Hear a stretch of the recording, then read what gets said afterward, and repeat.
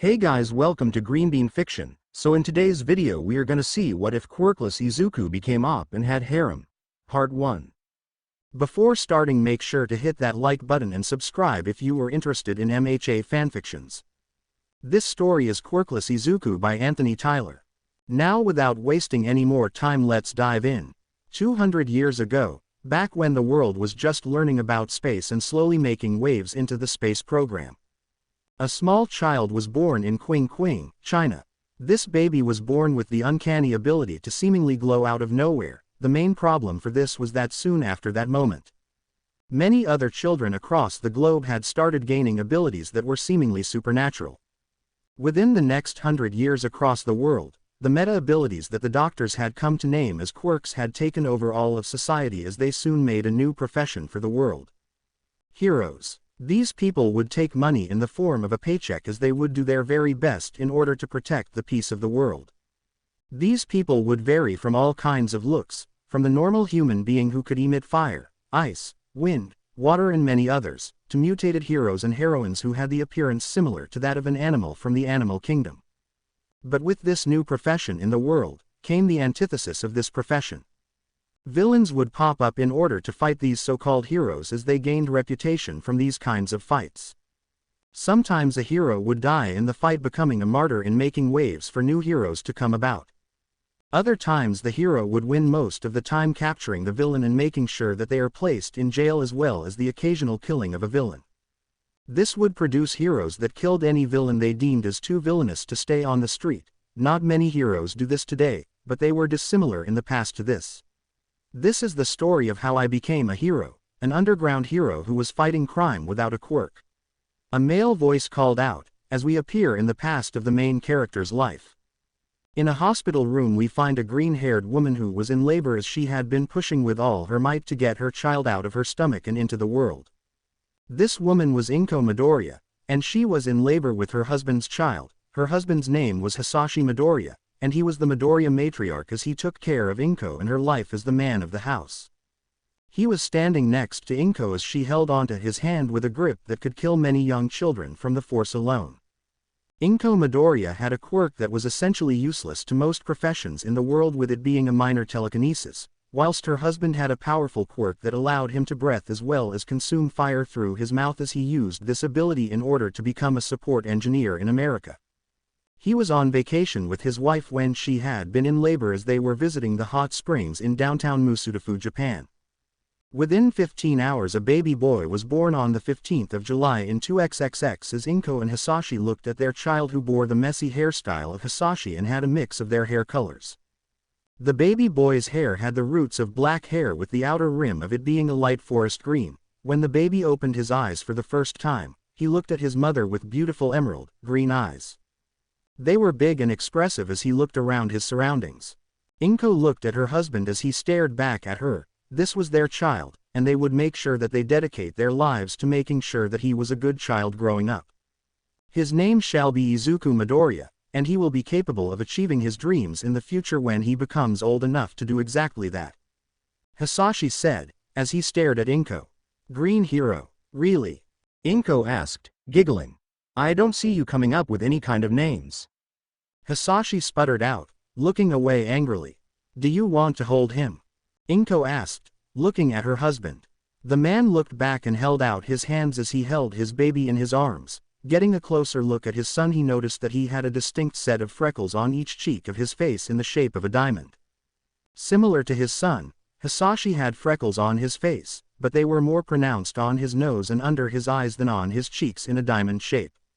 He would smile at his son as he took in the scent his son would have after just being born, and he looked at Inko as they would begin the next stage of their life now with their son in their lives. Nothing would stop them.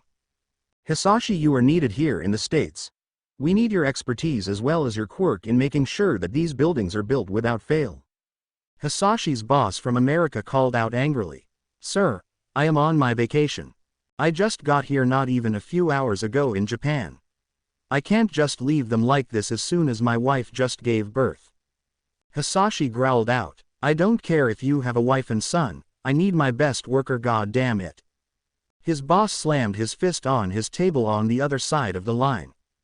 Hisashi looked at his sleeping wife as he growled angrily on the phone, telegraphing his anger to his boss at the choice being given to him. What will happen if I continue my vacation here in Japan with my family? Hisashi asked, cautiously. You will be fired from your position, and you will be sent back to your home there without any kind of income to keep your family safe. His boss said, as Hisashi growled even more. In his childhood his friends had stated that his growls were similar to dragons in movies as well as stories they had heard from animes they had seen in their past. As Hisashi left the bedroom while his sleeping wife would unknowingly never see her husband ever again from this moment. Hisashi would leave a note on the counter of his home as he would head out, and make sure that he sends most of the money he gains from America over to them in order to keep them living in this home. He couldn't and wouldn't ever let them become homeless whilst he worked overseas, and he will most definitely never give up on his family. Leaving during the night, he was never seen again from his family, although they would always get calls in the future from him. That next very morning, Inko would wake up to find her husband gone and sigh in defeat. She had heard the sounds of her husband on the phone the previous night as she knew that he wouldn't ever place his family in danger and made sure to leave a note telling her about what had happened. She would then hear the crying of her son Izuku as she ran towards his bedroom to find him lying on his back in the crib crying as she moved over and comforted him. I'm sorry that daddy isn't ever going to be here to watch you grow, but mommy will be there to show you the way. Maybe I can make sure that you can achieve your dreams in the future. Inko said, as she rocked her baby back to sleep. A few weeks would pass by without any sign of Hisashi returning to his home with Inko and Izuku, and it finally set in that Hisashi's job had forced him to leave his family permanently. Inko would cry in her room whenever her baby was sleeping in order to hide the pain of her only other pillar of love gone from her home. She looked over at her sleeping son as she made a silent promise to always and forever love and cherish him as well as provide him a place to stay no matter the cost. Not only that, but to support him in his dreams for whatever they may be when he grows older to take care of himself. She could see it now, her son having a mix of her and Hisashi's quirk saving people with an honest-to-God smile on his face. She would make sure that this dream was attainable for Izuku as she made plans for when he would get the training as well as mental training in order to become strong as well as mentally strong enough to defend himself in the future. She got another job as she made sure to save that money she had gotten in order to place it to his education as well as place it into an account where he could use it himself, should something bad happen to her. It was about 3 years after the disappearance of Hisashi that Inko would reunite with an old friend because her 3-year-old son had met a boy with the last name of Bakugo. When she was brought over to this Bakugo's house, she was returned with a familiar face of Mitsuki Bakugo, who was the mother of the little boy of that family. Mitsuki-chan, Inko cried out, happily seeing her old friend again. Inko. Mitsuki called out happily as she pulled the mother into a hug. Little Izuku at the time had no idea what in the world was happening but was happy that his mother was happy since she had been crying a lot more recently. He entered the house with his mother as they talked about their childhood as Izuku listened in with rapt attention. It was here that Mitsuki's son had entered the room and found Izuku listening to his mother's talk with his. Come on Izu. I want to play heroes. He called out, as he pulled Izuku away. Don't hurt him too badly, brat. Mitsuki called out, as Bakugo had yelled back at her calling her a hag. While the mothers had been talking to one another, Izuku and Bakugo were playing heroes with their All Might action figures. They had both learned a love and admiration for the #1 hero of the world as soon as his debut in Japan was seen on the internet. Katsuki Bakugo, Izuku's friend as well as potential best friend in his future, had admired the #1 hero for his tenacity as well as his ability to never lose against an opponent. Izuku, however, had learned to love and admire but not forgetting about respecting the hero's tenacity, heroism, as well as his general overall heroic actions in saving civilians first before fighting a villain. That video that he had always watched when All Might debuted on the internet had him saving hundreds of people within Tokyo all within an hour. He had saved hundreds of people with no signs of stopping. Izuku was playing with Katsuki as he had learned from the boy that he had already gotten his quirk really early, with it being similar to sparklers for fireworks as of right now. But in the future, Izuku predicted that the boy would be capable of making explosions that would rival the power of All Might alone in Katsuki's prime. But as of right now he was focusing on playing with his friend and keeping up with the boy in terms of training as well as brain power. In their school Izuku was smarter than Katsuki, but since he didn't show any signs of gaining a quirk yet, his grades were lowered to be just under Katsuki in terms of when he will present his quirk. But sadly, as most good things, they come to an end as 2 years later without having a quirk manifest within his body. Izuku was taken to the doctor to see what was happening. Entering the hospital, they entered the room to wait for the doctor to run some tests in order to make sure that Izuku had a quirk. It would be exactly 3 hours later after thorough tests, Izuku's doctor would return to the room with some paperwork. "You should probably just give up," the doctor said, bluntly telling Izuku to give up on his dream. What are you talking about, doctor?" Inko asked. "Well, based on our research on your son, he doesn't even have a quirk factor, as well as the bones in his body show clearly that he is quirkless," the doctor said, pulling out a piece of paper showing an image of her son's left foot. "You see in this picture of your son's foot, in the pinky toe you can clearly see 2 joints in the bone itself. It was proven in scientific studies that if you have that second joint in the pinky toe, you don't have a quirk, and so long as it doesn't manifest at the age of 4, he will not develop a quirk. I'm sorry to say that he will never gain a quirk in his future. I am telling your son to give up on his dreams of heroism before it's too late," the doctor said, walking away from the room to let them process the results. As they left the hospital that day, nobody would ever like Izuku again. The only one who even cared for him was his mother, since he never met his father. Izuku would go to his bedroom that night, as Inko prepared for their dinner, as he would watch the video of All Might's debut. And Inko had arrived at his bedroom door that night in order to call her son for eating their dinner when she saw a light coming from his room. Opening the door, she found a very familiar video playing in the background as Izuku turned around as he spoke. "You see that, Mom? There is always a smile on his face. No matter how bad things get, even when things seem impossible, he never gives up. Do you think that I can become a hero too?" Izuku asked, crying. Inko would walk over to her son as she looked him in the eyes as she kneeled down to him to let him see the actual tears in her eyes. She knew that if she never answered him now, he probably never would forgive her, so she made her decision. "Izuku, you know that I love you, right?" Inko asked, as her son nodded his head. "Well, no matter what decision you make, whether you decide to become a vigilante, villain, or even a hero, I will always and forever make sure that you attain your dreams. That is the promise that I made as soon as you were born. I will not allow you to give up on your dreams all because of a diagnosis. I will make sure that you are trained mentally as well as physically in order to become the world's first, and best, quirkless hero," Inko said, as she let out her tears as her son cried with her, hugging her. They would spend the most of their night crying in the other's arms, as Izuku would cry on her shoulder, thanking her for allowing him to pursue his dream. The next day that Izuku saw his friend, he found him in the park with his other friends as they were waiting for his arrival. Running to meet his best friend, the boy turned around as soon as he heard Izuku's feet stomping on the ground to catch up to him. "Hey Izu. What's going on? Why did your hag call you to the hospital 2 days ago?" Katsuki asked, looking at Izuku. "I went to the quirk doctor 2 days ago, Kachan," Izuku said, as he stared at his best friend.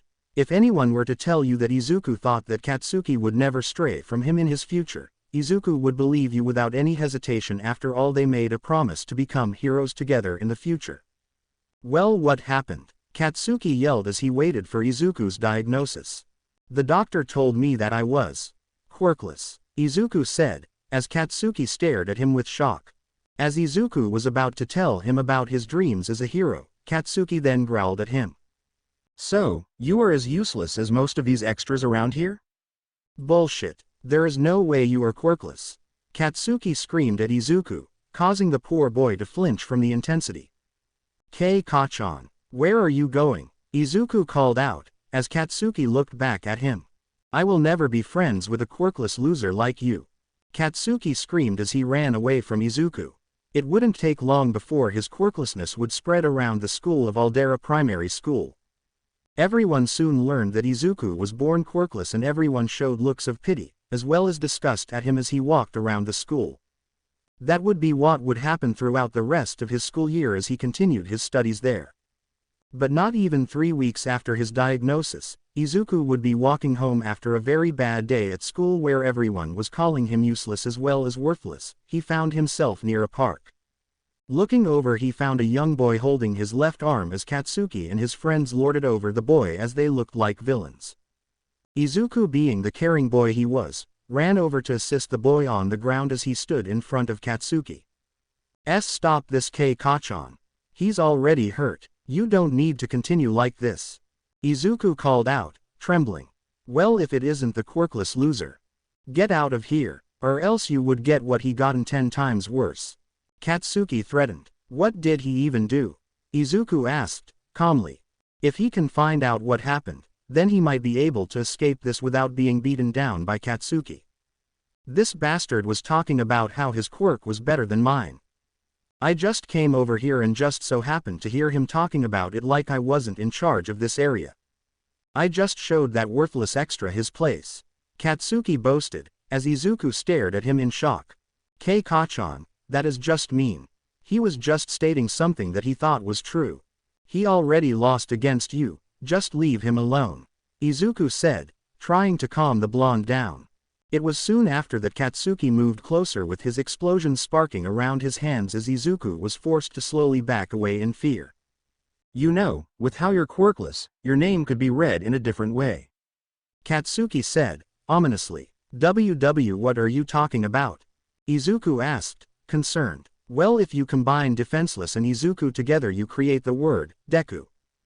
Defenseless Izuku. It's a perfect fit. It means useless. Katsuki called out, as he attacked the green-haired boy without any mercy. After the beatdown by Bakugo and his cronies, Izuku was left on the ground, all alone as the boy he defended had ran off without telling anyone about what happened. Izuku stared at the sky as one thing came to his mind as he thought about what his mother told him just last night. Just because I am quirkless, doesn't mean that I am worthless. Izuku said, as he got up from the ground and licked his wounds for the day. Hoping that the next one would be better for him, as an older Izuku speaks. That day I learned a very valuable lesson. Not all men and women are created equal. But that would be my first of many setbacks. But they wouldn't be the last. A few months had passed since Izuku had been beaten by Katsuki and his cronies, and Izuku had spent almost all of his time in training both his mind and body in order to prevent something like this from happening again. But that didn't stop the hurting feeling he felt when Katsuki called him Deku, a useless puppet for him to play with. But he would place that name in the back of his mind for now. He is looking for a way to make himself better as a fighter but at the same time keep his mentality about saving people instead of fighting villains. He gained the idea of becoming an underground hero since he didn't wish for fame, he only wanted to see the smiles on their faces when he would save them from all harm. So he pulled out a notebook and started to write about the quirks of heroes and villains, writing about their strengths and weaknesses from what he could see from videos as well as being present in them. Over time he would fill out his first notebook with them as he made sure to detail them as hero analysis for the future, and placing a number on them to let him remember how many he will make. He had just finished up in making an entire book for Katsuki's quirk since he had the most experience in watching from afar as the boy used his quirk relentlessly. And this would continue for the next few years as he would use his mind in order to fight his battles as well as when they got physical. He used his training from his mentor in martial arts to defeat Katsuki on his own. It wasn't until a year later of dealing with the berating of Katsuki and his peers that Izuku's mind was starting to deteriorate fast. He would soon have no friends to hang out with, his confidence would be twiddled down to the point that it wasn't existent anymore as he would start to mumble to himself. He became shy and introverted from his extroverted self as a child, and as he grew older the punishment from his peers became outright bullying as well as abuse. Katsuki would beat him on a regular basis as soon as Izuku was within his sight, and as soon as school was over, Izuku would go home with a new bruise on his body that was well placed by Katsuki. They weren't even 9 years old yet, and Izuku had gotten a bruise from his peers. Katsuki would continue to bring down the boy's confidence in himself as the years passed as well. He wasn't the only one doing this as the teachers as well as students of other schools did the same. It was when Izuku was in his first year of junior high that his mental state was deteriorated to the point that he would stutter non-stop as he didn't know how to talk to people because of Bakugo. Because of that specific boy, Izuku's social life was non-existent as Bakugo would tell everyone about his quirklessness as they would avoid him like the plague or join in on the bullying. Izuku would be beaten on a daily basis more now as a junior high school student mainly because he would hide the burns as well as the broken bones in his body from his mother. He loves his mother so much since she always took care of him as a kid, he never told her about what his peers at his school did because the school would call the police on them. They had tried many times over the years to get the bullying to stop, and when the police never helped them, Izuku just gave up asking for help from outside sources as he just hid his wounds and went on with his day. He couldn't allow his mother to see his wounds, it would make him look weak in his eyes if she ever saw his condition. There were times when Izuku would show up to his training dojo with bruises as well as a broken arm and would still train with his peers there. Although the mentor had tried to get him taken to a doctor, Izuku would outright deny anything about heading there and let his arm heal whenever it was broken, but today was going to be different since Izuku wouldn't know what was coming for him. Izuku was going through his school day as if it was normal, the occasional push and shove, loss of his lunch box to bullies, the usual. But Katsuki had walked up to him and punched him in the gut, before dragging him to the courtyard as he openly beat him within an inch of his life, all because Izuku was in the same school as him. As soon as the beatdown was over with, Izuku was seen on the ground with blood coming from his mouth as he coughed and wheezed in pain. Everyone who watched this happen, they had decided to do nothing to Katsuki as he would become a great hero in the future and even recorded it so they could laugh at him. Katsuki had also gotten better at fighting since Izuku would use fighting moves and techniques against the boy to defend himself. Katsuki would just take those moves to increase his fighting ability and use that against Izuku whenever he tried the defensive strike against him. It eventually got late to where Izuku entered his class late, and the teacher gave him detention since that would allow Katsuki to continue his beating of Izuku after class. Izuku would walk to his desk, but not without his peers trying to trip him up and having him faceplant the floor. Times like these, Izuku wishes he wasn't born in this world because of how these people looked at him with disgust as well as hatred. Even his teachers would mark him down as dumber than the rest of the class since he was quirkless and he wasn't allowed to be smarter than those with quirks.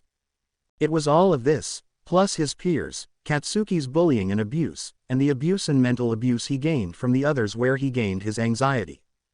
He was very scared of others since they would never allow him to have a peaceful moment to himself without beating him down and reminding him of his place on the pecking order.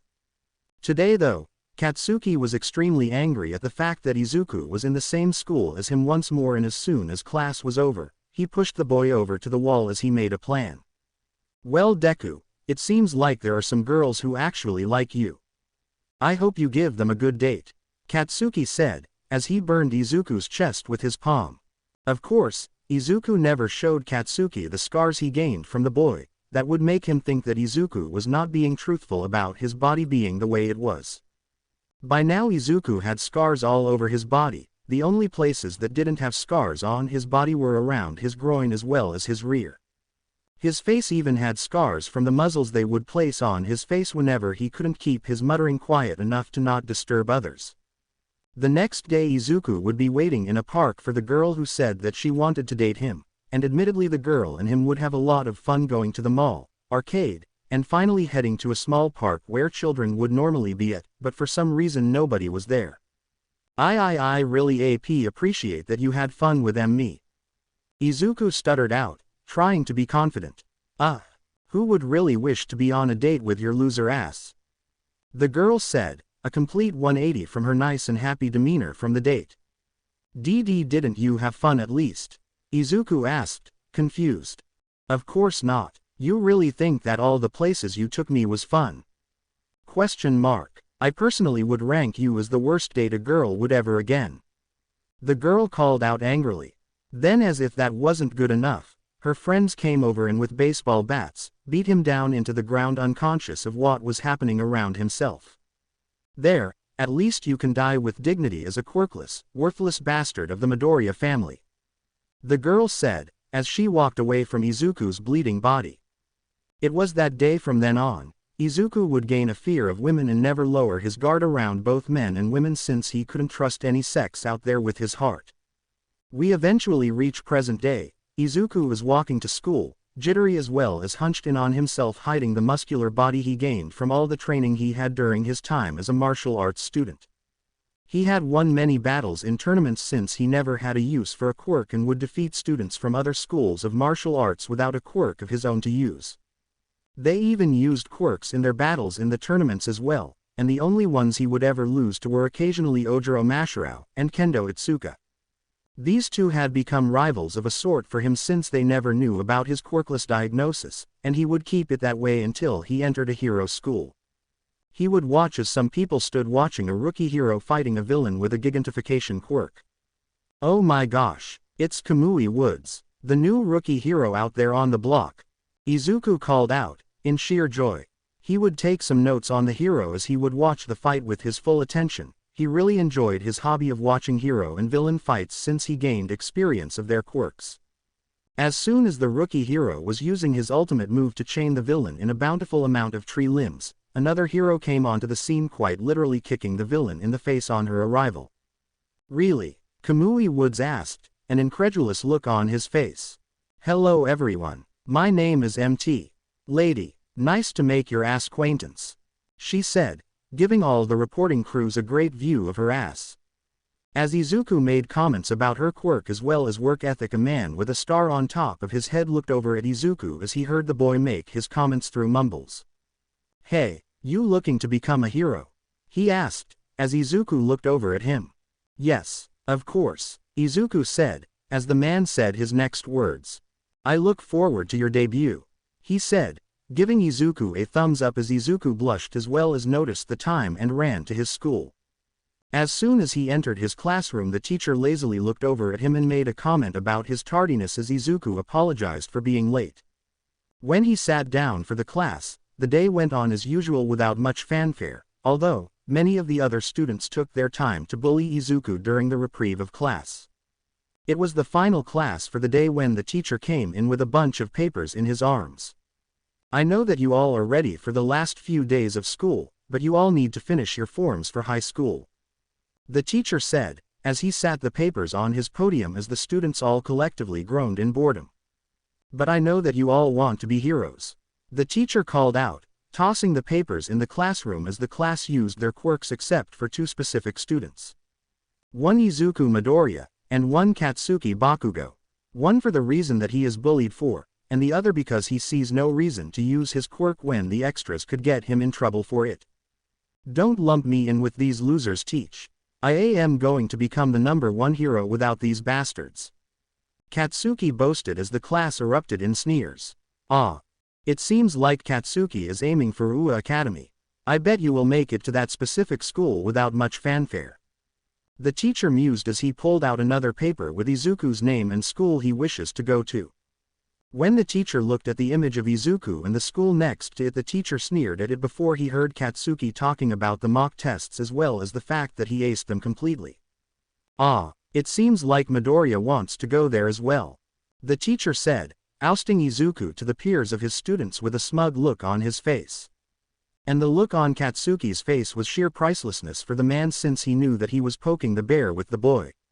He listened in on Katsuki berating Izuku for even trying to go into that school, and when they looked over the fact that he was training, they still bullied him since he never fought back. Since whenever he fought back against Katsuki, Izuku would be punished instead of Katsuki since Katsuki would start the fight. Every single mark that should have been placed on Katsuki's profile was placed immediately on Izuku's since the quirkless reject couldn't even be close to human as of now. That was right. Even after 10 years Izuku was treated as if he was a mere animal, not even human.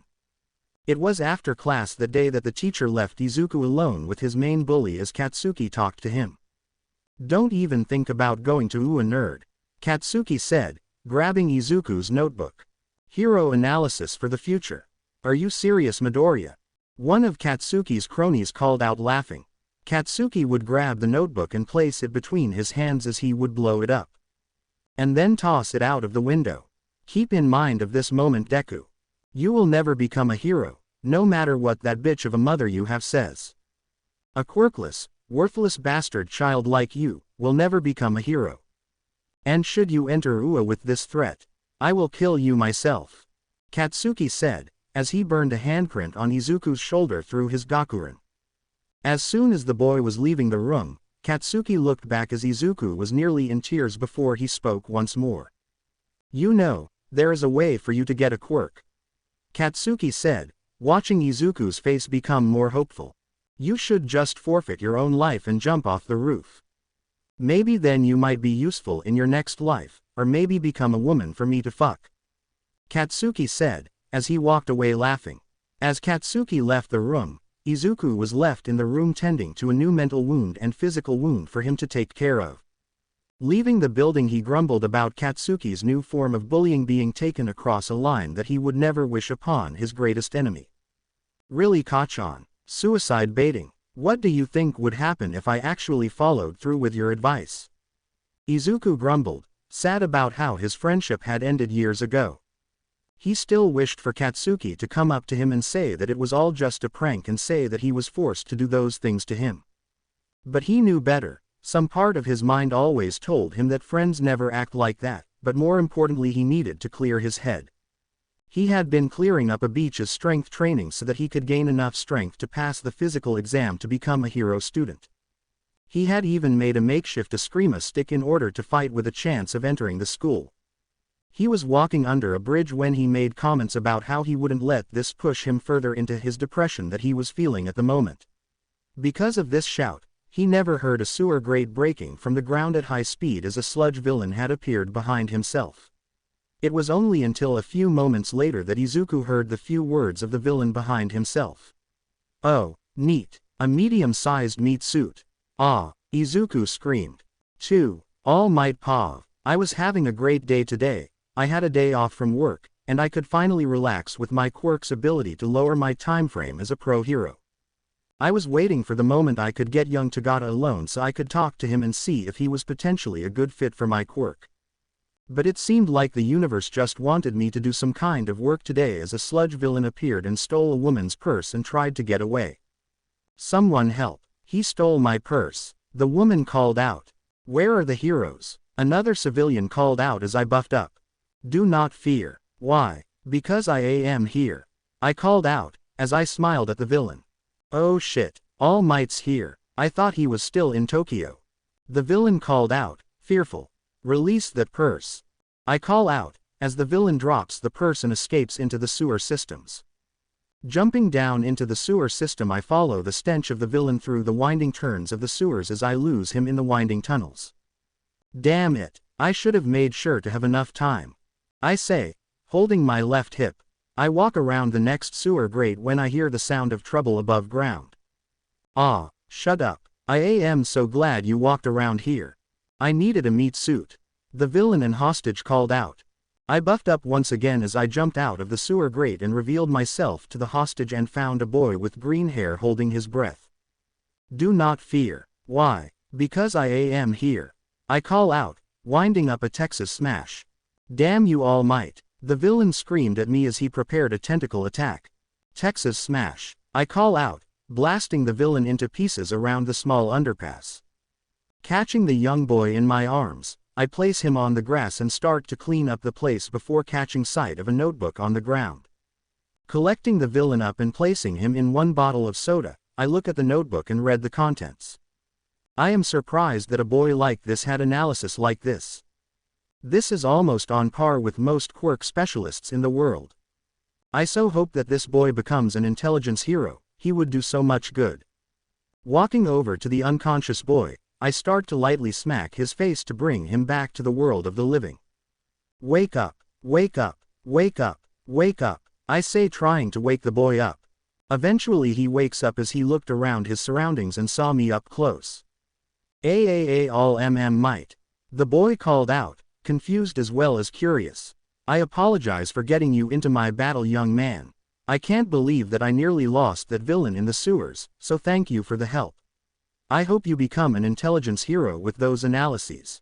They are almost on par with my dear friend. Although I must leave, heroes cannot stay in one place for long, for they fight villains in time. I say, jumping away. Izuku was walking home as he thought about what his favorite hero told him about his analyses.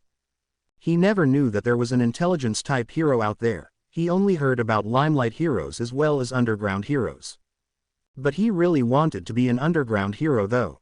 The less people know about his quirkless features, the better for him to have a calm and good life. He would walk all the way to the beach as he started to clean it up more. He would always have a singular saying in his head when it came to how he viewed his days. Tomorrow is another day, Izuku. Tomorrow is another day, Izuku told himself as he continued his cleaning on the beach. Unknown to Izuku though, a blonde-haired skeleton of a man watched as the boy cleaned the beach on his own without anyone telling him to do so. I hope that young man brings the beach back to its original state, the man said, before leaving to head home. Izuku was cleaning the beach on Tokoba Municipal Beach Park. He had been cleaning it for the last few months that he had been training. His muscular form was showing his strength as he lifted cars, washing machines, drying machines, and many others to the road behind himself as he worked his best to complete his mission. He was also using this time to train by himself in combat that he learned from his dojo that his mother sent him to on certain days of the week. Today was supposed to be his off day, but he wanted to clear the beach as soon as possible. He had also noticed how someone was watching him as he cleared the beach over the last few months. The man had a tuft of blonde hair that was eerily similar to All Might, but from what Izuku learned from his scouring on the internet, this man was Toshinori Yagi, the assistant of the #1 hero. He had taken to watching the boy as he cleared the beach without any kind of help nor goal seemingly in mind. But Izuku could care less about that. Since he never had any friends, he never really had to worry about people coming over to his house in order to make sure that he kept himself distracted with them. He had been earning his figure all on his own as his mother made his dinners to allow him to grow and rip his muscles in order to get stronger. She had supported his dream of becoming a quirkless hero throughout his entire life since he was known as Quirkless. The teacher at his dojo had made sure that he learned everything he had to from him, although he was very discriminatory towards him because of his quirklessness. He wouldn't allow it to get to him though. His mind was strong and so was his body. He wouldn't let this slow him down since he had merely a few weeks until the entrance exams. He wouldn't slow down now when he has so little time left for the exams. He was hauling a washer up the stairs when he saw the blonde-haired man standing nearby looking at the horizon. Are you all right, sir? Izuku asked, stuttering. No, young man, I am perfectly fine. Thank you for making sure that this beach is cleaned. It reminds me of my mentor in the past and holds a memory that I keep close to me about her, the man said, as Izuku nodded his head. A few hours had passed as Izuku was hauling the last bit of trash as well as machinery up to the road as he set it down near the road for the trash company to take away. He swiped the sweat off his forehead as he saw the blonde man leaving in the distance. Shaking his head at the stranger danger part of his mind, he walked away. The man, however, had turned around just as fast as he followed Izuku all the way back to his home, never knowing that Izuku didn't know about his presence before entering his home's door. The blonde man looked at the exact door and nodded his head before leaving his mission of making sure that the kid was close to home completed. Izuku entered his home as his mother called out to him about dinner being done. He entered the kitchen and found his mother making his favorite dish, katsudon, as his mouth watered from the smell of it.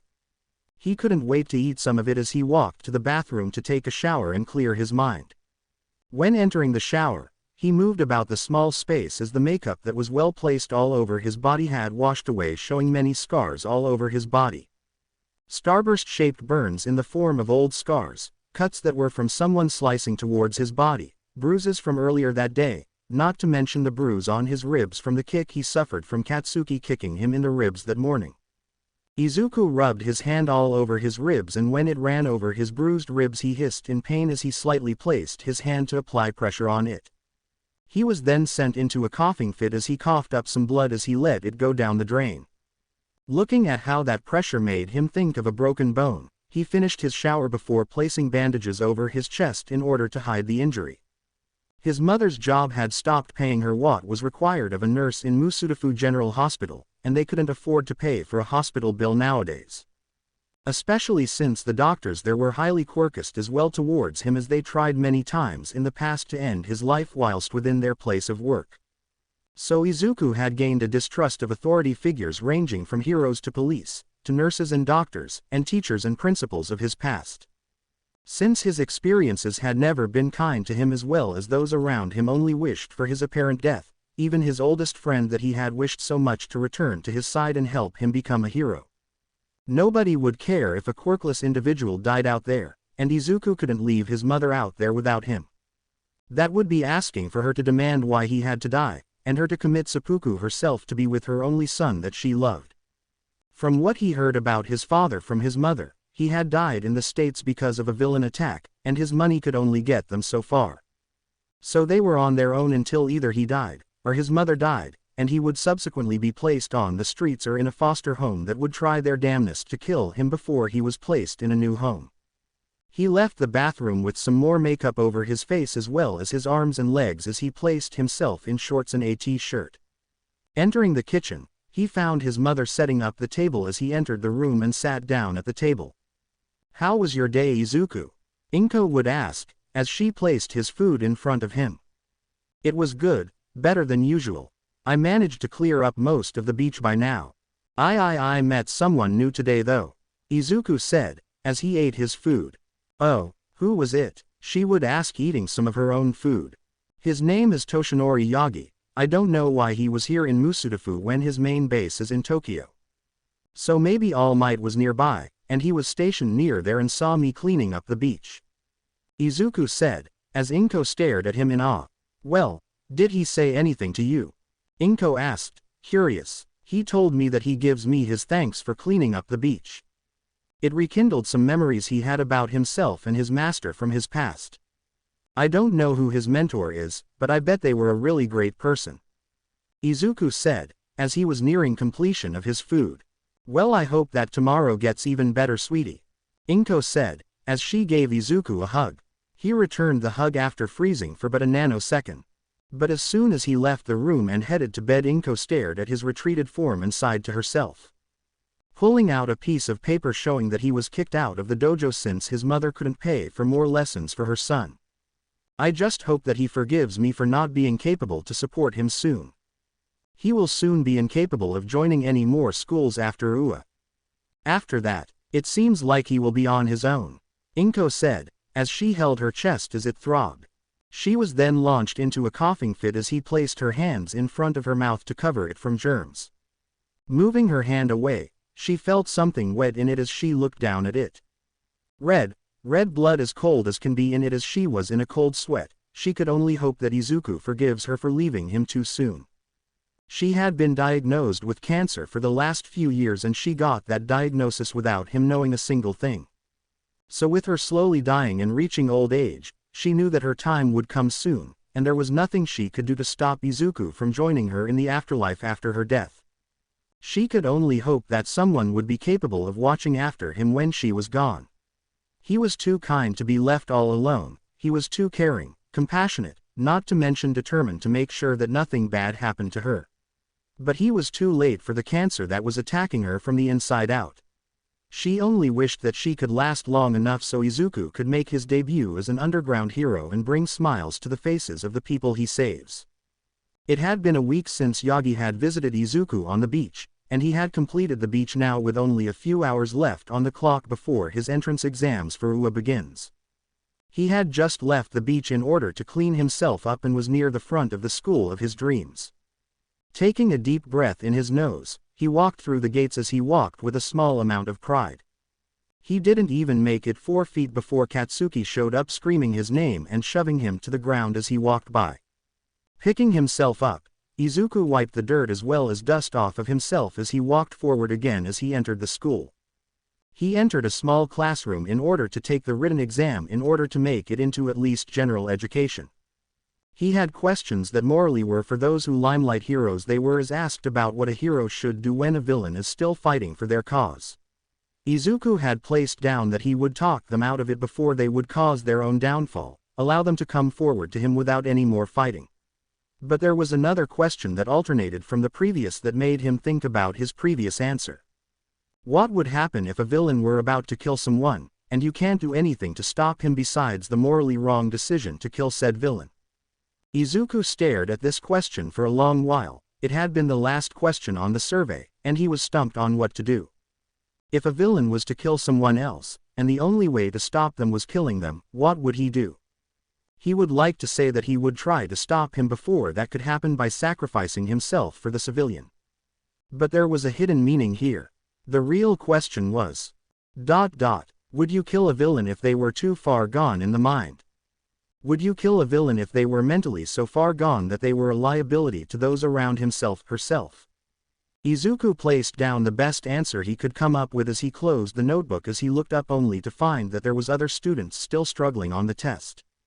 He looked at the time and found that there was only a few minutes left for the test to be over, and he turned in his test. The last thing we see on the paper was his answer on the test, the answer being, "No, I wouldn't kill the villains since they are only in need of help. I would sacrifice myself in order to save the civilian." Izuku was waiting in the auditorium as the students who completed the written exam slowly filed into the room waiting for the practical exam to start. Izuku had his Eskrima sticks near him as he was looking at the booklet that he found underneath his seat and was reading the rules. As Present Mike had started talking about the rules of the practical exam, Izuku mumbled quietly about what he needed to do in order to enter the school without being noticed by the other students. "And you, the one who was muttering to themselves, you are very distracting. If you wish to distract others with your little muttering, then you should leave." The person who called out to him. Izuku looked up and found most of the place laughing at him as he stared at the blue-haired individual who called him out to the audience.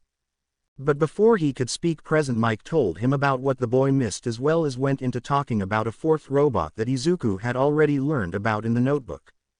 Thinking up a strategy in order to get points, Izuku left the auditorium when Present Mike allowed them to leave. Sitting on his own, he never noticed how someone was looking at him as he focused on himself and his strategy in order to pass the exam.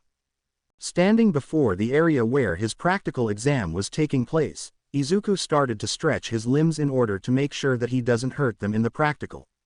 He also took this time to look around the place to weigh his opponents who were vying for the same spot in the hero course.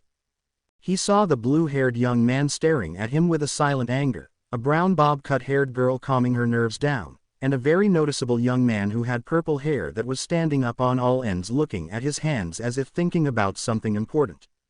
It was here that Izuku finished stretching himself as he started to move closer to the front of the pack in order to get a head start on taking bots down.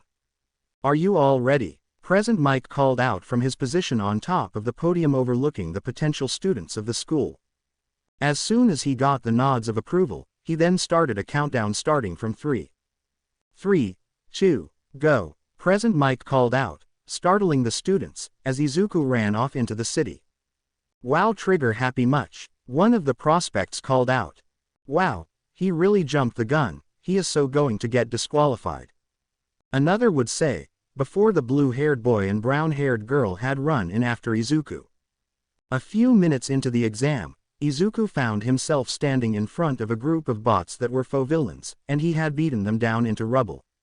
He counted each and every one and managed to get up to 35 villain points total from the group alone. He had only defeated one robot at the start of the exam a few minutes ago because everyone took the ones he was going to destroy. He was lucky that he found some in the buildings near the center and that nobody was smart enough to check inside the buildings. Inside a dark room, a group of shadows watched over the screens showing each and every battle arena where students and prospective hero hopefuls were fighting faux villains. "This batch seems like they are very fruitful this year," a woman said, licking her lips. "I know, right? We even have our first Quirkless applicant." Present Mike called out, entering the dark room. Everyone looked over at him as a squeaky voice chirped, gaining everyone's attention. "Midoriya Izuku, age 14, Quirk status. Quirkless. Haha, he is very intelligent for being quirkless. He managed to pass 99% of the written exam just based on his personality alone on them. He seems to be very stoic based on his answers, but from what I see in his shaky handwriting style he seems to be very anxious towards others on the cameras. From what I can see on his application to come here, he wishes to become an underground hero like you, Shota." The squeaky voice called out, as the man named Shota opened his black eyes to look at the screens at a green-haired boy. He was helping others who had gotten hurt as well as pulling out bandages to cover the cuts as well as bruises on others. He seems to be smart at least, but how many points does he have total? Shota asked, curious. It seems like he has 36 villain points alone. But from the heroic points he is standing at a max total of 75 points. He really seems like a heroic person, just have to iron out the anxious behavior. Another man said, as he stared at the file. As they all looked at the screens, they noticed that the time was reaching the 2-minute mark for how much time was left for the entrance exams. Well, let's give them a scare, why don't we? The squeaky voice called out, pushing a big red button. Back in the arena where Izuku was, he currently manhandling some bots that had surrounded the purple-haired examinee. Are you all right? Izuku called out, pulling the young man up. I'm fine. I had it handled, why did you even try to help? He asked, using his quirk. Izuku began before the boy had shoved him away, telling him to go and leave him alone. As soon as Izuku was out of earshot, the boy mentioned something about Quirkless bastard before he let his power drop off of Izuku. It was here that Izuku shook his head as he gushed about the boy's quirk and all its applications before the ground started to rumble and shake. Looking around, the buildings near the center of the battlefield fell to the ground as examinees had run in fear of something in the smoke. Izuku stared in awe of the monstrosity that stood before him. As some examinees ran past him, the blue-haired boy had passed by him, but as he got close, time seemed to slow as he looked at Izuku before carrying on. Shaking his head at the monster of a bot, Izuku turned to run away when he heard the sound of a girl in pain. Owie! Looking around the place, Izuku searched for the owner of the voice as she called out again. Someone help me, she called out. As soon as Izuku caught sight of her, he ran towards her location without any kind of thought processing. Making it to the girl before the robot was upon them, Izuku pulled on the rubble that covered her leg as it moved just high enough for her to crawl out from underneath it. As soon as she was out of harm's way, Izuku looked at her and inspected her ankle as he wrapped some bandages around it softly. Looking behind himself, he noticed how the robot was nearing their locations very fast, and deciding to get punched by the girl later, he picked her up without any kind of warning, soliciting an eep from the girl as he ran away from the robot. As soon as they made it out of harm's way for the time being, Izuku placed her on the curb as he looked at her ankle again. He really wanted to make sure that she was fine since he didn't have much medical knowledge about the human body. Does this hurt? Izuku asked, poking the girl's ankle. Ouch, she said, as she jerked her leg away from the prodding finger. Okay, so it might be a sprained ankle, or a broken ankle. But recovery girl should be capable of healing it to where it won't hurt as much. Izuku said, in his little world, in saving the girl. Time's up, Present Mike called out, as it took Izuku out of his reverie. Wait, what? Izuku said, a little scared from the sudden voice calling out. Oh well, I guess that is the best I can do, huh? Izuku mumbled to himself as he fixed the girl's bandages enough to where they wouldn't fall off. You will be all right, I got to head home now. I hope to see you here if I pass. Izuku said, standing up. The girl nodded her head as she waited for the school's nurse to arrive at the area. Once Izuku left the arena, the others were talking about how he saved the girl and that he didn't get enough points to pass because of it. He was walking out the front gates of Ua when he was grabbed from behind by a hand that was burning hot. As soon as he was pulled away from the grounds of Ua, Izuku was tossed over to a wall and slumped to the ground. What did I tell you about joining Ua, nerd? Katsuki called out, angrily. He had beat Izuku hard for a few minutes, leaving the poor boy on the ground and bleeding from his mouth, but he had a bone sticking out of his left arm. Something that he couldn't hide from his mother. As soon as Katsuki left Izuku there, the boy got up from the ground as he moved his arm to snap it back into place. As soon as that happened, Izuku used his jacket to use as a sling for his arm and limped back to his home to talk to his mother. Little did he know that the girl he had saved from the zero-pointer had seen the whole event happen and was nearly crying at how he had no reaction to snapping his arm back into place. She had hidden behind a trash bin in order to prevent herself from being seen by him, and she watched as he limped back to his home, and as soon as he disappeared from her view, she left for her home as well. She really needed to clear her head on what the hell just happened. Izuku woke up the next morning as he was mentally preparing for his first day at Ua, 2 days ago he had gotten the letter of acceptance from the school of his dreams telling him that he made it into the school. With him having 35 villain points as well as 39 rescue points, he managed to get a total of 74 points. He was ecstatic as he found out that he was going to be in Class 1A, but he was literally walking through his home as he prepared to leave for his school. His mother waited in the kitchen for him as she gave him a lunch for him to eat at his school of choice. Please be safe, Izuku. I know that I haven't been all that supportive of your career choice in the past. But please just be sure that you don't die before me. Please. Inko asked. She asked him kindly. Izuku looked at her before nodding his head and giving her a hug, but as he was leaving, he looked back at her before saying one thing to her. I know that you worry about me, Mom, but you don't need to place all of it on me. You can use your worry to keep yourself in shape. I don't want to lose you yet. Izuku said, smiling at her. Inko watched as Izuku left the house as he walked down the road to the school where he would learn to become a hero for the next 3 years of his life. She let some tears come out as she focused on her problems of dealing with cancer, as she had only one thought to her son. I just hope that he can cope with me being gone in the next year or two.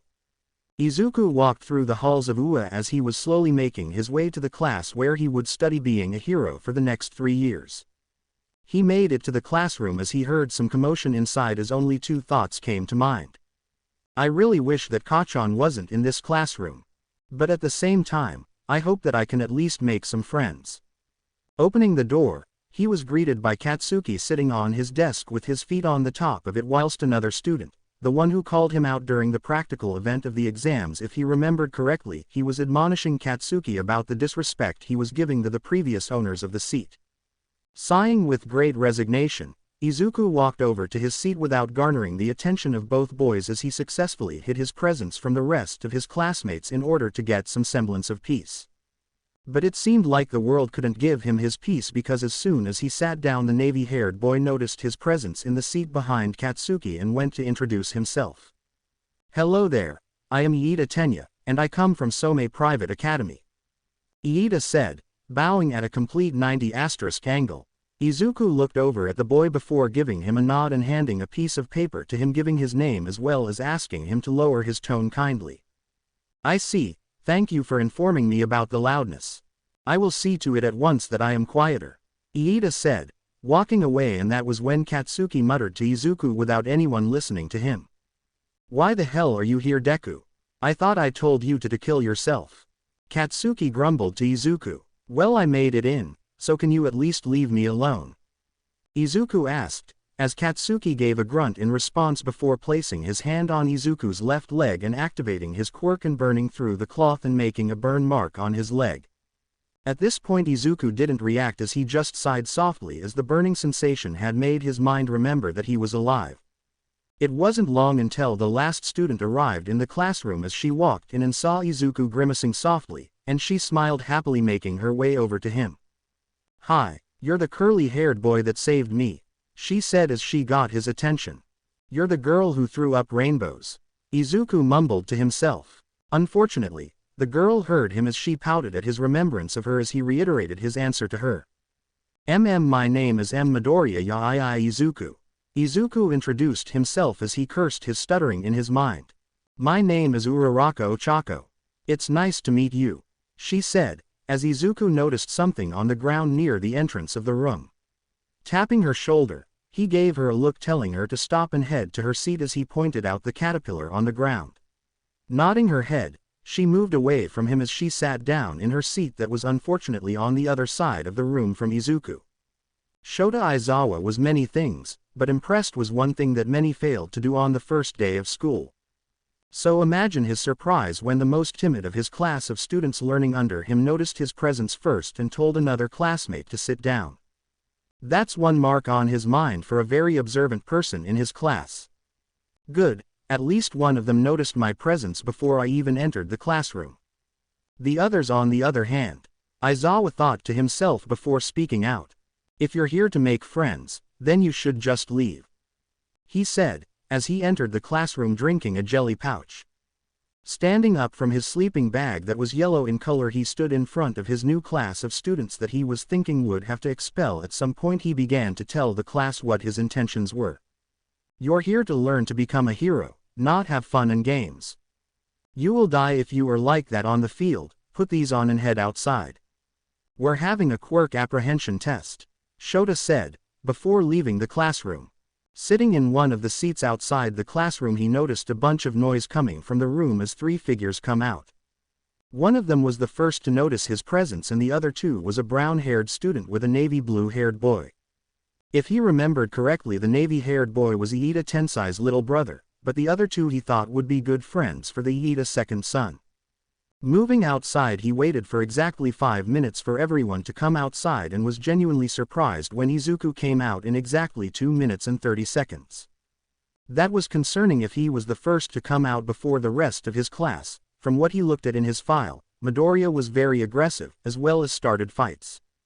But if there was anything Shota knew about first appearances, it was that his gut immediately told him something was wrong with what he was seeing. Midoriya, in his eyes, was very skittish, timid, and was very observant. Not only that, but he was looking around as if he was trying to find any and all exits for him to take as soon as possible if something bad happens. Ignoring it for now, he knew that Izuku was quirkless, but he wanted to see how a quirkless individual could do compared to his peers with his less than stellar training. He knew how to fight, as well as run, but could he stand alone next to his peers even with their quirks? As the rest of his students came out of the changing rooms, Shota had to suppress a sigh of anger as they had arrived at least 4 minutes later than Midoriya did. 6 minutes, you're getting better. But needs work. Now that all of you are here, do you all know what the quirk apprehension test means? Aizawa asked, as he stared at the students. None of them had risen their hands except for Izuku, who had been hiding in the back trying to not be noticed. Midoriya, what do you know about the quirk apprehension test? Aizawa asked, as Izuku stood before him trembling. I believe that it was you used to test the Q quirks of others in order to get the best number of how good they are at you using their Q quirks. Izuku said, looking at the ground. Aizawa looked at Izuku for a second before nodding his head, as he looked at the other students in the area. He spoke. What Midoriya has said is true. I am here to make sure that you all know how to use your quirks without troubles, as well as measure how well your potential for heroism is. Just to let you all know, only one of you will not be tested on this method and will be given the standardized tests. The way the old school system does these tests is completely wrong and illogical. You will use your quirks on these tests to see how well you do, and if you manage to get an even better score, then I will deem you worthy of being in this school. Aizawa said, as Uraraka spoke up.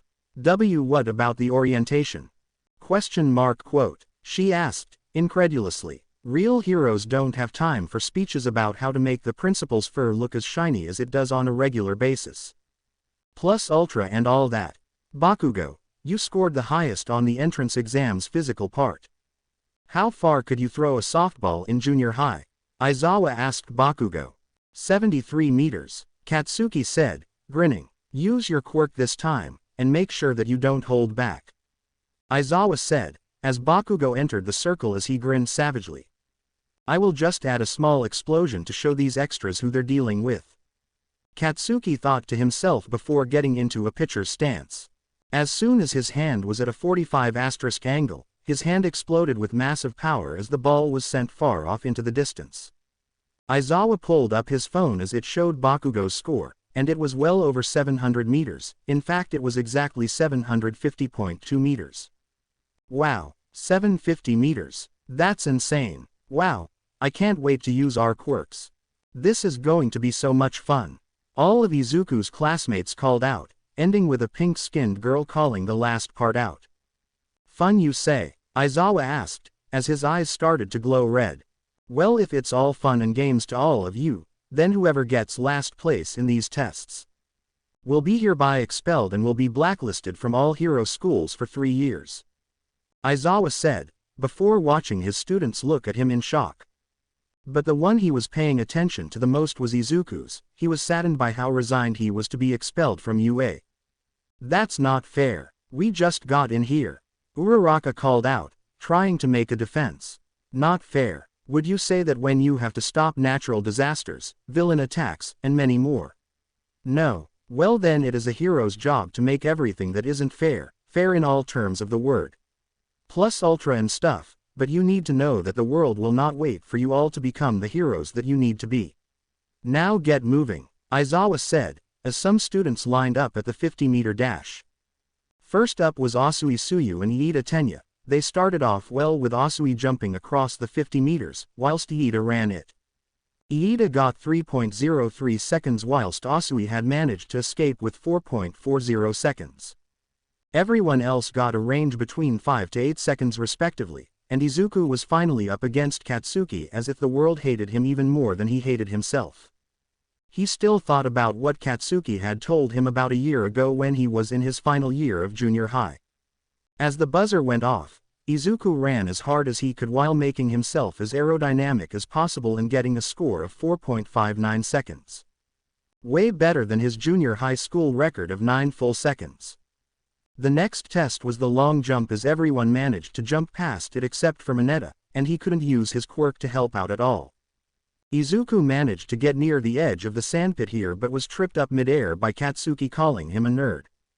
Katsuki got reprimanded by Aizawa telling him that if he makes Izuku mess up he will be expelled without reason.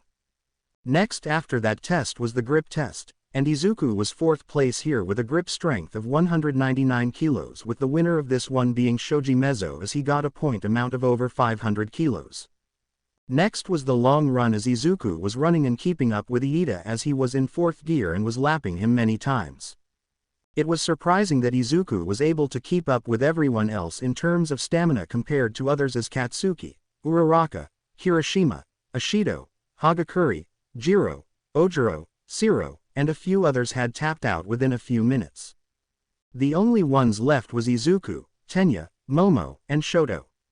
Once that was done, up next was the seated toe touch as Hagakure and Ashido had dominated this test as they were incredibly flexible and Izuku managed to get 4th here as well, surprising most of his classmates with how flexible he was.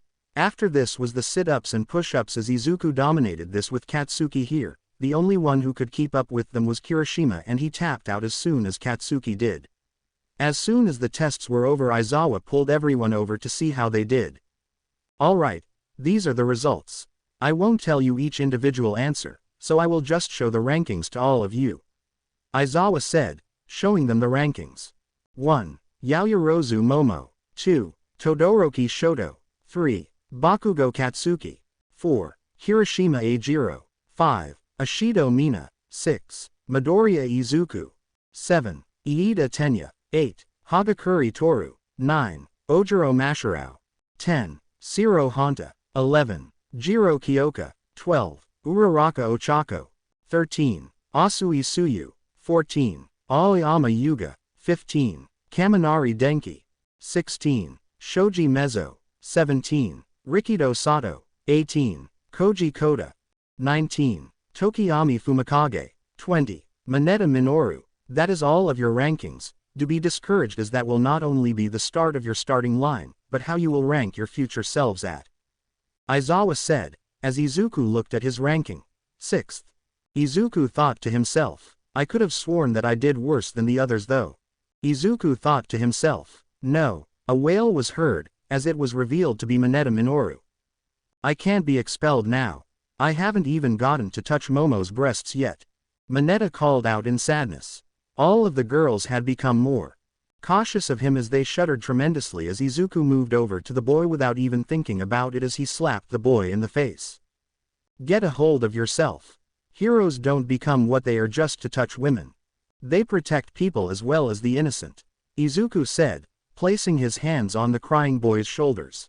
If you really wanted to be a hero, you should only do it to rescue people as well as bring smiles to their faces. Not to be able to make a relationship with them. Izuku chastised as Aizawa wrapped him up in his capture gear. I was going to say that there was no one being expelled, but if you think that you can smack another student without any reason you better give me one now. Aizawa said, staring at Izuku with his eyes glaring at Izuku. Sir, Mineta-san had made suggestive comments about the girls throughout the tests. Not only that but he made a specific comment about Yaoyorozu-san's breasts and how he wanted to cop a feel of her chest. Izuku said, as the teacher had stared hard at Izuku's big expressive eyes. Anything else I should be made aware about? He asked, as Izuku mentioned about how there was a hole in the men's changing room linking their changing rooms between the men's and women's. Aizawa just sighed in anger as well as disappointment at Mineta. Izuku really wasn't helping the boy's case when it came to the boy's perversion.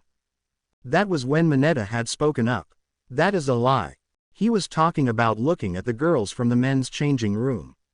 He stated that he found the hole and told us to look. Mineta said, before Izuku looked at him with an angered expression. I was on the other side of the changing room. I would never look at a woman like that, much less the girls in our class. They may be beautiful no matter how they look, but that doesn't mean you can just look at them, Mineta-san. Izuku said, looking downright furious at the moment.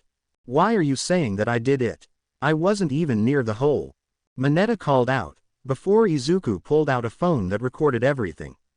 Showing it to Aizawa, the man looked at Mineta and grabbed him with his capture weapon. Midoriya, you will have detention for attacking another student.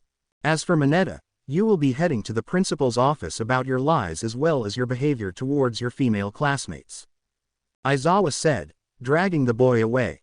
The lesson plans as well as the syllabi are inside the classroom, make sure to read and memorize them. I will not make more of them. Aizawa said, disappearing in the darkness of the tunnel. As soon as they all changed into their clothes for school, Izuku made to grab all of his things as he left the school before anyone could see him. He was walking near an alleyway when he was punched from behind the head, sending him to the ground, swimming in his mind. So the useless Deku thinks he can enter my school, and make sure that he can be better than his peers. Katsuki growled out, as he walked over to the downed Izuku. The boy was just getting up when an explosion hit the boy's back as Izuku grunted in slight pain. I will make sure that you regret coming to Ua without my permission. Katsuki called out again as he pelted Izuku's back with explosions. When he left Izuku there, the boy was edging on unconsciousness as he tried to get up off the ground. Once he got up from the ground, he made to move to the road when he noticed that his left arm wasn't responding to his beck and call. Looking down, all he could see was blood on his sleeve, and as soon as he got a closer look at it, he saw that it was burned all the way to the muscle underneath his skin. Shaking his head in slight resignation, he walked all the way back to his home and made sure his mother wasn't around in order to clean up his body. After taking a shower that burned a lot on his body, Izuku replaced his left arm with some bandages that had burn cream on them as well as a healing agent in order to keep him from getting an infection. He would go to sleep that night unaware that his mother was staring at him as he left the bathroom in shock. Once he was asleep, his mother entered the bathroom and found that the bathtub was filled with blood on the rims of it as she decided to clean it up. She wouldn't ask him about what happened that day if he didn't want to talk about it. He had clammed up about his school experience when he was a kid to prevent her from worrying about him. He was probably doing that now. So she had to be the good mother and keep him safe in his home, as well as make sure that his home was a safe haven from everything else in the world. If his home where he grew up was a safe haven, then goddamn it, she will make it as safe as the Pentagon in the United States. 2. The next morning was very hard for Izuku, as he was having trouble getting out of bed. As soon as he managed to get out of bed, he walked over to the kitchen to get some breakfast in him from his mother as she gave him his lunch for the day. Walking to the school was great as it was silent without anyone telling him where he should go as well as why he shouldn't exist. Overall, the day was fine once he entered his classroom and ignored the surprised looks he had when he sat down. The only one who expressed concern for him was Uraraka as she noticed the bandaged hand on his left hand and asked him about it. Are you okay, Midoriya? Uraraka asked, concerned. I'm fine. Jay just accidentally cut my hand making dinner yesterday, Izuku said, as he looked away from Uraraka. Class soon started as Mineta had entered the room, but not before spitting on his shoe and sitting in his seat. Making the day go by faster, the classes seemed to be normal as there was math, science, art history, as well as English. It was now time for the last class of the day as everyone was wondering what the teacher for the class would be. It wouldn't be long before Izuku heard the telltale footsteps of All Might making his presence known as Izuku revealed a smile for the first time at the school. I am coming through the door. Like a normal person, All Might called out, sticking most of his body through the door in his Silver Age costume.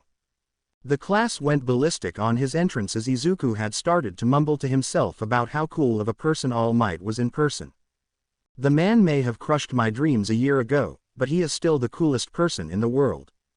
Izuku would think to himself, as he gained a sad smile on his face.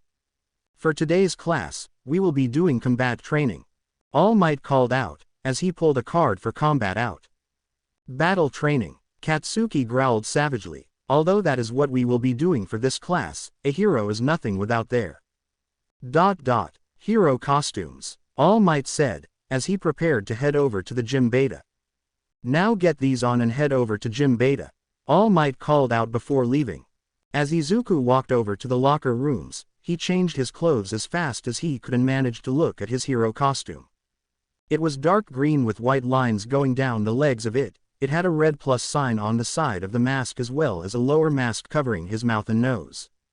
It had mechanisms that prepared him for gas attacks from villains, and the suit itself was massively fire and water resistant, as well as strike and cut resistant. He even had some Kevlar on the suit itself to prevent it from being blasted from guns from a distance. The massive Kevlar suit had been made to make sure that Izuku could defend himself from massive caliber bullets that could hit him from far distances. His mask gave him a unique look as it did most of his face and made his eyes look black in the sclera, and his emerald eyes would glow through the darkness. He even had some tentacles coming out the back of his costume to make it scarier, but the one item on his person that gave everyone a pause was the Eskrima sticks as well as the bow staff on his back. He walked into the gym as he saw All Might staring at him with a small amount of shock before he walked over to Izuku. This might be the only time I can say this, young man, but I want to apologize for my wording on that rooftop. All Might said, softly as Izuku looked into his eyes. I have no reason to give you for why I was that harsh against you that day. I don't expect you to forgive me answer for you, but I just want to let you know that you can be a hero without a quirk. What part of the profession are you searching for? All Might asked. I decided to become an underground hero. I can make people smile when all my classmates are asleep during the night, and make sure that the villains in the night are taken care of. And about the apology, I already forgave you a few months ago. I never could tell you how I felt that day because of the fact that I was still going through the emotions of being told no. But I could see it from your perspective, All Might-san. You were just trying to make sure that I don't go out to fight a villain without taking the full blame for it. I have always wanted to become a hero, so you telling me no just made me train all that much harder to make sure that I couldn't become what you feared. Izuku said, reassuring the hero. Well, I will tell you right now. You are doing a great job at that, All Might said, ruffling Izuku's hair. It was here that the rest of the class decided to arrive as Izuku sat on the ground next to the number one hero and pulled out a notebook and started writing in it. They say the look makes the hero.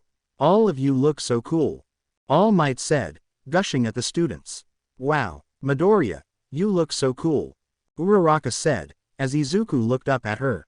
From her perspective it made him look more intimidating as well as for some reason she could see pain as well as embarrassment in his eyes. Chi-chi, thanks you Uraraka-san, you look cute as well, Izuku said, looking away.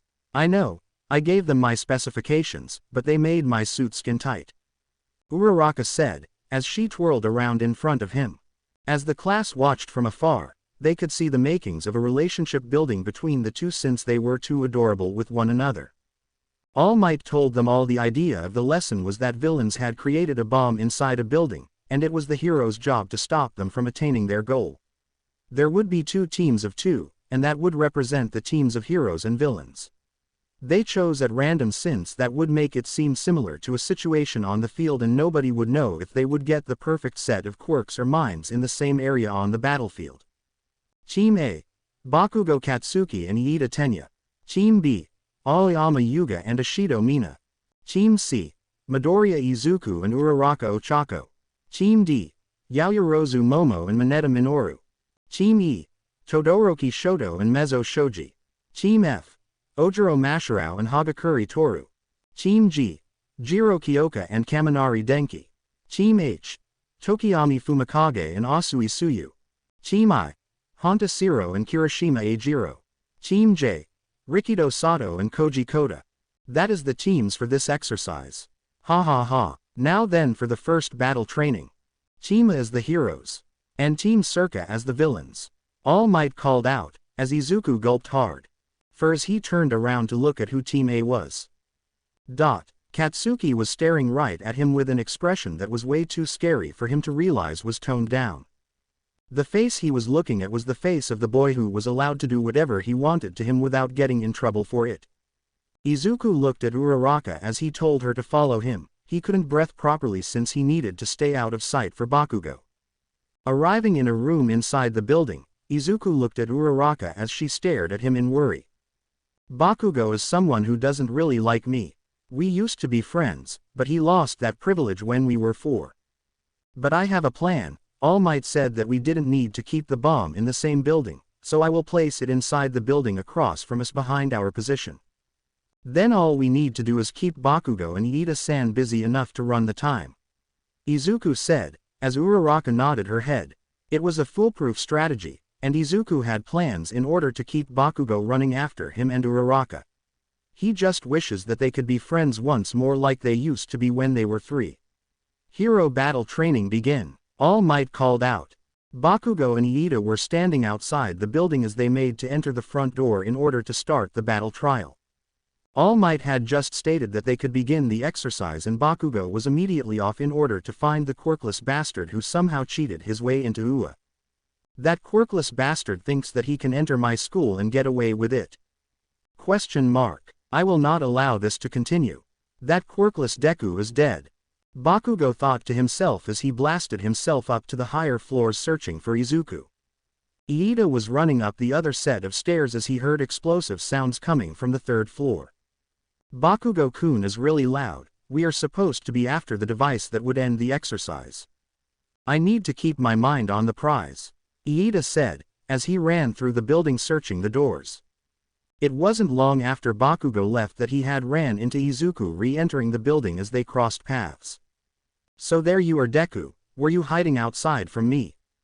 Bakugo said, as he initiated his quirk to release small sparks unconsciously filling his support gear with nitroglycerin sweat inside. I wasn't hiding, Kachan.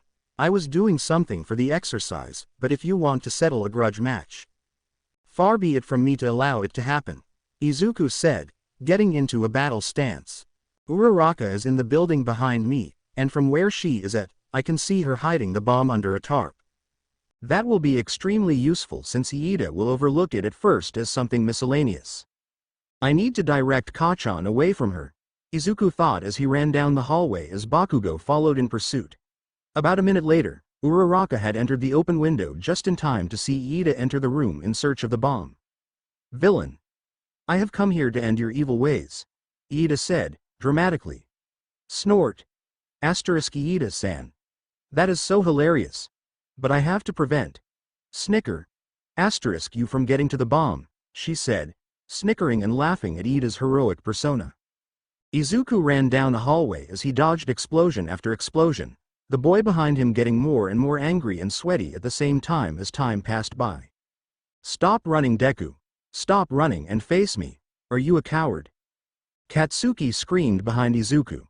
Nope, I am just keeping you away from the bomb, Izuku said, moving into a room with a lot of room. You just locked yourself in here with me, Katsuki said, growling happily. Yeah, in order to keep you away from Uraraka-san. I have to keep you distracted. You won't be capable of finding the bomb since it is on the other side of the gym area, Izuku said, confidently. Bakugo looked at Izuku in shock before shaking his head as he launched an attack. I don't care about that thing. I am here to do one thing. ? And that is show you your place. Underneath my boot. ? Katsuki screamed as he threw his famous right hook towards Izuku. Using his martial arts lessons that were ingrained into his brain, Izuku dodged to the left of the attack, and grabbed the offending arm before he kicked Bakugo in the gut, sending the boy to the ground fast. As Bakugo landed on the ground, Izuku wasted no time in jumping on top of Bakugo as he prepared some capture tape and placed it over Katsuki's gauntlet, but just as he was about to fasten it, Bakugo blasted his back, sending him into the door of the room, knocking it off its hinges. Crawling away in the hall, Izuku managed to use the wall to stand up. His back was sporting some new burns that had lacerations on top. That's going to leave a new mark, Izuku said aloud, as he turned down to the doorway of the room he had Bakugo inside, the said boy entered the hallway as he found that it was a clear dead end. Ding! Both Bakugo and Izuku looked at the gauntlet in shock as Bakugo gained a battle-ready smirk that promised pain. Back in the room on the second floor, Iida was flying towards Ochako as she dodged his aerial kicks that were nearly fast enough to put her out of commission. She used some of the broken material that were taken from her surroundings as she created a shield around her body as she remembered how to create an orbit of rocks around herself. I personally think that you can focus on the area where they can float around you. They don't have to be behind you, they could be in any position, you just have to control the atoms around them in order to move them around you. Make sure that they are moving around the same speed as All Might when he is running. That way you can catch Iida-san off guard, Izuku said to her in her memory. As the rocks surrounding her moved about her body, she was ecstatic at her idea of using some of her energy in order to move the objects around her like a small orbit ring. Thank you Izuku for telling me that, she thought to herself as she ran over to Iida. The boy was moving towards her immediately as his speed increased in the small room they were in. Ochako had managed to move some of her rocks towards Iida as he ran forward and some managed to stun him for mere moments before he continued his sprint towards her. Once he was within striking distance from her, she jumped in the air just as he did, surprise him as she grabbed his body with all 5 of her fingers as she took his gravity away from him. As he floated aimlessly in the air, he used his speed in order to launch himself at her once more, but there was a slight issue. He didn't have any brakes as he slammed into the wall next to him from his generated speed in the air. Using this to her advantage, Ochako moved towards the door as Iida managed to get used to being in the air. Running along the walls, he ran in her direction as he used the terrain in order to make his journey a lot smaller. Entering the hallway moments after she did, he ran along the walls in order to catch her by surprise. Only when he heard the release word come from her mouth he felt all his weight return, but he continued on running in order to catch her. He launched another kick towards her and managed to land a powerful kick to her gut, sending her down the hall. As she laid on her chest she tried to crawl away in order to get away from him when he pulled out some plastic tape and wrapped it around her hands. Young Uraraka has been captured, All Might called out in the intercom. Before I leave, do you think you can tell me where the bomb is? Iida asked, as Uraraka laughed at him. I wouldn't want to spoil the fun, but it is on the other side of the gym training facility. You'd never find it in time. Don't even think about checking in the buildings behind us as it wouldn't even be there. Ochako said, as she initiated the plan that Izuku told. As Iida gained a look of shock, we returned to the main room where the class and All Might are waiting inside of. What the hell? Why would she reveal that information? ? Kaminari asked, incredulously. She just gave away the location of the bomb. Momo called out, a little confused. She really is bad at being a villain. Mineta said, leering at Momo's chest. Actually, she placed it inside the building behind the training one. The rules never stated where you had to place the bomb, All Might said, smiling. As the class watched the battle in rapt attention, they all looked at the location where Izuku and Katsuki were fighting. They were disgusted by what they were seeing though. Izuku was punched in the face with a left hook as he crashed into a wall behind him as Katsuki blasted his stomach. Burns old and new were revealed when Bakugo burned away the makeup that was covering them as Izuku slid to the ground. Standing up on wobbly feet, Izuku stares at Katsuki as the boy glowers at him in anger. Why won't the quirkless piece of shit stay down? Katsuki screamed inside his head. He then raised his right hand as he pointed it at Izuku, who looked on in confusion before the ding from earlier rang in his head as if it was a warning bell. You seem to remember what this is for. Well, since you stalked me for most of my life and gained useful information about my quirk. This baby makes sure that the explosions that I make can become as big as they can be. And what do you think will happen if I use this thing with collected sweat that can explode? Katsuki taunted as All Might entered the intercoms. Young Uraraka has been captured. See, even your teammate couldn't stay alive on your team, Katsuki said, pulling the pin. Young Bakugo, do not release that explosion, All Might said, a bit too late. It won't kill him if he dodges. Katsuki screams, as the blast is heard over his voice. Boom. Smoke covered the area where Katsuki and the cameras were located inside the building, Iida was already outside and a few buildings away to hear the explosion. As the smoke was clearing, All Might gave Bakugo the strict orders to not use his other support gear in the same way unless it was a life or death situation. As Bakugo stalked the hallway, he found out that Izuku wasn't near the area where he was at and looked around the area. "Don't run away from me, coward," Katsuki screamed, as he ran off. As soon as the smoke and debris cleared up, the camera looked up and searched the room only to find Izuku on the ceiling of the hallway as he fell down and landed on his chest. Izuku coughed up some blood as he looked at his chest and found that there was a big gash across it as he saw blood coming down from his upper torso. Standing back up, he moved to hide inside another room as he pulled out some bandages and wrapped them around his chest. Coughing severely again, the people inside the room watching the event were shocked and horrified when they saw all the burn scars as well as the scars from multiple weapons all over his torso. But nothing prepared them to see the scars on his lower mouth as well as chin, as well as around his freckles. All Might-san, are those what I think those are?" Momo asked, concerned heavily. All Might see the scars as well as he gained a frown on his face. They were not there before he started the trial. Was he using hero-grade makeup to cover his scars? Jiro asked, as she stared in shock as well as fear. What the hell happened to him? Mineta and Kaminari yelled out in clear concern. Back inside the room, Izuku looked at the blood seeping through the bandages in his chest as he looked in a mirror. Looking back at him was a 15-year-old boy who was very clearly done with life as well as dull emerald eyes that had seen the worst society had ever seen in only 15 years of being alive. Forcing himself up from the ground, Izuku looked at his wrist and found that there was only 1 minute and 30 seconds left on the clock. Uraraka-san, did you tell Iida like I said in the plan? Izuku asked, as Ochako replied back to him. Yeah, sorry that I got caught. Don't worry, it was all in the plan that you got caught. You lasted longer than I thought you would. You have made me proud. You may have lost the battle, but we won the war, Izuku said, as he left into the hallway as he went to call Katsuki to his location. In the hallway, Izuku had managed to catch the blonde bomber's attention as he immediately ran in his direction. Izuku led him down the hall and outside the building as he heard Iida running in his direction, and Izuku laughed at them both. What's so funny, nerd? Katsuki screamed as he attacked and was promptly knocked on his ass when Izuku kicked him in the gut before grabbing his face and slamming it into the ground only to kick him away to Iida. What's so funny is the fact that I sent you both on a wild goose chase. The bomb was inside the building here the whole time, Izuku said, laughing. That was when the timer for the event ended as Izuku's laughter ended as Iida stared at Izuku in shock. The bomb was inside the building the whole time? Iida asked, incredulous. Nope, me and Uraraka-san had hidden it inside the building behind ours, Izuku said, before limping towards the room where the rest of the class were waiting.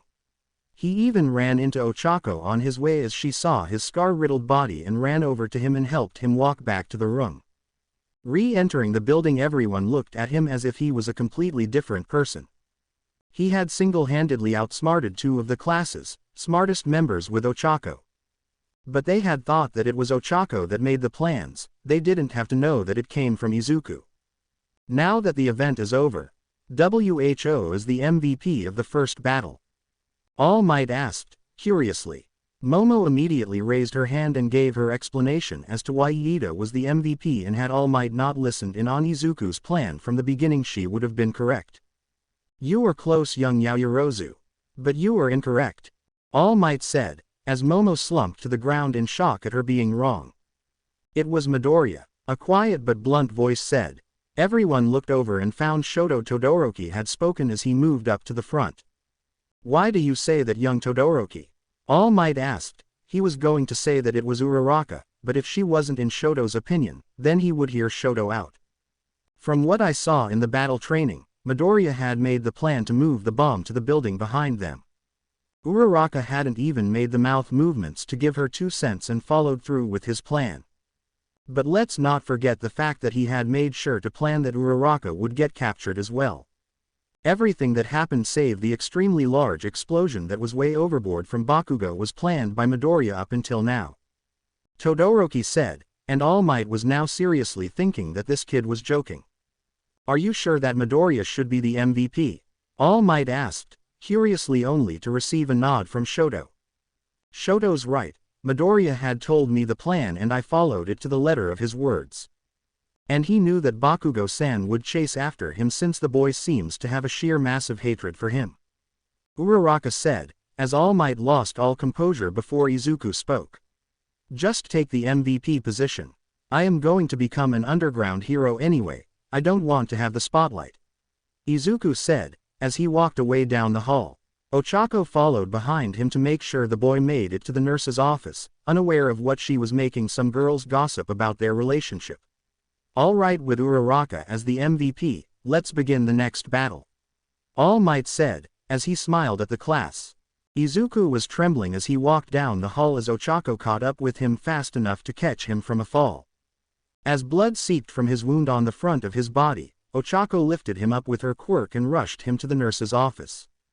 They arrived before the staff bots could leave and jump, scaring the poor nurse inside. "Jesus, will you two just get him on the bed immediately?" Recovery Girl said, completely serious when seeing Izuku's extremely hurt form. As Recovery Girl removed the bandages on Izuku's chest, she noticed all the other older scars all over his chest as she grimaced in pain as well as sorrow. "I need to have some time alone in order to help the boy. Can you head to Nezu's office in order to get him to come here? And bring your homeroom teacher Aizawa as well?" Recovery Girl asked as Ochako nodded immediately. As soon as the girl had left the room, Izuku opened his eyes to find Recovery Girl standing over him and stitching his chest up. "You are going to tell me what happened to your body, young man? I cannot believe that one of our own students came here with scars telling a horrific story," Recovery Girl said, as she grumbled about abused children. Izuku kept quiet since he wouldn't tell her about his past. He was too uncomfortable with authority figures, especially since past experiences would make them allow the bad things to continue to happen. It wasn't until about 9 minutes had passed that Aizawa was the one to show up with Principal Nezu hiding in his scarf. They looked at the scar-riddled boy in front of them sleeping as Recovery Girl had sat on a desk in the corner of the room with multiple images of Izuku's scar-riddled form. Standing near her, Nezu slipped down from Aizawa's shoulder and landed on the desk to look at the papers on the table. He looked at each and every report from Izuku's past physician as well as the school nurse from previous schools, as they all told one thing. Izuku was abused in his past, and nobody even cared to get him the help he needed. It was here that Izuku had woken up from the induced sleep from energy deprivation from Recovery Girl's quirk had given him. "Izuku Midoriya, what the hell happened?" Nezu said, as his fur bristled at Izuku. Inko Midoriya was a wonderful woman as well as the perfect mother to Izuku. She had been taking care of him as well as supporting his dreams of becoming a hero ever since he was announced quirkless to the masses. So for her to hear about the fact that her son had scars on his back as well as whole body, she was immediately sent into a spiral of worry and fear. She knew that he never had scars whenever she had saw him without a shirt or pants. She had even made sure that he never used makeup.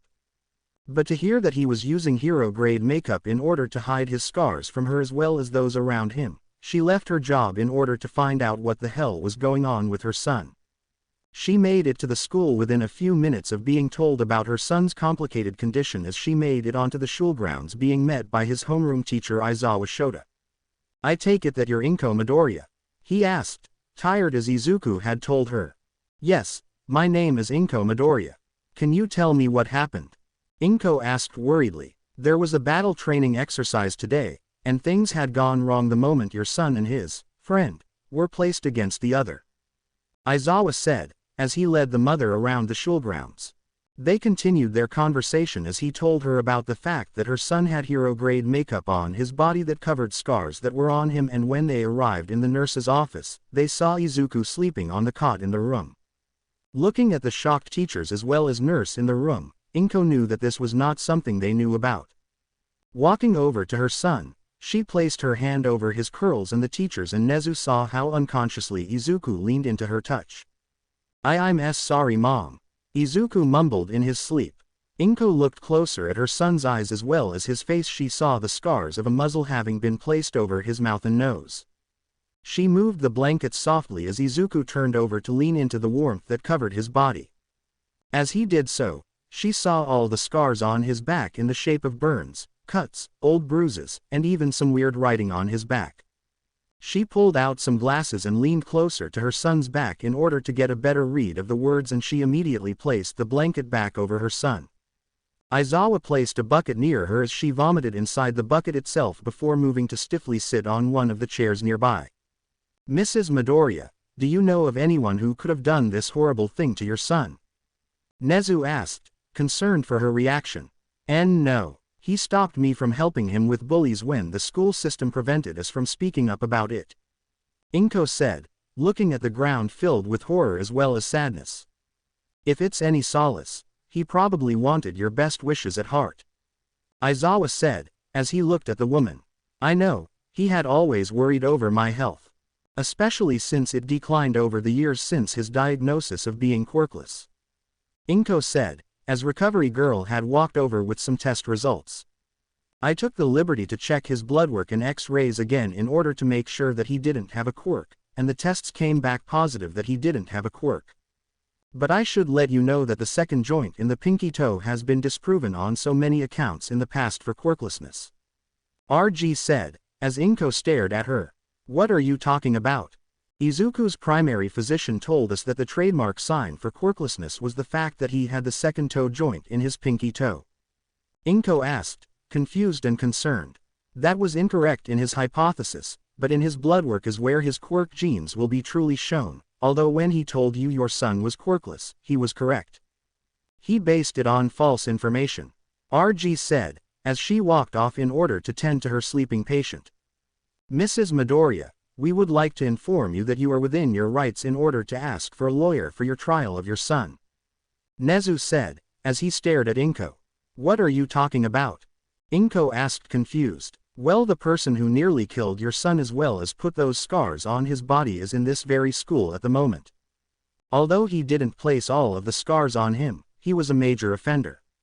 Nezu said, as Inko remembered the burned scars and tears began to pour out. It's Katsuki, isn't it? Inko asked, a little broken inside. Yes, unfortunately it is Katsuki Bakugo, he placed those burn scars on him. But there is more concerning information that we need to talk about. Nezu said, as he pointed to a television and showed a certain camera from Aldera Middle School. Izuku was inside his dreams of his past, and he was walking a small trail following one of the people he trusted with his entire life. Katsuki Bakugo. The boy was boisterous, arrogant, determined, as well as very persistent in how he did the things he had done over the years. Izuku had leaned over to the boy as the young man had been his rock whenever things had become too hard to think about in the past when they were friends, and Izuku was thinking about his old friend because of what had happened in the battle trial that day. He was nearly killed by Bakugo today, and from what it looked like, he wouldn't have had cared even a little bit about his seemly death. Even if it was by his hand, but Izuku knew better. Having his record destroyed because of Izuku's death wouldn't even be the worst thing that he would do to retaliate. He would go to the ends of the earth in order to make sure that Izuku took his own life without his say. But in this dream, everything was completely wrong about Katsuki. It showed him scheming behind his back, bullying him from a perspective from an outsider. Not only that, but it showed Katsuki in a light that he never looked at before. Katsuki was more than just a bully. He was a low-tier villain if he had to think about it now. In the past, Katsuki had used his quirk against Izuku many times and never got in trouble, but the problems that he caused for everyone else was placed on Izuku's records in order to make sure that he couldn't enter a hero school. But now he was on a rooftop standing before the #1 hero himself. All Might. The man was emaciated as well as a skeleton in looks, but the powerful deep blue eyes had been staring at him for a while. About your question about a quirkless hero. I should think not. Don't take this with a grain of salt, but from my perspective. I have one of the most powerful quirks in history, and I was reduced to this by a villain who had been strong enough to damage me. So I would feel like I am sending you to your death if I were to tell you to become a quirkless hero. I feel like it would be on me if you died and left your loved ones without you. So in order to keep you safe for your family, to answer your question about a quirkless hero, don't think I will encourage it. In fact, I will tell you to just try for a new dream. It's alright to dream, kid, just make sure it's realistic. All Might said, walking down the staircase of the building. Izuku was left on the rooftop as he thought about the past that he endured, not to mention the words of All Might, and he couldn't help but think that maybe his dreams of becoming a hero were just that. Dreams. But then his dreams had shown him at the UA entrance exams and saving Uraraka-san from being crushed by the zero-pointer and getting her to safety. As well as teaming up with her in taking on the team of Iida-san and Kachan, and he couldn't help but laugh in his dream as he remembered that they beat Kachan and Iida-san. Looking around the space, Izuku stood up from his position of lying on the ground as he felt a sensation of someone rubbing the top of his curls, and with that sensation he leaned into the touch as it reminded him of his mother. Looking down at his body, he saw many scars from his past, and he couldn't help but think about how he looked horrible from a perspective of his own. He could only think that he was ugly to others, since most people don't like those or heroes who were scarred from their past. He had no friends, no family other than his mother. He disowned his own father since the man never visited and divorced his own mother, and the woman he was slowly falling for. He couldn't take it anymore as he started to cry to himself in his dream. Why is she keeping me near her? I didn't do anything to earn her presence. I really didn't, so why is she staying near me if she doesn't like me? Izuku screamed in his mindscape. Years ago, when he was a child, if you told him that his hero complex would probably be his undoing in the future, he would tell you that he would make sure that he was safe himself. But now, he would probably laugh at your face and ask, what took you so long to figure that out? Was it because I don't care for myself like I care for others? Izuku was reliving his harshest memories from his mind, and he couldn't help but think that he did something in a past life that garnered this much hatred from his peers. He never sat near his classmates when it was lunchtime, as he steered clear of them as well as the lunchroom in favor of increasing his mind as well as strength with his teachers. He was extremely lonely and never had a friend since he was literally 4 years old, and the little 4-year-old in his mind had been slowly reaching out to the surface of his mind and showing his true personality to the others in class itself. And it was a clear distinction, as Izuku in class was more outgoing than he was talking to them during any part of the day that wasn't in class. He was extremely introverted as well as very skittish towards others, more so than Koji Kota, their shy and timid classmate. So for Izuku to think that nobody cares for him except his mother really shows how much society had failed him in terms of keeping his spirits high, especially a certain number 1 hero. He still remembers when he found out that his mother secretly had lovers coming over when he was at school. She was extremely touch-starved like he was. And he knew that since he himself was touch-starved, he could only rely on his mother for that, but he really didn't know how much he craved to be touched by someone else when Ochako had grabbed his hand during the exercise when they moved the bomb. When he remembered the touch she gave him with her hand and held it, he remembered how she was looking shocked at him as he never let go of her hand while they went to hide it. But when he told her that he was touch-starved earlier in their planning, she immediately told him that if he wishes to hold hands that she could do that for him, and he refused vehemently, not ready at all for that. But overall, he cared for her opinion and made sure that her contact information was saved on his phone just in case. With Inko, she was currently screaming at all might as the man revealed himself to be the number 1 hero that Izuku talked about to her, crushing his dream, but enough to completely break him. Do you have any idea as to why he asked you that singular question? Quote. Inko screamed at All Might. He told me that he wanted to know if a quirkless person could ever be a hero like me. I told him no, because I personally don't think we should send someone like that after a villain who could tear him in two with just a flick of his finger. All Might retorted as Inko bared back on him once again. Did it ever occur to you that he was in the condition to leave him on a rooftop after being told to kill himself? Quote. Inko yelled again, causing the man to look at her in shock. I never knew that he was told to kill himself, All Might said, as he told her he had no idea that something like that ever happened. At school he is given red spider lilies every day, and you are telling me that in your moment of focus on cleaning up his supplies that you didn't even see any red spider lilies in his backpack? Inko asked, as All Might then mentioned finding some and told her that he thought her son was going to give them to someone he knew later on that day. Inko was furious with that answer as she basically told him everything. he needed to know about the quirkless population's statistics on their mortality rate. And after being shown the statistics, he was feeling even worse than he was before, but that paled in comparison to the fact that Izuku was being abused by his peers and schoolmates as well as teachers. That explains his current behavior towards his classmates and teachers. Nezu subtly said aloud. What? Inko asked. He has been completely avoiding most of our teachers that are in close proximity as well as his classmates when they were both in class as well as they are leaving school. In fact, in his training exercise, he had held hands with a young girl, young Uraraka. Nezu said, as Inko stared at him in awe. Is she all right? Is she treating my son okay? Inko asked, as Nezu looked at her with mirth. She was treating your son like a human being, and in fact treats him as if he was a friend, although she really wishes that he sat with her at lunch. Nezu said, as Inko nodded her head. Not good experiences with teachers and students would do that to him. He really isn't trustful of others, especially authority figures except for me. Inko said, as Nezu nodded. They continued for the next hour talking about what would happen to the old schools that Izuku went to as well as Bakugo when the time was right. All in all, Bakugo would not know what was coming for him when the time came, cause the moment he will be hit with it, he will be so unprepared that he will go ballistic. Izuku woke up in the room as he was surprised by the fact he was all alone inside of it. He left the UA building in order to make sure that he could make it home before his mother would worry about him. God forbid him get grounded for being late on returning home from his school without his mother's knowledge. He had been trying his best to increase the amount of time he spent with her since he had been training on how to become an underground hero since he was around 9 years of age.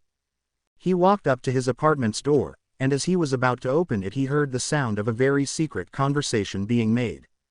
I will make sure that your son is safe at our school, Mrs. Midoriya, you have my word on that. I never thought that young Bakugo would release that kind of an attack inside of training. A voice called out, as it was similar to who he talked to about 10 months ago. Inside his brain he thought about the conversation he had with the specific hero he remembered from 10 months ago, and he was saddened by how he failed his teacher. He was trying to show that he couldn't be taken lightly, and all that happened was that he was taken not as seriously as he should have been. Then the words from Katsuki and All Might rang inside his head from all those months ago, all those months of pain and suffering at the hands of a bully who he desperately hoped would return to being his friend. If you want a quirk so bad, how about you just head to a roof and jump off? Maybe you will get a quirk in your next life, Katsuki said, as he caused some explosions in his hands. Young man, I cannot on good conscience send a young quirkless man out into a fight knowing that he will lose. I won't sugarcoat it, as it is going to be incredibly tough for you to become a hero without the HPSC stopping you from attaining your license. But at least I can have on my conscience that I tried to steer you to a safer job for you to make into a good dream. It's all right to dream, kid, just make sure that those dreams you have are at least realistic, All Might said, walking away. As Izuku was reliving a memory in his mind, he never noticed how the front door of his home had opened up and was revealed to be his homeroom teacher Aizawa Shota. As the man looked down at Izuku he had noticed a faraway look in his eyes, as if he was remembering something that happened a long time ago. Midoriya, he asked, only to not receive an answer. Midoriya, Aizawa called out again, this time causing Izuku to leave his train of thought. Aizawa-sensei, Izuku asked, confused. I'm sorry about what happened in your class today. That support item wasn't supposed to be a part of Bakugo's hero suit. It should have been decommissioned by the HPSC for how destructive it could be to the area he is supposed to be patrolling. Aizawa said, as he placed a hand on Izuku's left shoulder and definitely didn't miss the flinch from the boy. Sai, I know that your past is horrible, but you need to talk to Hound Dog about it in order to find some kind of closure. I hope you will get the help you need, problem child. I hope you know that we heroes as UA are trustworthy. Aizawa said, as he left Izuku on his front doorstep as he left to patrol the area. 3. That night, Izuku couldn't sleep. He had been trying to think about what his homeroom teacher had told him about seeking help and decided that before he makes it to homeroom, that he would see Hound Dog. If there was anyone he should trust, it was the school's counselor, someone who could ask him the questions as well as give him the answers he really needed at this point in time. So attempting to fall asleep once again, he was able to do this before he woke up at around 5 in the morning and leaving his room to do his morning run. After about 15 minutes of running, Izuku returned to his home and found his mother preparing some breakfast for him. "Morning, sweetie. I know that you want to keep everything that has happened to you secret. But I want you to know that you can trust me with hearing what happened over the last 10 years. You know that, right?" Inko asked, worriedly. I know that. I just don't want you and Auntie Mitsuki to lose the friendship you have because of me. Izuku said, sitting down at the table. "Well, you have 3 hours before school starts, so you can tell me what happened." Inko asked, as she wanted to make sure that her son could answer and know that he wasn't being forced. And it didn't take long before the dam broke as he told her everything that had happened to him over the course of 10 long years of abuse, mental torment, the abuse from his teachers as well as peers, how Katsuki called him a name meaning useless, to Katsuki using his quirk against him at any point of any day possible, all the way to the slime villain incident. As well as what happened before he met All Might between him and Katsuki, and to hear that from Izuku made her heart break from how much pain her son has been in just to make sure that she never found out. How he had made sure that as soon as they were threatened with the police in order to stop them from making complaints about his previous school. How he hid any and all burns, cuts, bruises, as well as markings on his body just to make sure she doesn't worry more about him than needed. As he was leaving out the front door earlier than usual, Inko walked over to him and gave him a hug as she cried over his shoulder. "I'm sorry for not being able to help you when you were hurt so much by them. If you ever need to talk to me again, please be sure to tell me." "Okay," Inko asked, as Izuku hugged her back. "I will, Mom, I got to go," Izuku said, leaving home in order to talk to Hound Dog that morning. Izuku arrived at the school counselor's office as he knocked on the door. As he heard the gruff come in from the other side of the door, he opened it to find Hound Dog preparing his office. "Hello there, Midoriya. I apologize for not being prepared for a student to come in at the moment. Is there anything you need from me?" Hound Dog asked, curiously. I've been told to talk to you about anything that has been bothering me," Izuku said, entering the room slowly. "Well, you can take a seat on the couch nearby, and I will sit down at the recliner across from it," Hound Dog said, as he grabbed a notebook. As they sat on the couch and recliner, Hound Dog got his notebook steady for what was going to happen. "So is there anything you wish for me to answer?" Hound Dog asked, recording their conversation on his audio recorder. What does it mean to have a friend?" Izuku asked, as he stared at Hound Dog. "Can you clarify why you are asking me this, Midoriya?" Hound Dog asked. I've been following Bakugo ever since I was 4.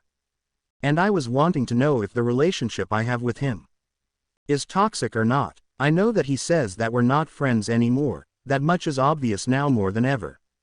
But can you tell me what a friend is supposed to do for theirs?" Izuku asked, as he stared into the round eyes of Hound Dog. "Well, if I remember correctly, a friend is supposed to be there for you no matter what the situation calls for. They are to hang out with you, defend you when they know that you did nothing wrong, as well as go around places as you talk about your days with them. From what I can remember from my time as a youngster," Hound Dog said, as Izuku became a little more skittish as he quietly questioned once more. Did they hurt you? Did they wish for you to die?" Izuku asked, as Hound Dog looked at Izuku with a different kind of emotion.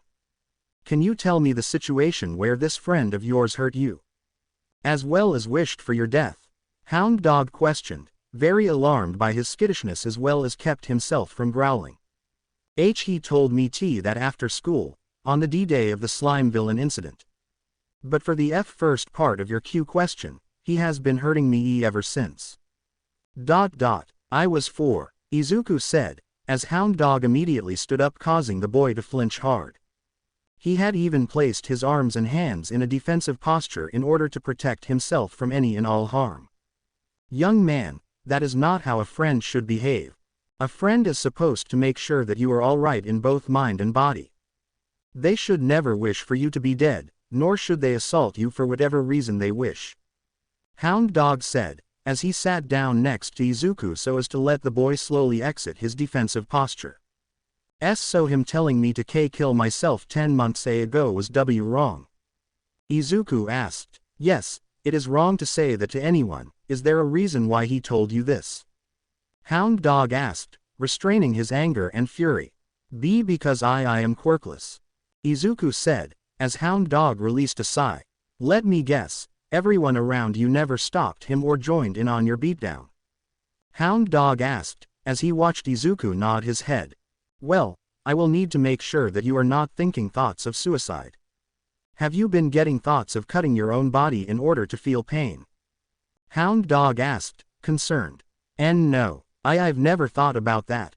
That wouldn't be heroic of me, Izuku said, as Hound Dog slowly moved his paw over Izuku's head and ruffled his hair. It's all right to show weakness, young man. It shows that you have the strength to show someone who isn't someone who you love that you can be hurt inside. How long has it been since you were ever treated like a human being? Hound Dog asked. Not since I was 4, Izuku said, as Hound Dog sighed in sadness. Head over to your homeroom class. Just make sure that you can focus on your classes for today. From what I hear, Aizawa-san will be taking your class on a field trip. Hound Dog said, as Izuku nodded his head. As the boy left the room, Hound Dog had called his boss, intent on telling him about what he had heard from the boy himself.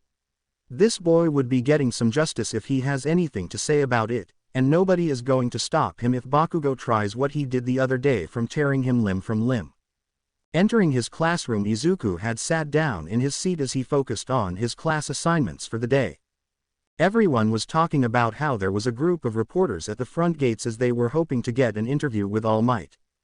As soon as the rest of the class trickled in, Aizawa had entered the classroom as he first looked at Izuku, who was more relaxed in his class for the first time since he started. Sighing in relief that Izuku had talked to Hound Dog at least today, he talked about what they were doing today in order to continue their day. He even told the class that there will be a field trip today for their heroics class today and that they should be prepared to wear their hero costumes. As it would turn out, classes at UA was not as heroic as most people would think about, since there was math, science, language arts, as well as modern art, history and others. But as the class were eating lunch for the day, one of the girls noticed that their resident green bean wasn't present in the lunchroom. And it was a brown-haired girl who had been keeping an eye on the boy, as she had noticed that he kept his distance from others in the class. She decided to leave the cafeteria in order to find him, and sure enough she found him standing outside of the school as he was eating some of his homemade lunch that he brought from home. Hey, she called out, somehow scaring the poor boy. As he jumped about 10 feet in the air, the girl ran over and apologized for scaring him so badly. It's fine. No harm done. I think I will move to a new location if you were wanting to sit here, Izuku said, as he got up to leave before his arm was grabbed. Hey, I don't want you to leave. But if I am making you uncomfortable, then I will leave, okay? The girl asked, as Izuku nodded before sitting back down. So, why are you out here? There is the cafeteria for a reason, you know. The girl said, as Izuku shook his head. Don't want to go there, otherwise I will be. Never mind, Izuku said, stuffing his face. Are you afraid of the others in the cafeteria? The girl asked, as Izuku looked at her with fear in his eyes. Just as he was about to sit up, the girl introduced herself. My name is Uraraka Ochako, what's yours? Ochako asked, as she watched as Izuku slowly sat back down and took deep breaths. My name is Midoriya Izuku. And I am aiming for being a underground hero, Izuku said, as she looked at him with a smile. I'm aiming for becoming a rescue hero like 13. Ochako said, as Izuku came out of his shell a little. 13. She is the best hero for rescue operations. I have a notebook about her quirk and how she has used her quirk to save hundreds if not thousands of civilians. Mutter. Izuku gushed as Ochako looked at him with a smile on her face. As soon as Izuku heard her giggling, he stopped his muttering as he looked at her as she caught her breath. Oh man, I never knew that you'd be a hero nerd. That's a good thing though, Ochako said, as she finished laughing before seeing his face faltering at her laughter and fixing her answer to him. I've been told that my muttering was creepy as well as scary. Not to mention annoying. Izuku said, as he looked away. I personally think that it comes with your personality. It just needs to be brought out. Ochako said, as Izuku looked away from her. Too bright, Izuku thought as Ochako smiled at him. It was here that they were about to continue their conversation when the school's alarm system went off as reporters flooded the front gates from a dusted wall. That hole in the wall seems to have been disintegrated from the outside. Questions for later. We need to get back to class, Uraraka-san, Izuku said, as he put his food away as he pulled Ochako away from the area. 1. After the event of the destroyed wall, Izuku and his class were on a bus heading to the USJ for rescue training. Izuku had been a little hyped about what was going to happen as the other students started to talk about quirks. Midoriya-chan, can I ask you a question? Asui-san asked, as Izuku looked over at her. Sure, Asui-chan, Izuku said, before Asui talked again. Call me Sue, and what will you be doing there? I mean no offense, but you don't have a quirk that would allow you to do the things we can. Sue said, as she stared at him. None taken. I learned how to do martial arts from a teacher in downtown Musudafu, but I want the experience of rescue training if I happen across a devastating event that caused people to be trapped in rubble or lost in the woods or out on sea. Izuku said, as Sue nodded her head. Bastard will probably be the damsel in distress for this class. A rough voice called out from the back of the bus. I'll be honest there, Bakugo, your personality will not gain you any followers. Kaminari said, as he laughed at Bakugo's face. You wanna go dunce face? Katsuki screamed. Well, at least something is proving that he won't be a massively popular hero. Sue said as Izuku looked at the scene with shock and awe. Kachan's being teased. This is a new thing for me to experience. Izuku thought to himself. Don't even get me started on his quirkless ass. Katsuki called out, as Izuku sighed in disappointment. Even when we're inside UA, none of the bullying will stop. Izuku thinks to himself. Ochako, who had saw his look, stared at Bakugo with a glare that could kill a lion. What the fuck do you want, pink cheeks? He called out. You should really learn how to be nice to your peers, you never know when they might kick your ass. Ochako said, as Katsuki went out on a tangent against those who were quirkless. As everyone listened to him list off things that quirkless weren't capable of, Ochako watched as Izuku curled more and more into a small ball as everyone else noticed his behavior as well. Shut up, we're here, Aizawa said, as they arrived at their location. Standing off the bus, Izuku looked at the USJ with a mirth in his eyes as he pulled out a notebook from thin air to write a document about it from his personal experience. From the looks in a sketch of it to the person who was coming down the stairs towards them, and now that he thinks about it, the only one who should be here was the pro-heroine 13. As he takes notice of the heroine, he noticed that it was 13 as Ochako gushed about her favorite heroine. She also talked about how her quirk was used for any and all rescues that she remembered from her childhood. Yes, and my quirk has the ability to kill, 13 said, with an ominous tone. My quirk has the power to tear you apart limb from limb if you were pulled into its pull of gravity. 13 said, as Aizawa asked where All Might was. Especially since he was supposed to be here based on the teacher's tone of voice. As they were about to continue with their plans of their field trip there, the power went out of the building as a swirling mass of purple showed up in the plaza. Aizawa-sensei, was this supposed to happen? Izuku asked, as his teacher looked over at him. This was not planned, get to the bus and evacuate. Aizawa said, as he pulled out his yellow goggles and covered his eyes. It was when he left to fight the villains that Izuku noticed how he was completely outnumbered by the villains. Too much. There are too many villains. Izuku mumbled as Tenya had noticed him not following them and pulled him along. It was here that a new villain blocked their way out of the building into the outside world. Hello, golden eggs of the hero course at UA Academy. I am Kurogiri, and I am here to make sure the villains here kill you all. He said, as he prepared to send everyone away. Not yet. Both Kirishima and Bakugo said, as they launched at the villain. As they phased through his fog, 13 ran over to attack as the villain continued to monologue. Well done for golden eggs, now disperse. He called out, as 13 made her presence known. Not if I have anything to say about it. She called out, as she used her quirk to pull him into her black hole. As expected of Pro Heroine 13. But I have things to do. The villain said, as he made a portal behind her, causing her to break her suit's back open and lacerate her back with her own quirk. Once that was done, he dispersed some of the students in the area and into the USJ so they could be killed by the villains in the area.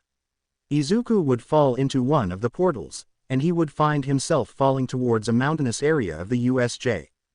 Izuku fell towards the mountain zone as he noticed that his support items as well as gear was made even more useful for the area that he was in. Looking around himself, he found himself with two of his classmates, namely Momo Yaoyorozu and Kyoka Jiro. Looking at them, they ran over to him as they fret over him. Knowing that he was quirkless, Izuku shakes them off as he tells them that there are villains that they have to defeat. As the villains in the zone move forward, they notice how Izuku steps in front of the girls as they get into battle stances. Well, what do we have here? Might as well kill the boy before getting to the ladies. Kill the green bean and fuck the girls. One of the muscular villains called out. He barely got 15 meters to them when he was smacked right in the face with a long staff that was in the hands of Izuku. I will not allow you to take their chastities, Izuku proclaims as he fights the entire crew of villains. The villains attack Izuku as he goes on the offensive. The girls join him at his side as they team up, making new combination moves with one another as they take them out. It takes an hour as they are fighting the villains one by one, and they were overwhelming them in terms of sheer numbers. Izuku's strength was about to run out, when he noticed how one of the villains was a young boy with balls for hair in the color of purple. Noticing his leering looks at Yaoyorozu, he runs over to him and without the pervert noticing his presence. After knocking out the pervert, Izuku tied him up against the wall as he looked to his classmates in order to discern whether or not they were injured. Walking away from the spot where the boy was sitting, Izuku saw what was happening as Momo was topless and without a bra, and he sat down near them but not looking in their direction. So you're not going to look at us? Kyoka's voice called out. Turning his left eye towards the girl, he saw that she was standing in front of Momo as the girl had some papers surrounding herself. Nope, that wouldn't be what a young man such as myself should do. Not that you aren't beautiful girls, but we are in a rather dangerous situation, and we can't get distracted at the moment, Izuku retorted as he looked at the surrounding area. Once Momo said that she was ready, Izuku stood up as he felt movement in the ground as he jumped back as a new villain who had a look of pure hatred in his eyes jumping from the ground. You're all supposed to be dead. What happened to all the villains here? ? He cried out in anger. Izuku noticed how the man sparked a little bit with electricity as he got more and more pissed off, and Izuku made up a plan. Momo, pull up a rubber blanket, Izuku said, as he stared at his new opponent. He was really thankful that he got the rest he needed in order to recuperate to fight more villains. Oh, so you think that you can fight me? What even is your quirk, little man? The villain asked, as he got closer to Izuku. Truth is... I don't have a need for one, Izuku said, pulling pepper spray out and hitting the man in the eyes with the spray. As the man swiped around the area in order to land a hit on Izuku, his eyes watered from the amount of pepper spray that was in his eyes and launched some electricity towards the girls. The rubber stopped the girls from being electrocuted, but Izuku didn't stop his assault of the villain in front of himself, and he climbed on top of the villain's back as he placed his arms around the man's neck. Blocking off the man's airways from being capable of being used for a while, the man threw his arms and tried to hit Izuku off his back. In the main plaza, Aizawa Shota was not having a fun time. This was supposed to be a trip where his students could learn how to become great rescue heroes should the need arise, but these villains just had to come in and prevent a nice trip to the unforeseen simulation joint and turn it into a nightmare. There seemed to be no end for the number of villains in the area as he took out villain after villain, and more just seemed to spawn out of nowhere.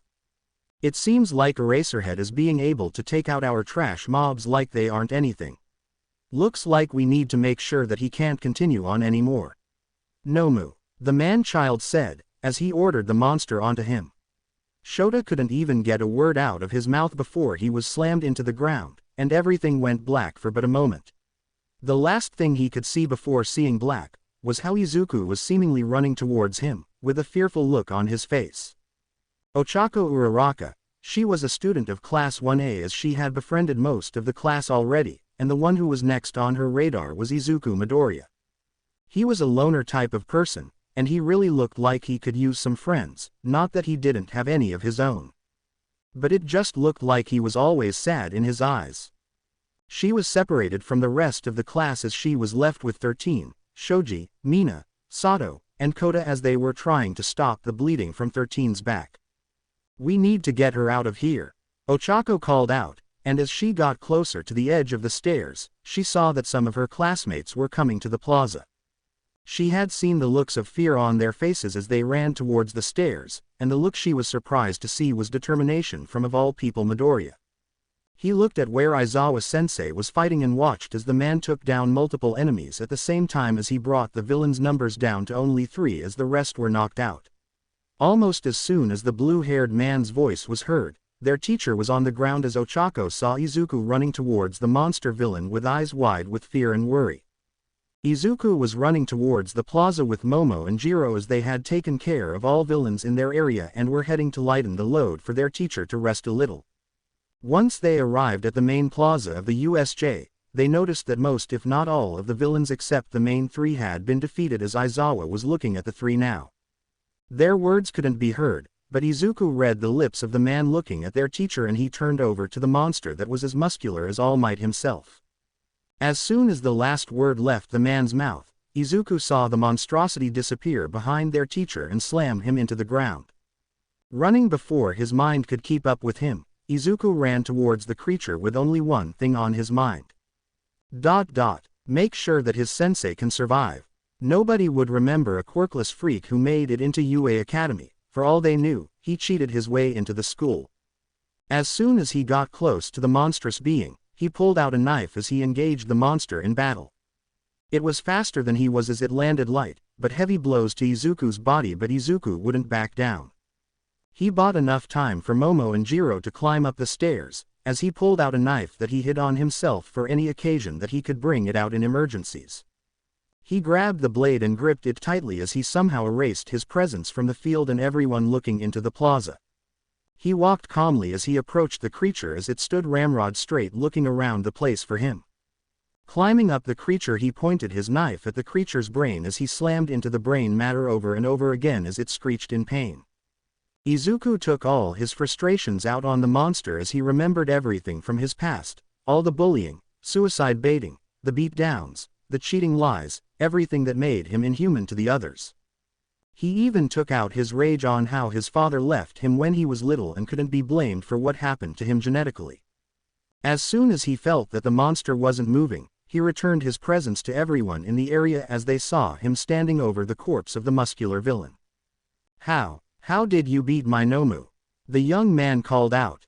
"I stabbed it in the brain multiple times to the point it couldn't regenerate if it had that quirk." "Simple problem, simple enough answer," Izuku said, as he looked over at the villains with blood all over his body. "I will fucking kill you," the young man said, running towards Izuku. He got into a fighting stance when the young man was a few meters in front of him, and Izuku jutted out his left leg to trip the man onto the ground. It worked a little as the man stumbled around as Izuku launched an array of martial arts that he learned on the internet. They were sloppy, but with bullies attacking you from all angles, Izuku got good at knowing when an attack was coming as he dodged all attacks from the blue-haired man-child. "How are you dodging me?" the man-child screamed in anger and fury. "You were telegraphing your attacks, I thought you knew how to fight. But it seems like you just can't handle losing to a battle or a child."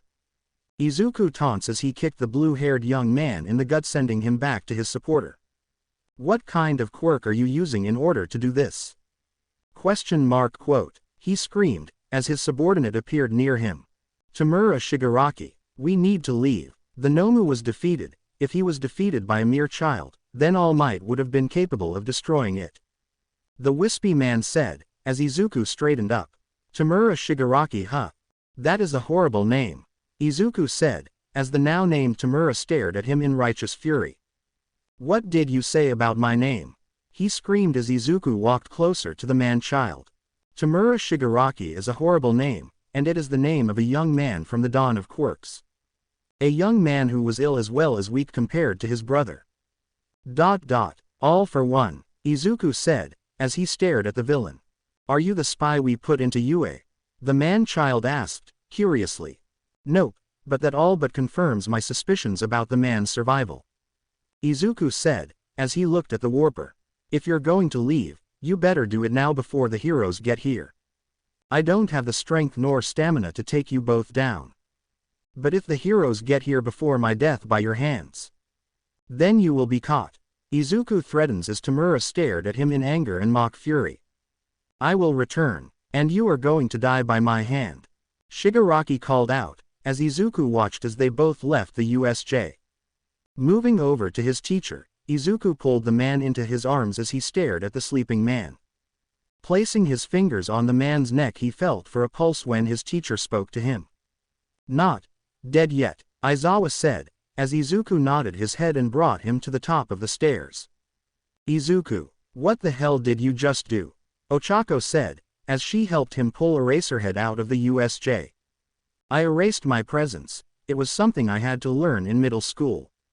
Izuku said, as he focused on the task of bringing his sensei outside.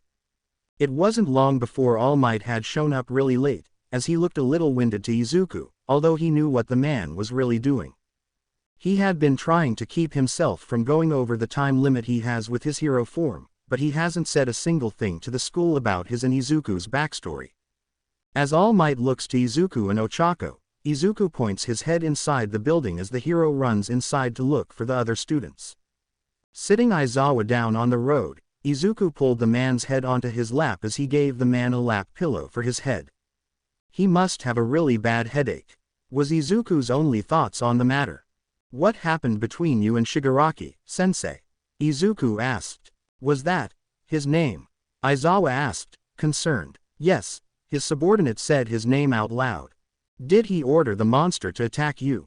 Izuku asked. Yes, he was tired of me destroying his mobs, Aizawa said, as Izuku sighed in anger.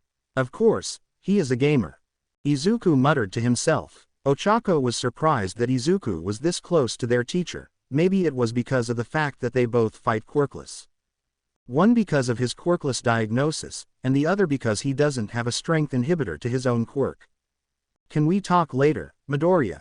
Ochako asked, as Izuku looked over at her. Why, we should really be seeing our own parents in order to let it all sink in that we were attacked.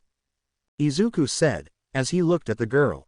He had been really skittish with her lately, and she had noticed his behavior towards her.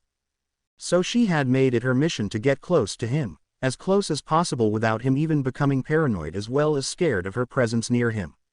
She knew from their first experience that he doesn't do well with others, especially if they're named Katsuki Bakugo.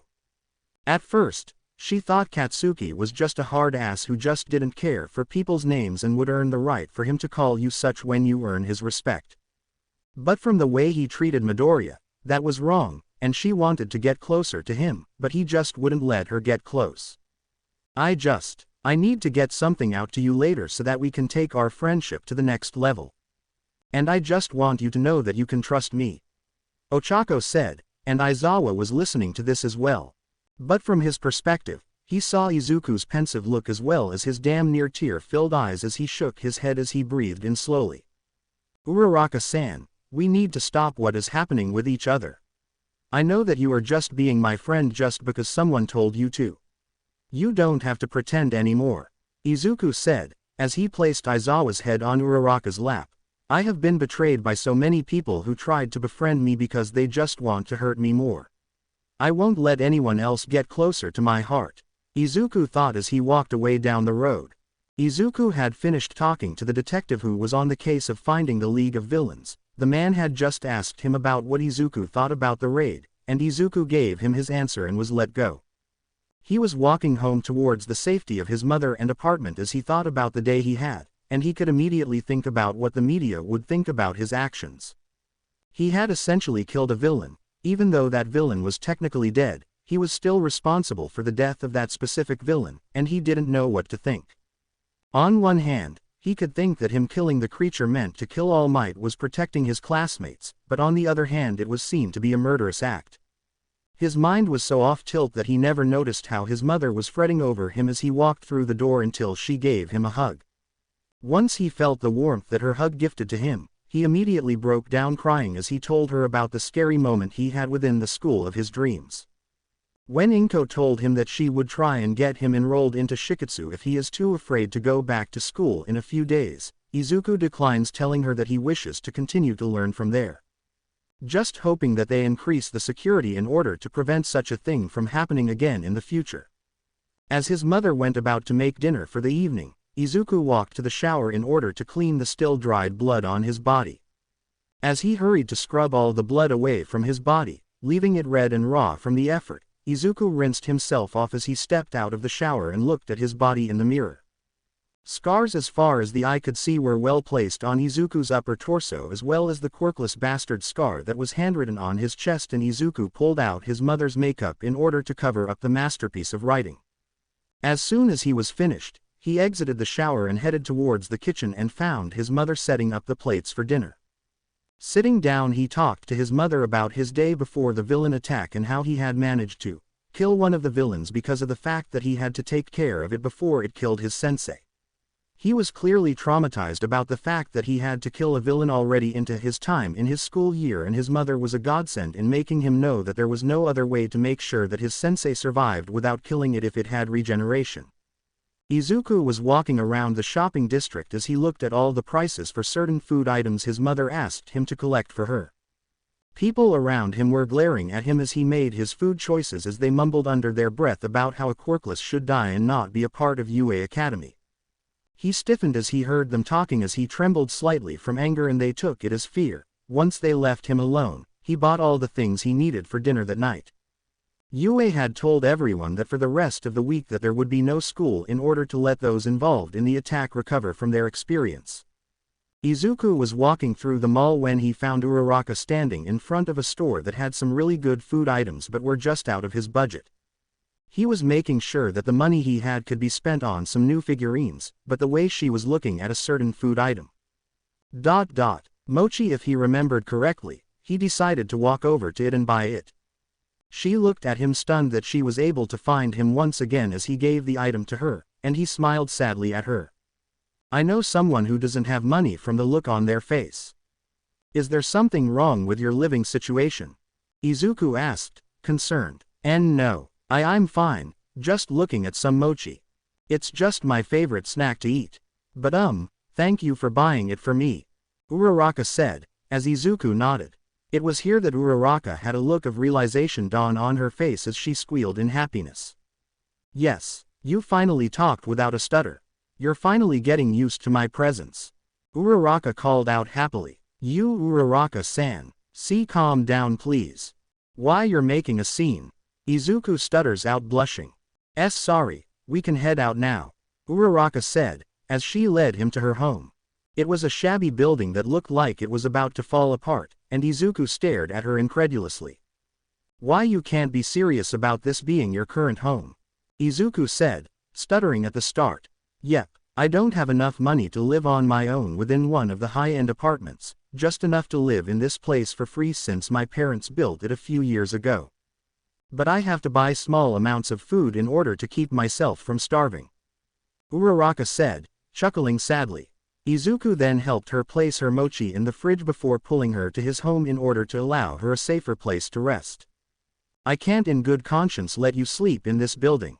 It is in the worst part of Musudafu and you would get mugged as well as robbed way too easily. Stay at my place, it has an extra room where you can keep your things, Izuku said, as he led her to his apartment. She was surprised that he was allowing her to come to his home, not only that, but the fact that his mother was small and pudgy compared to his muscular physique. Welcome back, Izuku. Oh, it seems like you brought a friend.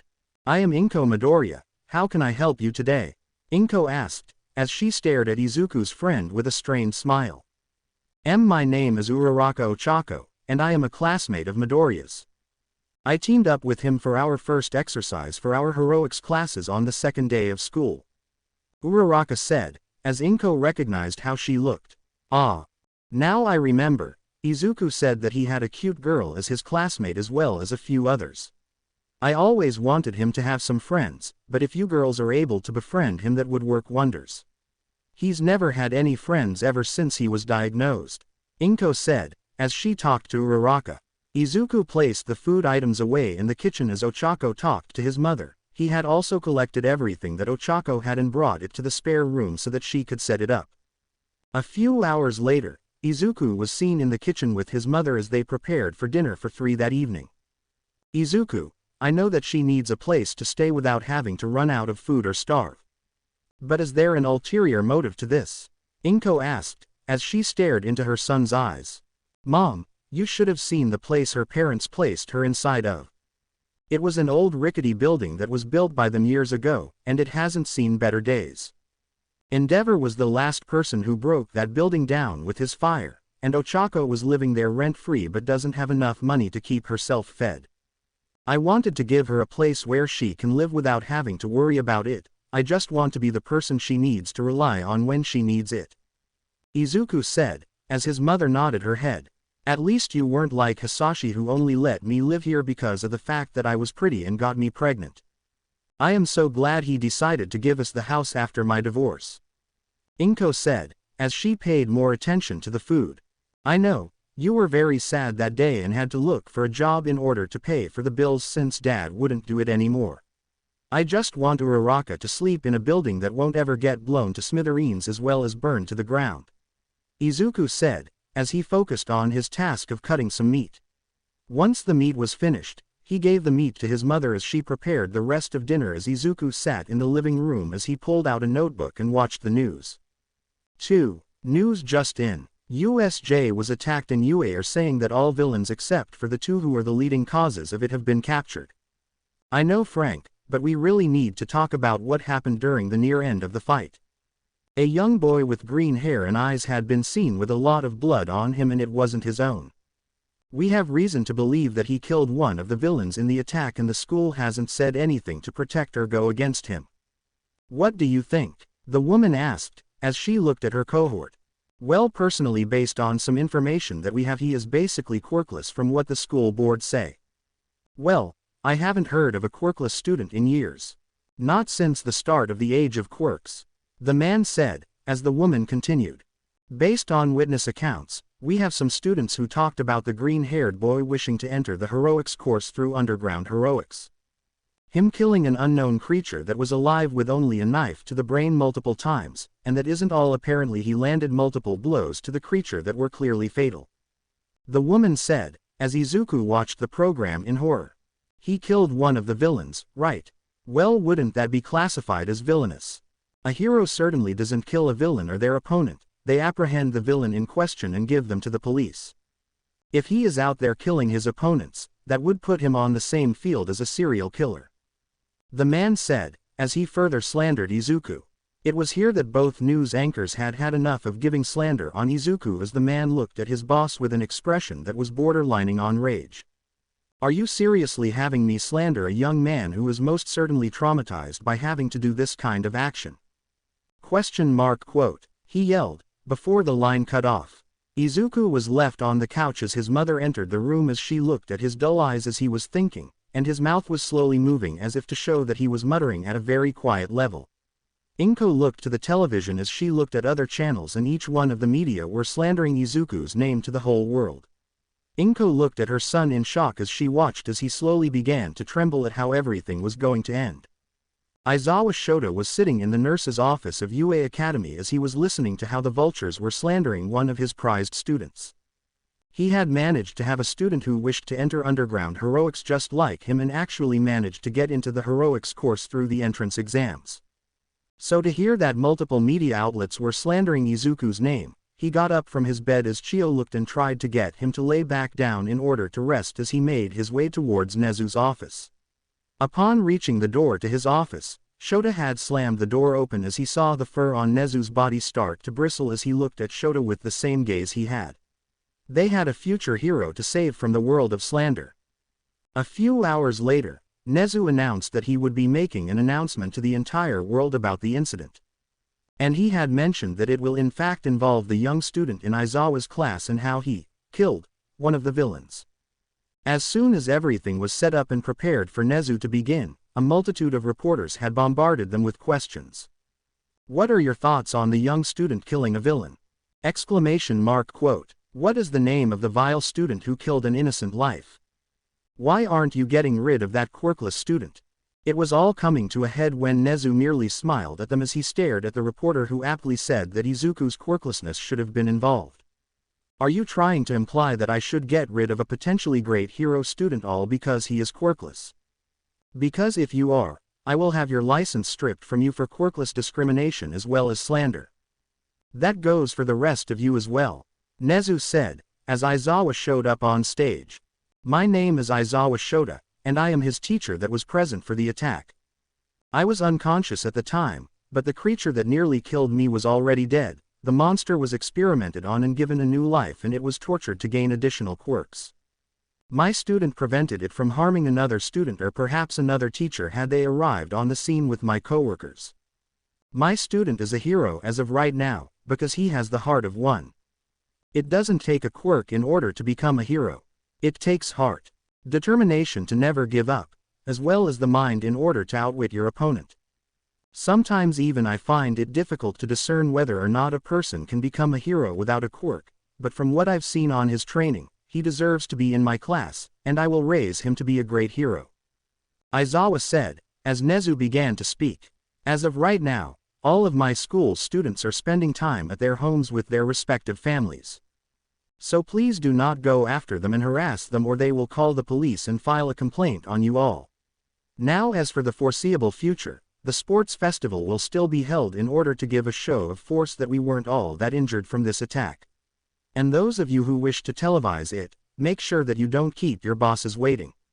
Nezu said, as he and Aizawa left the stage as they awaited the rest of the week to continue on with school life without much change.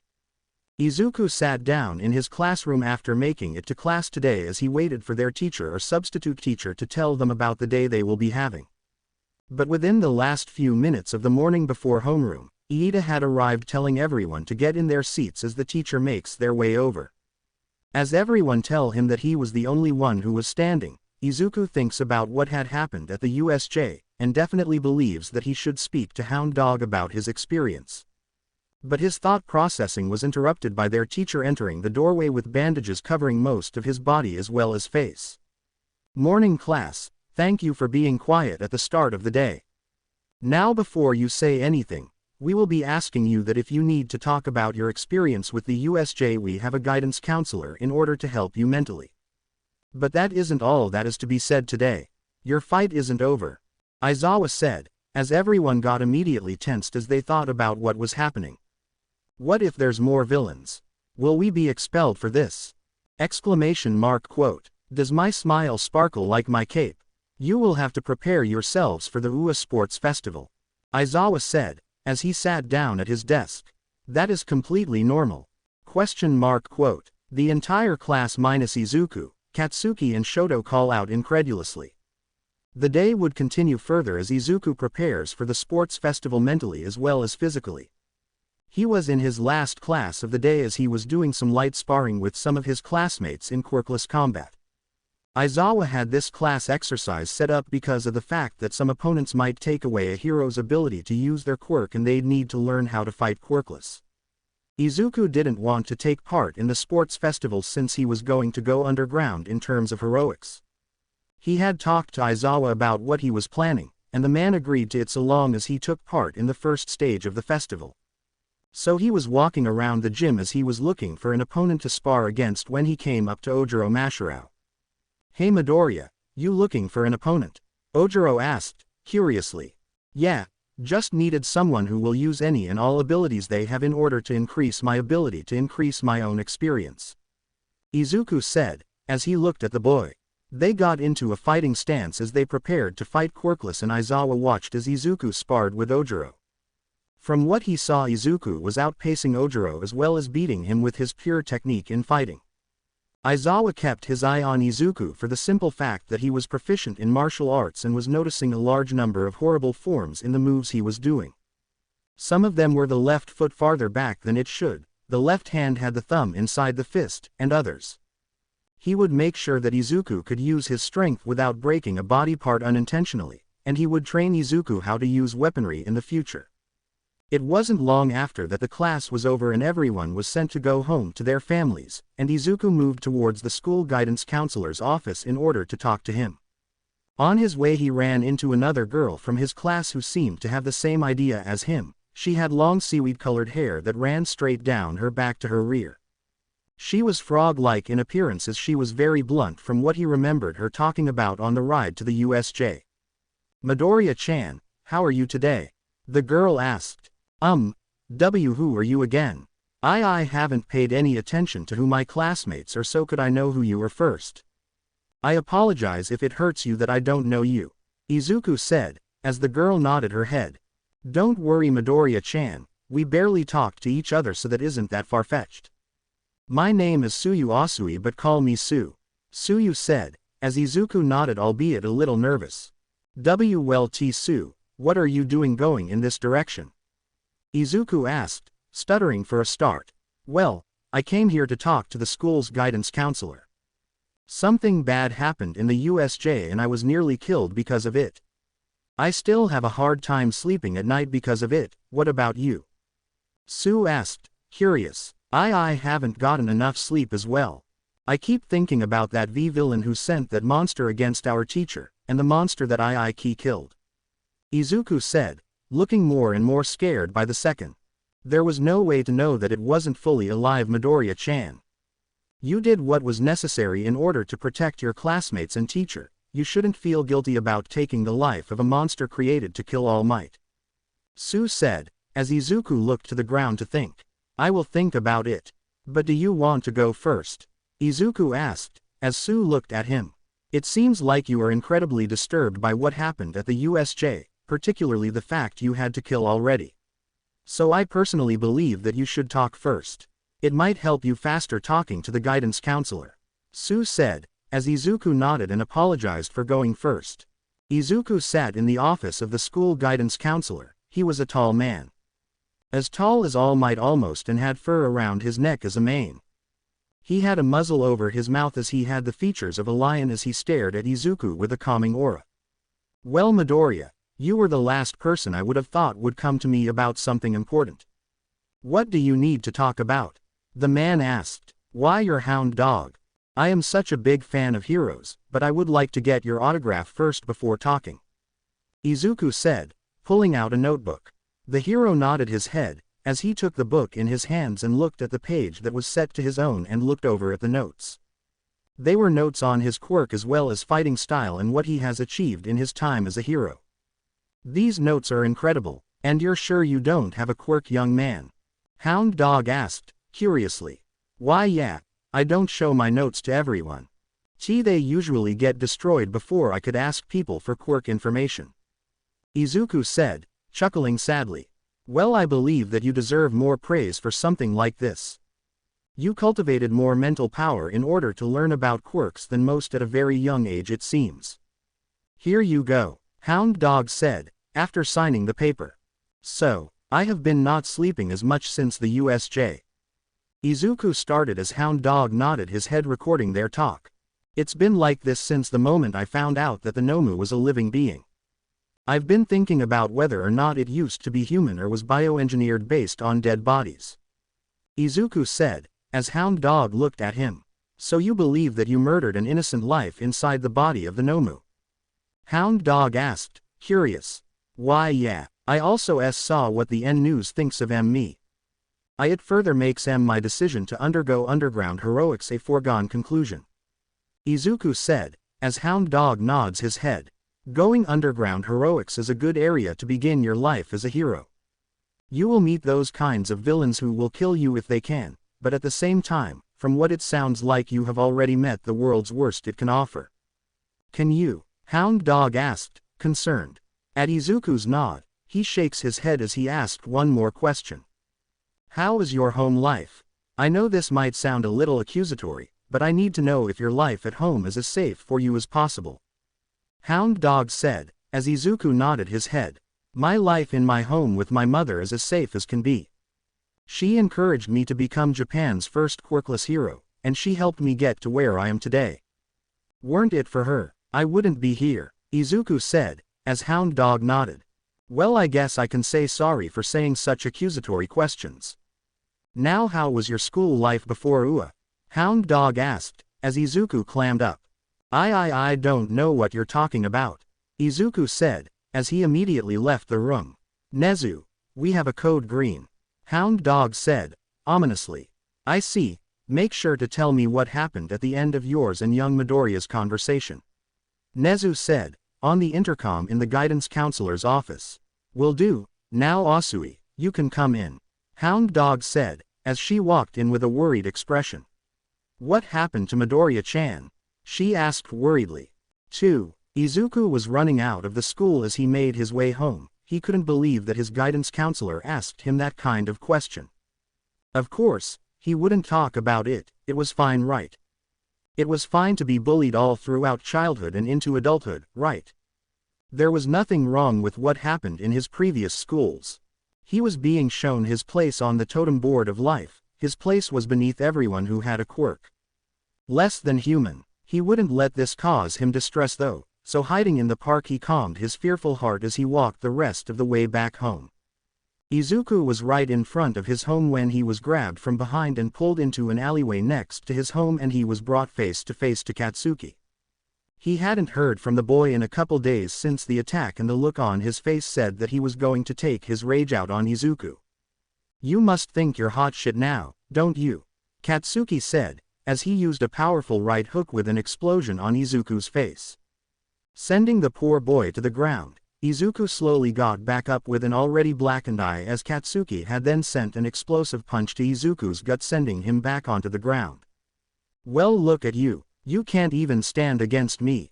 What makes you think that you can defeat a creature that could kill All Might? I am supposed to be the greatest. Not you. Katsuki screamed as he punched and kicked Izuku until the boy was almost unconscious from the beating.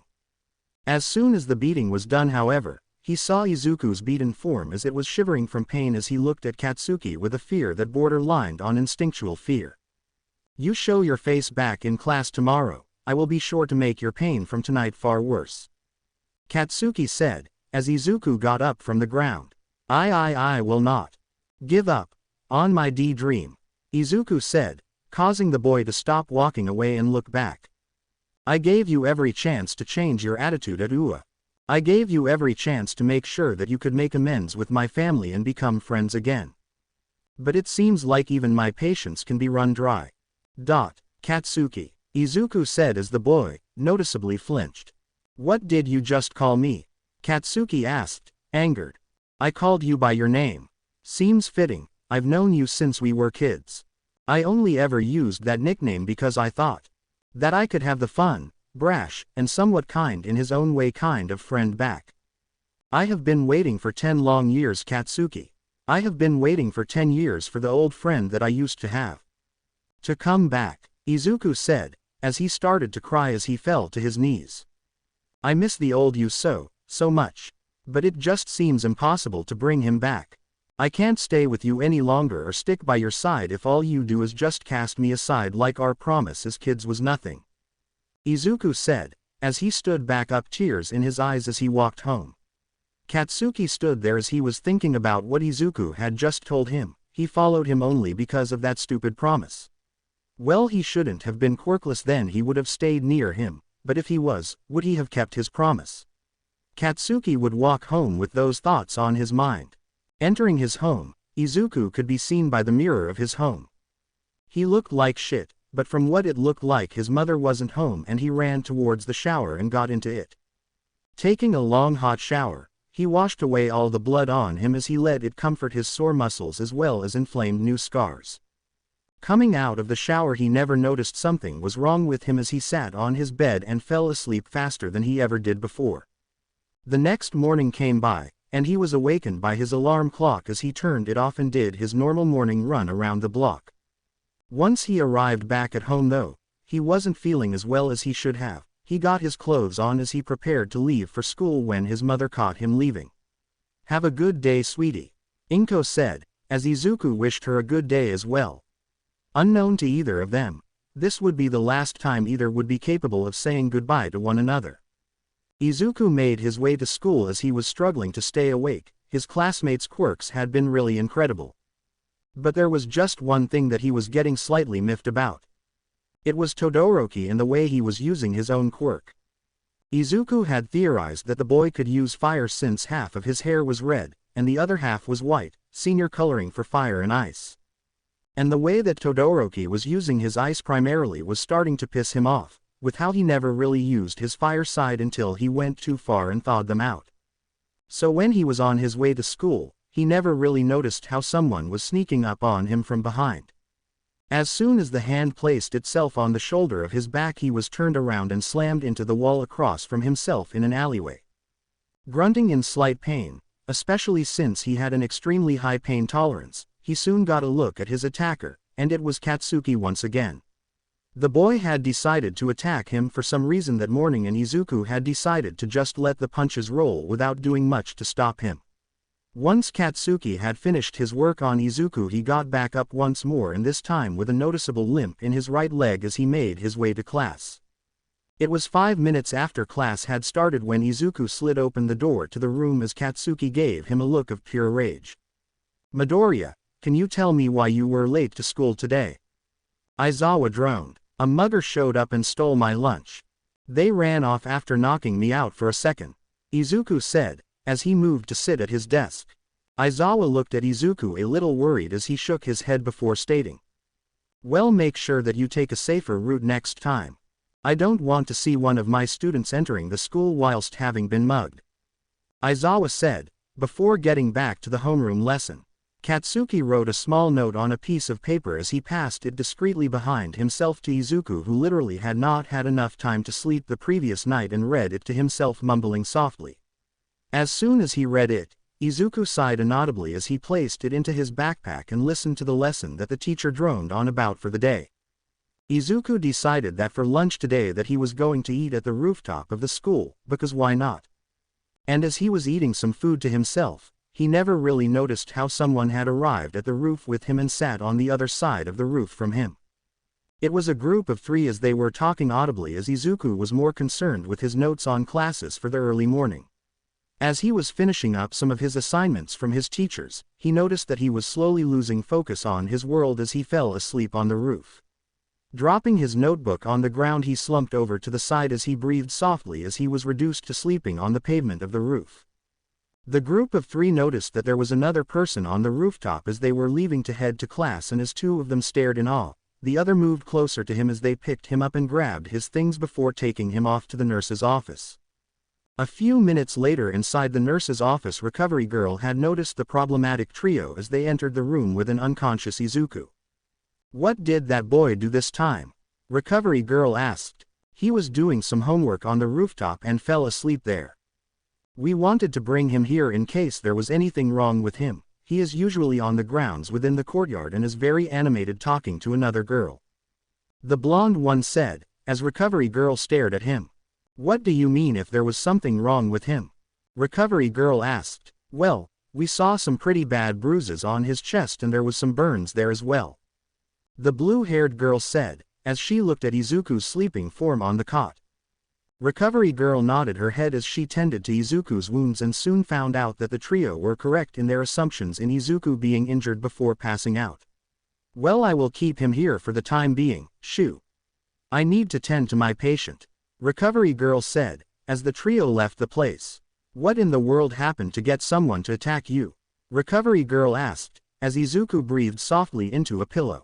Aizawa was not a very happy man when he got a call from Recovery Girl stating that one of his students was in her office with some really nasty burns as well as bruises.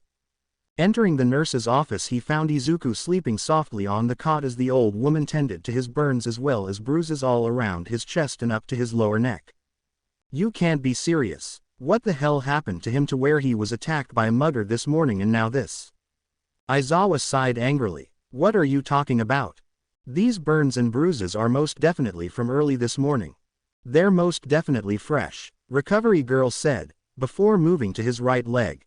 "Not to mention the damn near fracture in his right leg near the foot. He told me he was attacked by a mugger, but something tells me that was a lie," Aizawa said, as he sat down on the chair near Izuku. "Now you tell me he was mugged. What the hell kind of luck does this boy have to be mugged? At what time was it when he arrived? Recovery girl asked. He was about 5 minutes late to class today, and he told me that it was earlier that morning that he was mugged. Aizawa said, as recovery girl gave him an angered look. Shota, these burns and bruises are methodical, they were planned.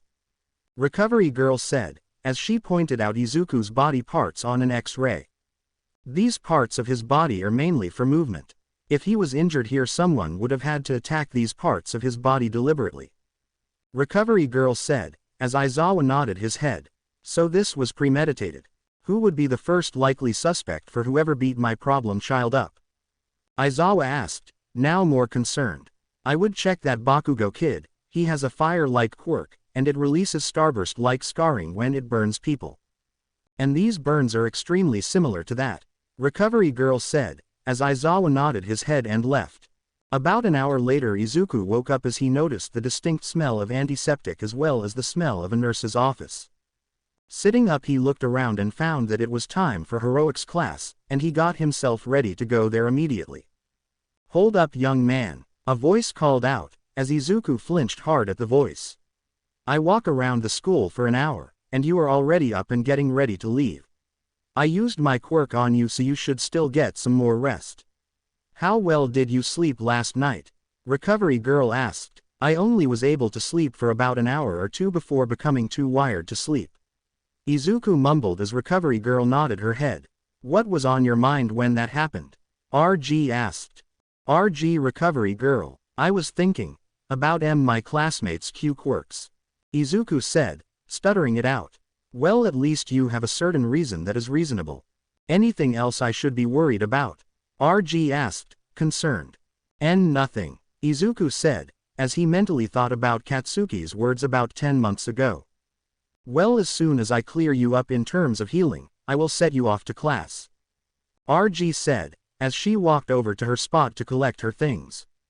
After a few minutes and a clean bill of health, Izuku was sent off as he never realized that recovery girl had taken multiple pictures of the scars on his body that she rubbed the makeup off of. Walking back to class, Izuku had re-entered his class as everyone was surprised to see him back up and moving around. Hey Mido bro, Hiroshima called out, giving the boy a fist bump.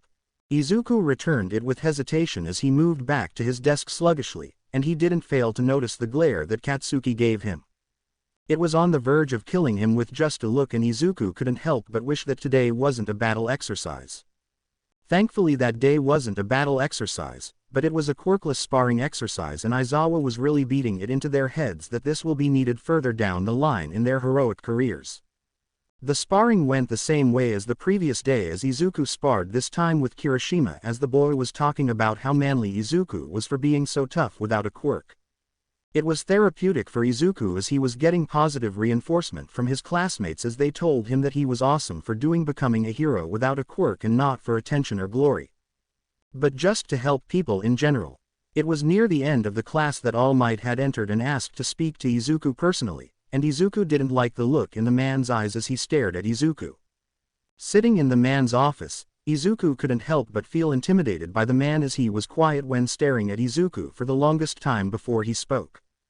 I know that we have met before, and I know that your dreams of becoming a hero are stronger than before. So, did you meet anyone recently that could have increased your desire to become a hero? All Might asked, curiously. No, I haven't met anyone who was like that. Nobody likes the quirkless freak All Might, so what is this talk even about, because I don't want to miss class.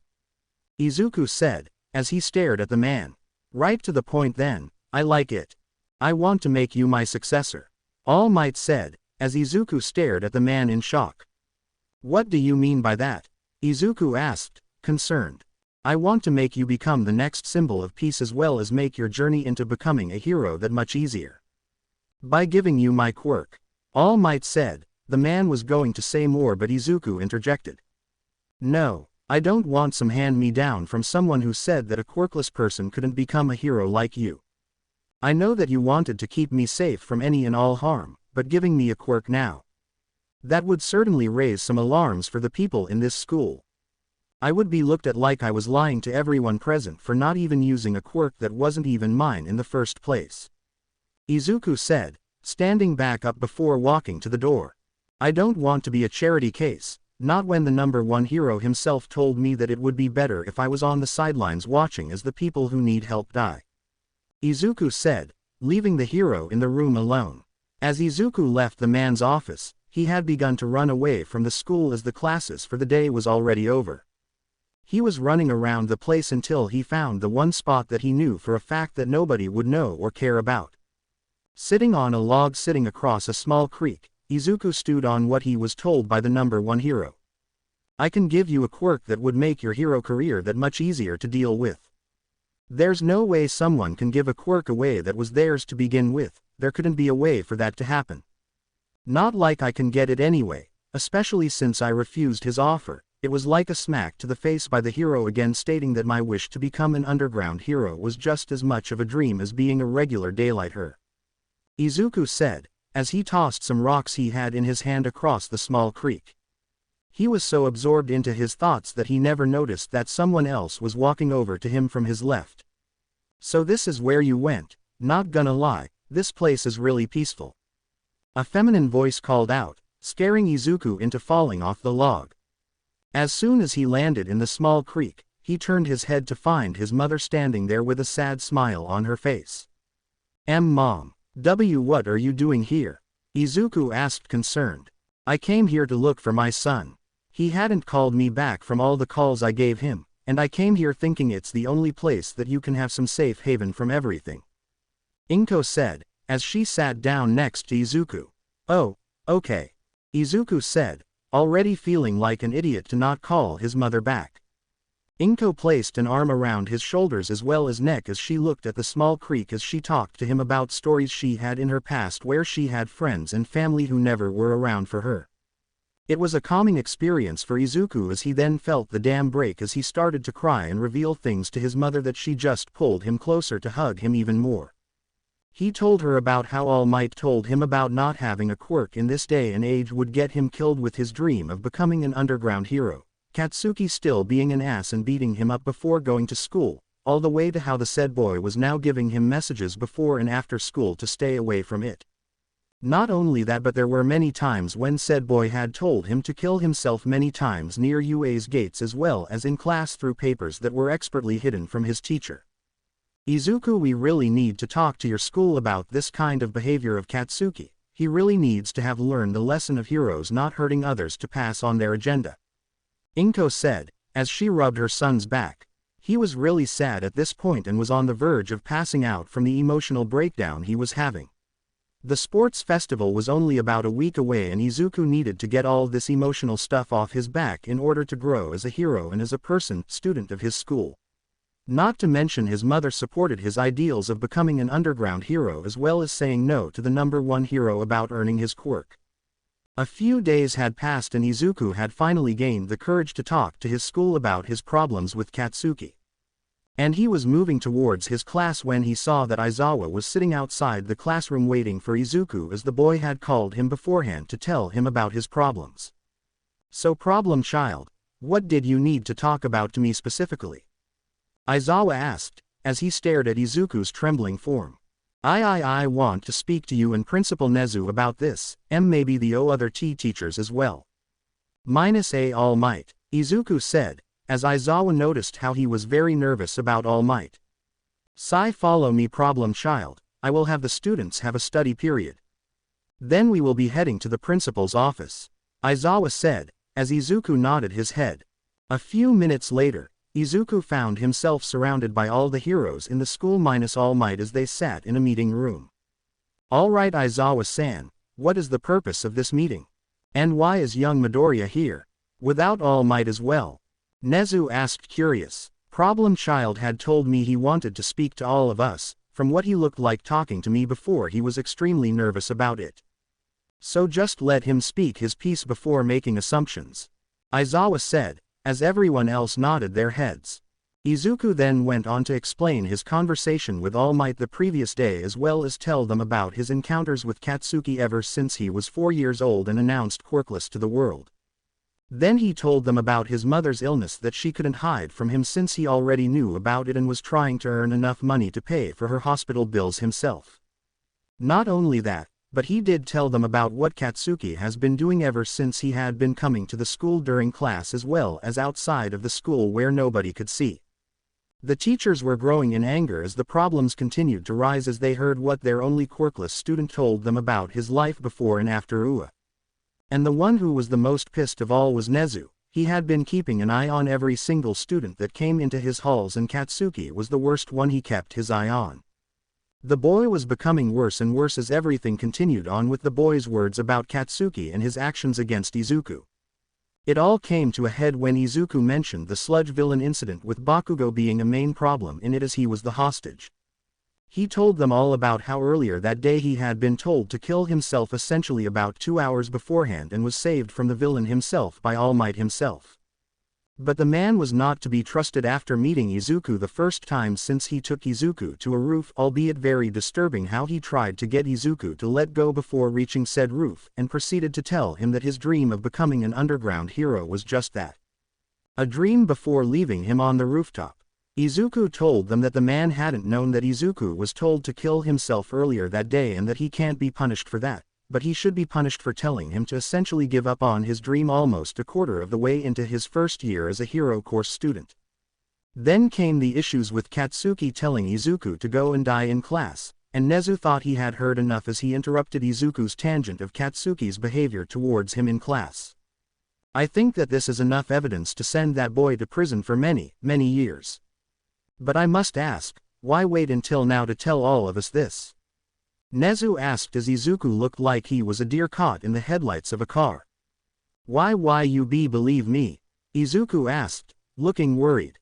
Everyone gained worried looks of their own before Aizawa spoke before anyone else could. Of course, we do. Did anyone help you out in your past? Or at least believe in your dream? Aizawa asked concerned.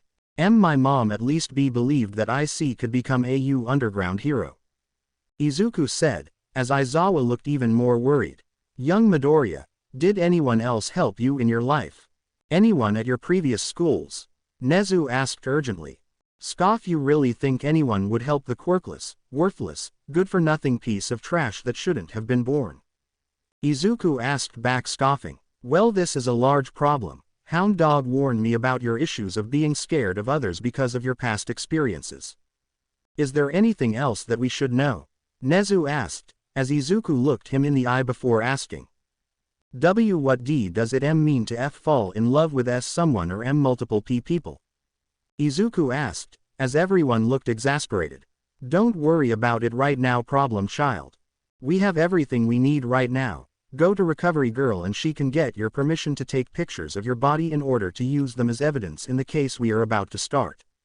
Aizawa said, as Izuku stared in shock. Why you? Are going to help me?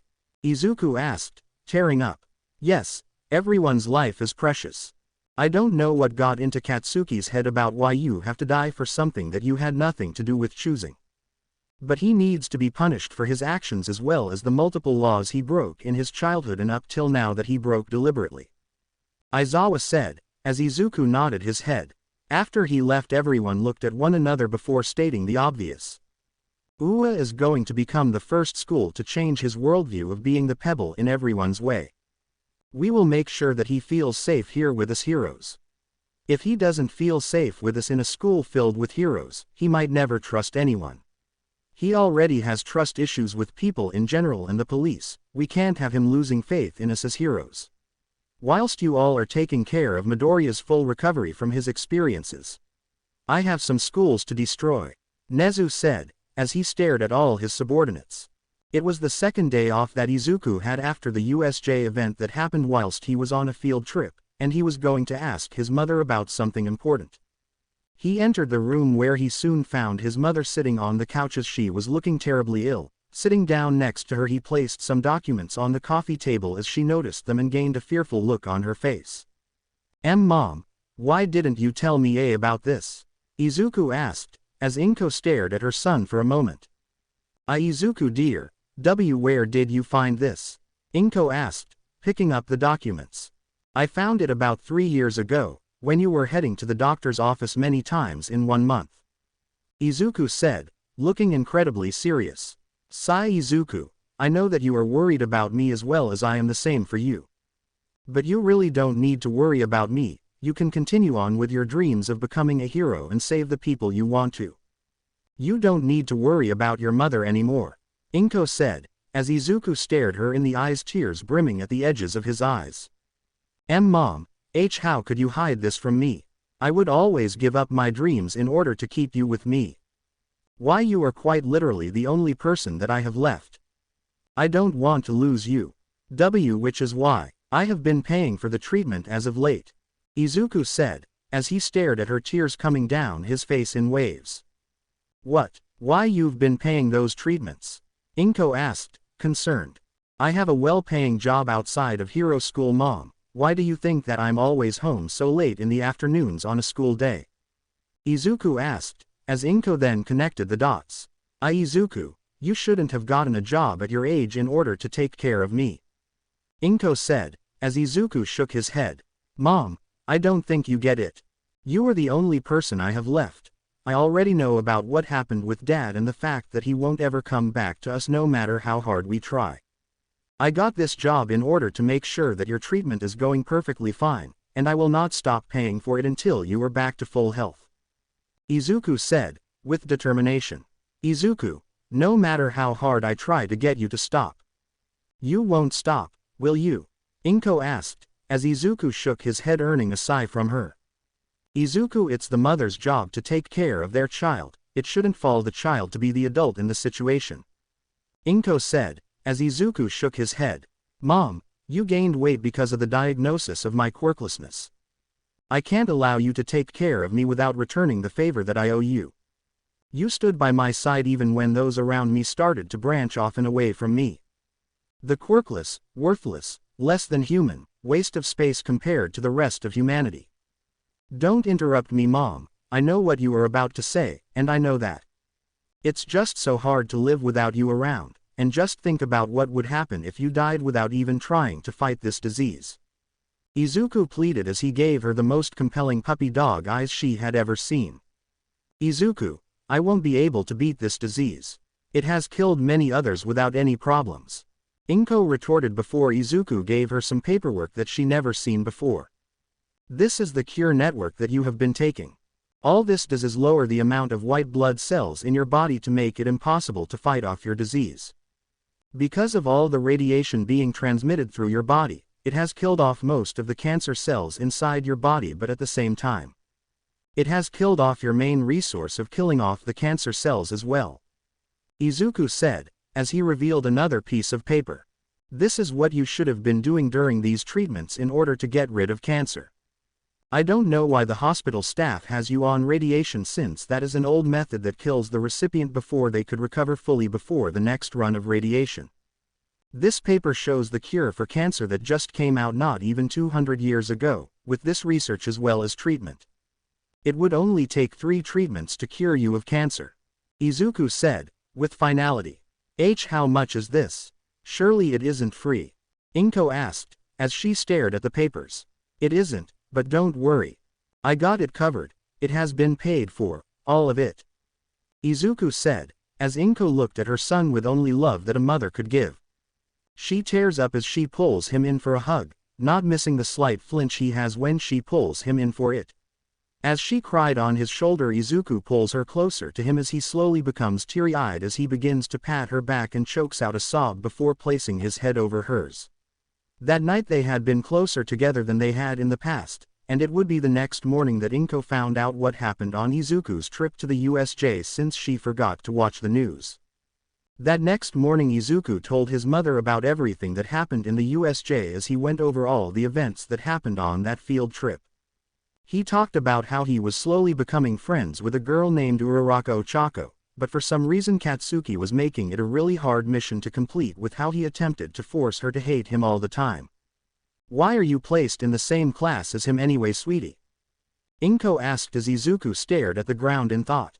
I don't know, maybe they want to see me and Kak Bakugo get along better in the same class. I don't know what is going through their heads. I still wish for Kak Bakugo to be friends with me like in the past, no matter what happened before Ua, Izuku said, as he stared at his mother. In an attempt to make the conversation move to another location, Inko begins to talk about what support items he was using for his hero suit. I have made some iron soles for my feet, some gauntlets for my hands and wrists. I even have a voice changer in order to make the villains I will converse with not know who I am under the mask. But the last thing I want to show you is my upgraded mask that I made to be tailor-made to be unique to me and me alone. Izuku said, as he stared at his mother showing a picture of his hero suit with the mask. Inko stared at the hero suit and noticed how most of it was black in color except for the stripes on the side of the suit which were a surprisingly bright yellowish green. Why is the stripe a bright color? Inko asked, as Izuku looked away. I wanted to have the stripe to be noticeable to the civilians to know who I was before I called the police. The mask was supposed to intimidate the villains into giving up before the fight even began. Izuku said, as he stared at his mask. The mask was also black in color but had a HUD installed that allowed him to see through it as if there was eye holes in it. It even had a ghost skull face on it as he looked further down it. There was a long stripe of crimson red coming from the holes between the teeth of the ghost in order to add shock value to his look. All in all, it was a very intimidating design, especially for his short stature. It wasn't a well-known thing, but Izuku was only 5 feet 3, mainly because all the other students in his class were taller than him, and he needed all the intimidation he could in order to take down a villain multiple times his size.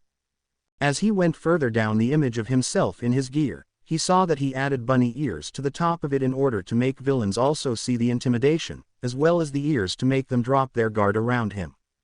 The intimidation was the first thing they would see, but on closer inspection, they would most probably laugh at how he has bunny ears and not take him seriously, which would work for his benefit.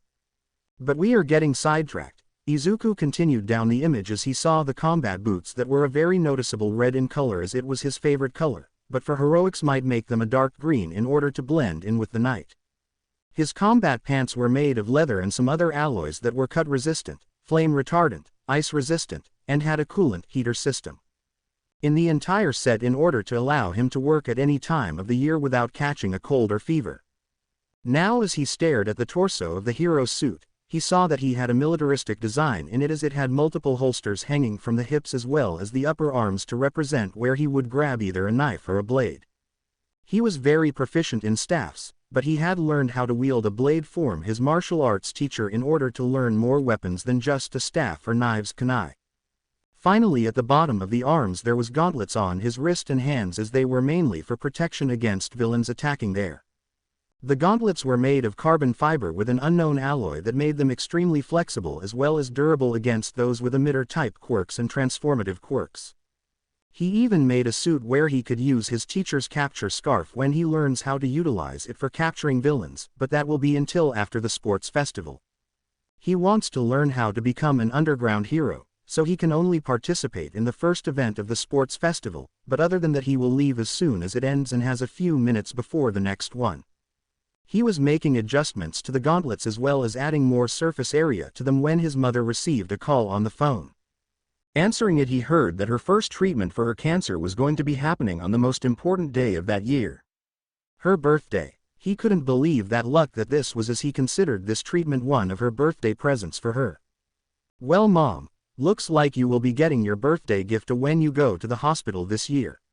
Izuku said, as Inko started to weep over how she loved this gift for her. For the rest of the evening, Inko and Izuku went over what he could place on his hero suit in order to make it more practical and presentable for when he becomes a hero that night. Completely unaware of the fact that someone was watching them from their window, with a solemn expression on their face. One Izuku could be seen at UA Academy's Gym Gamma as he is running around the buildings that are in a set patrol route that Izuku has to follow. If he wants to become a great underground hero who is as great as All Might as being a limelight hero, he needs to become one of the best underground heroes within Japan. He is running across a building when he is attacked by some robots in quick succession, and he is forced to use the support items in order to stand a chance in order to defeat them. It is a great workout since he has to make sure that he defeats them within a set time limit before moving on. Aizawa is seen standing at the entrance of the gym as he looks at certain cameras at Izuku's position as he can still hear the slight sound that Izuku's feet as he stops the exercise. Alright Midoriya, you need to take a break for a moment. Aizawa said, as he walked over to Izuku's position without making a sound. Izuku sits down to take a breather as the teacher stands near him. They go over what he did wrong as well as what he can do to make himself better in terms of fighting and more agile. And for the rest of the day they are both seen running across the buildings in the gym until it was time for them to leave. As Izuku was leaving, some of his classmates, the females, are seen waiting at the exit gate for him as he moves to leave. "Hey Midoriya," Momo Yaoyorozu said, as she waved at him. Izuku shyly waves back at her before moving to run off when his left arm is grabbed by a padded hand and fingers. Looking back, he finds Ochako standing there with a pout on her face as she stares into his eyes. "What do you need?" Izuku asked, concerned. "We wanted to know if you'd like to join us for a study group." Ochako asked, as Izuku stared at her for a moment. "Are you sure? I am not that smart though?" Izuku asked, a little worried. "Well, if you're not that smart, we can help you with some assignments that are a little too difficult for you to handle alone," Momo said, as she stared at him with worry. I'm fine, I need to head home now," Izuku said, before running off. The girls look at his retreating form with slight sadness as Momo speaks up for them. "Did you see the fear in his eyes?" she asked, as the girls all nodded their heads. "There was too many people here, that's why," Ochako called out, as they all headed to the woman's home. Izuku was making his way back towards his apartment in order to assist his mother in making sure that she was all right. He never would say it, but he really cared for her since she was the only one who never really left him behind. His father did it before he was even born, stating that he didn't wish to have a child, that he was an accident. The man still paid them child support though, so that was still a thing happening, but with Izuku getting paid for helping around the neighborhood and helping old ladies around the place, he was making enough to keep his mother from dying a really painful death. He was finishing his last chore for a really nice old woman who was in charge of a flower shop when he got a call from his mother asking where he was at the moment. "Mom, did you forget? I am working to get some money to help you out with your medical bills," Izuku said, frowning. "Oh, sorry dear, it seems like something bad is happening to me and I must have forgotten. Continue with your day, Izuku, I hope you have a great afternoon," Inko said, as she hung up the phone. Sighing in sadness, Izuku looked at some flowers as he began to internally monologue about his situation with his mother. In terms of cancerous problems, his mother was recovering from the last treatment extremely well. But there was a singular problem at the moment. Every other day she would forget that he was doing something and ask where he was at the moment since she hadn't seen him arrive home. He knew that the major problem of the treatment his mother was getting was the fact that she was getting Alzheimer's disease as a substitute for her problems. He really didn't want to have his mother eventually forget him, but he knew that it was a risk he was willing to take because his mother's health was more important than whatever he wished for. He knew that it was selfish of himself to make sure his mother was cared for more than he himself was, but could you blame him? He wanted to make sure that his mother was around for when he became an underground hero and cheer him on for when he was saving people out there. He was on his way home when he ran into Katsuki once again as the boy seemed to be having another bad day for himself. Seeing Izuku walking around at 7 o'clock in the evening, Katsuki ran over to Izuku, who was not even aware of the boy at the moment as he was counting the amount of cash he had before he was grabbed by Katsuki and pulled into a new alleyway. A few hours later, Izuku came out of it limping with a few bruises on his face as well as a seemingly sprained left leg. He sighed as Katsuki walked away with less anger than before as he smiled sadly. He didn't wish for that to happen, and not only that, but the boy had stolen his paycheck that was going to his mother's treatment. He sighed in slight frustration before arriving at his home. Opening the door, he found his mother making some katsudon for them as he could smell it from the doorway of his home. Walking towards the bathroom, he got into the shower and washed and rinsed himself clean before coming back out to see that dinner was complete. He had been training at home in order to master his movement in order to make it as silent as possible. Aizawa had told him to practice the technique as much as possible because of the fact that he needed to make sure that he mastered it completely before becoming a hero.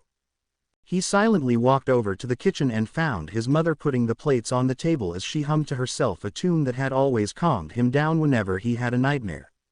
"Hey Mom," Izuku said, softly as he sat down at the table. "Oh, hey Izuku. How was school today?" Inko asked curiously. "It was fun, Aizawa-sensei is teaching me how to run silently as well as master the movement in order to take villains by surprise in the future. It's difficult, but I believe that within a few weeks I will have it mastered and move on to the capture scarf he has to add to my support items to help me fight. Although I really wish to have Eskrima sticks in order to fight villains. Izuku said, mumbling the last part. I know, dear, well, you keep at it and keep your dream alive. Inko said, smiling at him. They ate some of their food before talking about the other's day as the woman talked about losing some memory about having to take the trash out before he arrived, and thankfully that she remembered before he arrived. Mom, you know that you could ask me to help you out around the apartment. Right? Izuku asked, as Inko stared at him for a moment. I know, Izuku, I just want to do as much as I can before I lose most of my memories, which includes you. I know that this treatment is to keep cancer away forever. But if the trade-off is losing memory of you, I wouldn't have taken the chance. Inko said, as she stared at her son. I'm not losing my mother. I will not lose my mother to a disease that we have a cure already for. Izuku said, as tears slowly came out and revealed themselves. What are you talking about, Izuku? Inko asked, worriedly. I don't care if you stop remembering me, I want to make sure that you live long enough for me to become a hero. Even if it is as an underground hero. Izuku said, as he sat near his mother and gave her a big hug. They would watch the television on a movie that was ironically about a boy who lost his own mother to cancer and fought to bring her back from the dead that night. Izuku was back at it, running across the buildings in the Gamma Gym once again as he fought some robots. He was getting more and more skilled at finding where the robots were before they ambushed him, and was becoming better at hiding his presence when running across buildings. Aizawa hadn't even told him about the exercise's main issues today and was seemingly testing him about his skills for the day. It was about 4 days before the sports festival as well, and he was only to take part in the first event, being the race. During his fighting with the robots, he had unlocked a new ability that allowed him to become an even better underground hero. He had unlocked the ability to completely erase his presence from everyone in the robot's scanners. He was running around a robot when one of them had turned in his direction and was about to launch its rockets at him when he jumped on top of the robot and broke it apart for him to take advantage of. As he defeated the robot, Aizawa had called the training off for the day as the man made his way over to the boy. Landing near him, Aizawa looked at him as he smirked underneath his capture weapon. You did well, Midoriya, you are ready to take the sports festival by storm. You will be the first quirkless underground hero in the world. Keep up the good work, since after the festival, I will be teaching you and another student about my capture weapon as well as how to use it when your Eskrima sticks aren't available to you. Aizawa said, as Izuku nodded his head. He would return home to find that his mother had been sleeping on the couch for the remainder of the morning until then, as he made them both onigiri for dinner that night. 4 days later, Izuku stood in the back of his class as he focused on his goal for the day.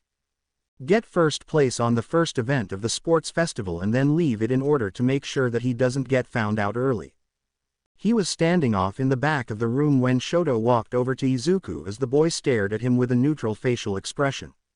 Midoriya, based on pure power and strength, I am the strongest in this class, Shoto said, as Izuku stared at the boy. Okay, what is that for? Izuku asked, as the boy made his first mistake against our protagonist. I just wanted to inform you that you will not defeat any of us with quirks. You should probably give up on being a hero without a quirk, Shoto said, as Izuku stared at Shoto's disappearing form in the crowd. As the rest of the class were talking mad shit about the boy being discriminatory towards their quirkless classmate, Katsuki smirked at how Izuku was being treated before walking away.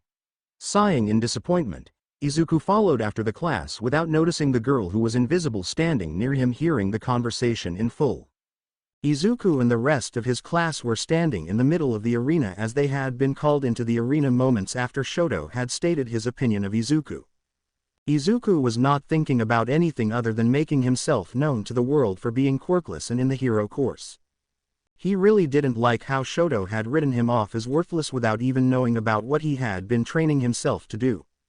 When Midnight had stated that the first event was going to be an obstacle race, Izuku readied himself by stretching his body in order to let his muscles get into a good position for him to run. He knew that beating everyone here will not be a thing he could do, but he will make damn sure that he doesn't give up his spot in the hero course without a fight.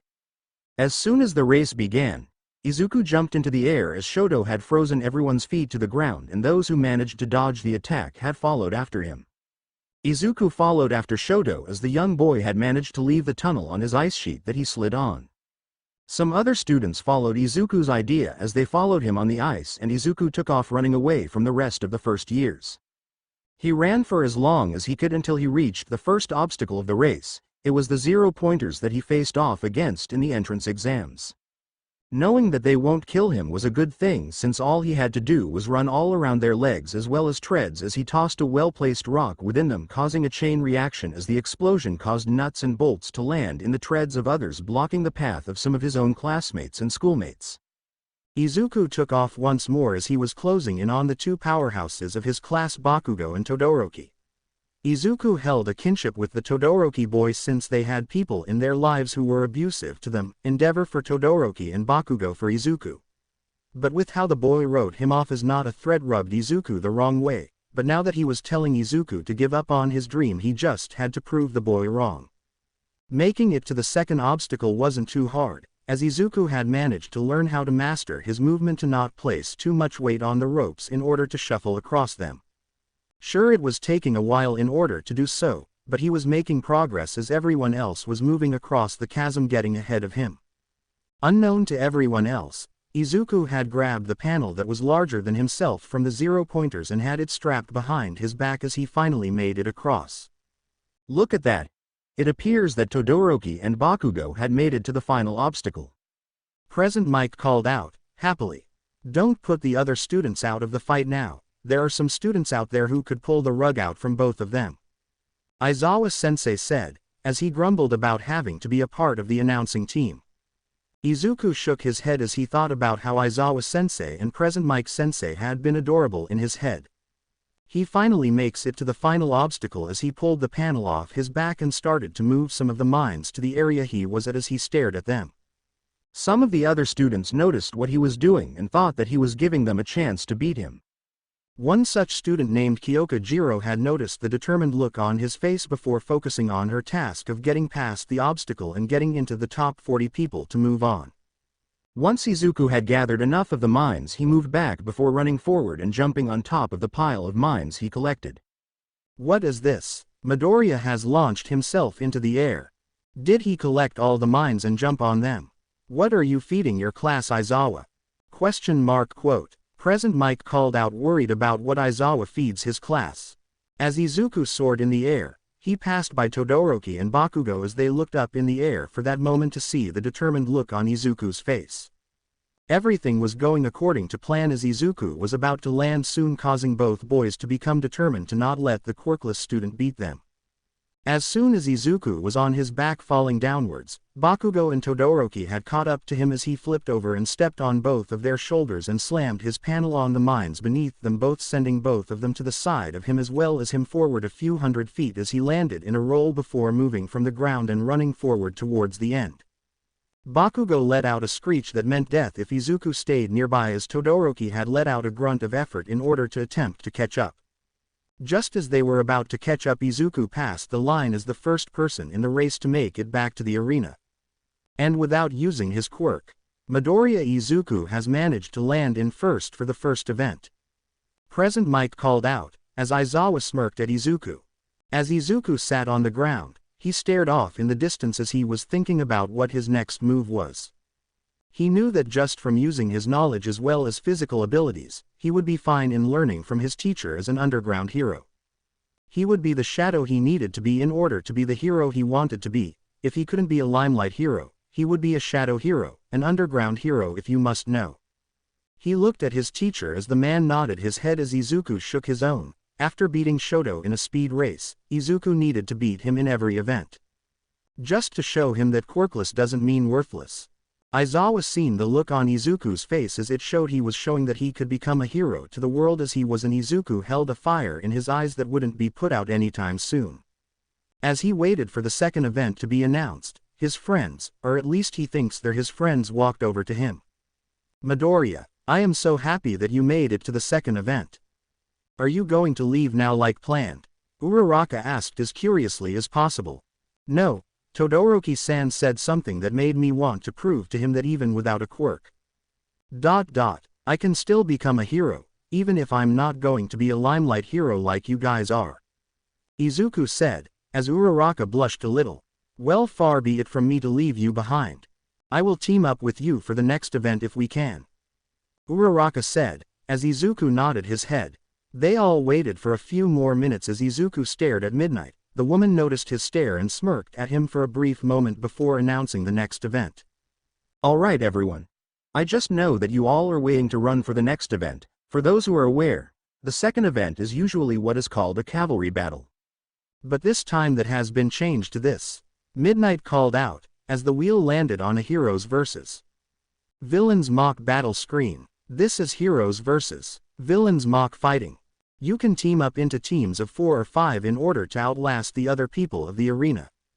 The final 4 teams will be moving on to the next event, the battlefield. Midnight said, as Izuku shook his hands. This was it, his final hours of becoming a useful person, but as he looked at the teams, he noticed that he was placed on a team full of random people. He looked at Uraraka as she pouted at not being able to be with him on a team and went to her team with Iida and Todoroki. Shaking his head, Izuku moved over to the team that was selected for him and simply observed them from afar. One of them had a mutation quirk that made them look similar to a fox, another had goggles on her face as she talked about babies, and the final one was a purple-haired boy with dead-looking eyes and who he personally thought needed more sleep. Isha, we need to be prepared to get started, the number 1 of the races is coming over. The purple-haired boy said, as Isha looked over. Hello there. My name is Isha Tadorogan. I am a fox girl, Isha said, as she stuck her tongue out as she smiled at him. Midoriya Izuku, Izuku said as the boy talked. Hitoshi Shinso, I hope that you have a good quirk to help us out. Shinso said, well, I'm sorry to say that the only thing I bring to the table is good fighting, and that I don't have a quirk to use. Izuku said, as Shinso stared at him for a moment. How did you get into the hero course then? He asked, morbidly confused. Heroic points, also the fact that I used some support items in order to get points. Izuku said, bluntly as the boy crouched down looking away as a small rain cloud bloomed over him. Don't worry Shinso, nobody could prepare for that. Isha said, as she rubbed the boy's back. Are you siblings or something?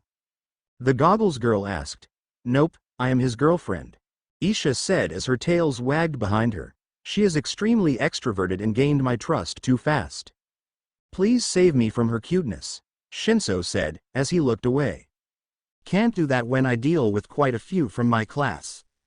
Izuku said, as he looked at the other teams where some of the girls from his class were. Damn, it seems like you're set up for a harem, Isha said, as she muttered something about being lucky. Well, now that the teams have been announced, time to tell everyone the points they have. From number 4T, up to 1. 4T will be 1 point and vice versa for the rest until you reach the top 10. 10th place will have 200 points. 9th will have 225 points. 8th will have 350 points. 7th will have 435 points. And finally 1st place will have 10 million points, Midnight said, as everyone looked at Izuku with a predatory gaze. Well, shit, Izuku said, as all hell broke loose. Izuku, Shinso, Isha and Mei all run into a building as they prepare themselves for the fight ahead of themselves. Izuku had been planning on what they should do in order to make sure that they can win the event without losing the points he has. Alright, Shinso-san, we need you to be the backup for when one of us is overwhelmed by the numbers of people after the point value that I hold. Your quirk makes it impossible to get close without losing their own points because of the danger.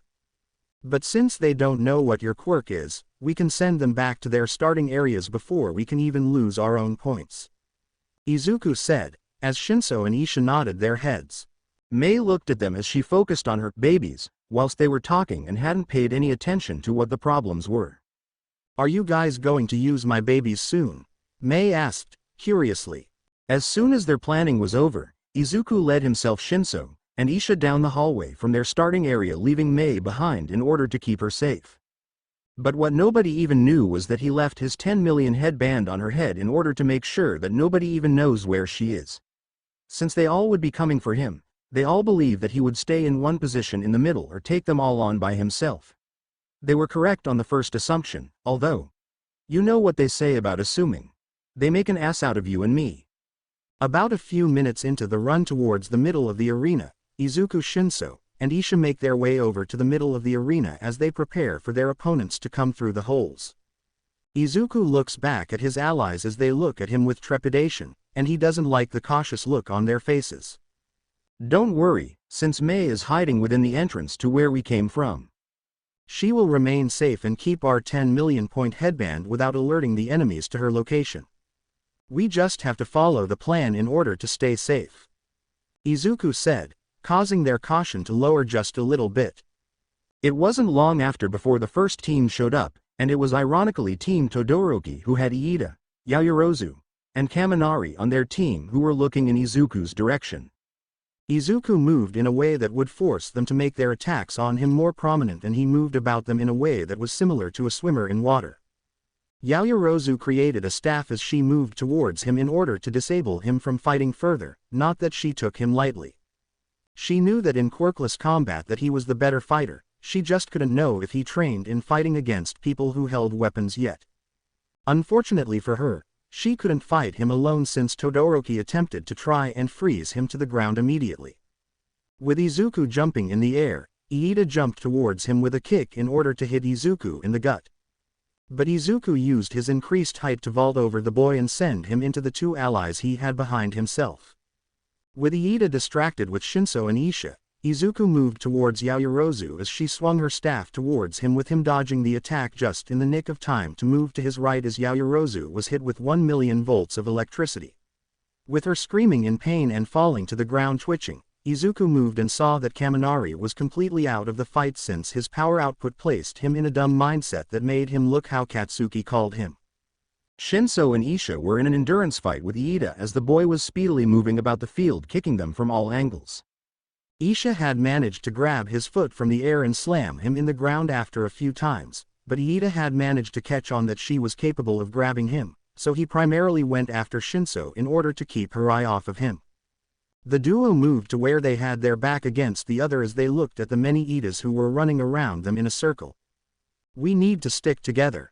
I just need to get him to respond to me, Shinso said, as Isha nodded her head. Hey Iida, why don't you talk to Shinso? Isha called out, as the boy in question raised one of his brows. Why are you even in the hero course? You could have taken the recommendation exams to get in.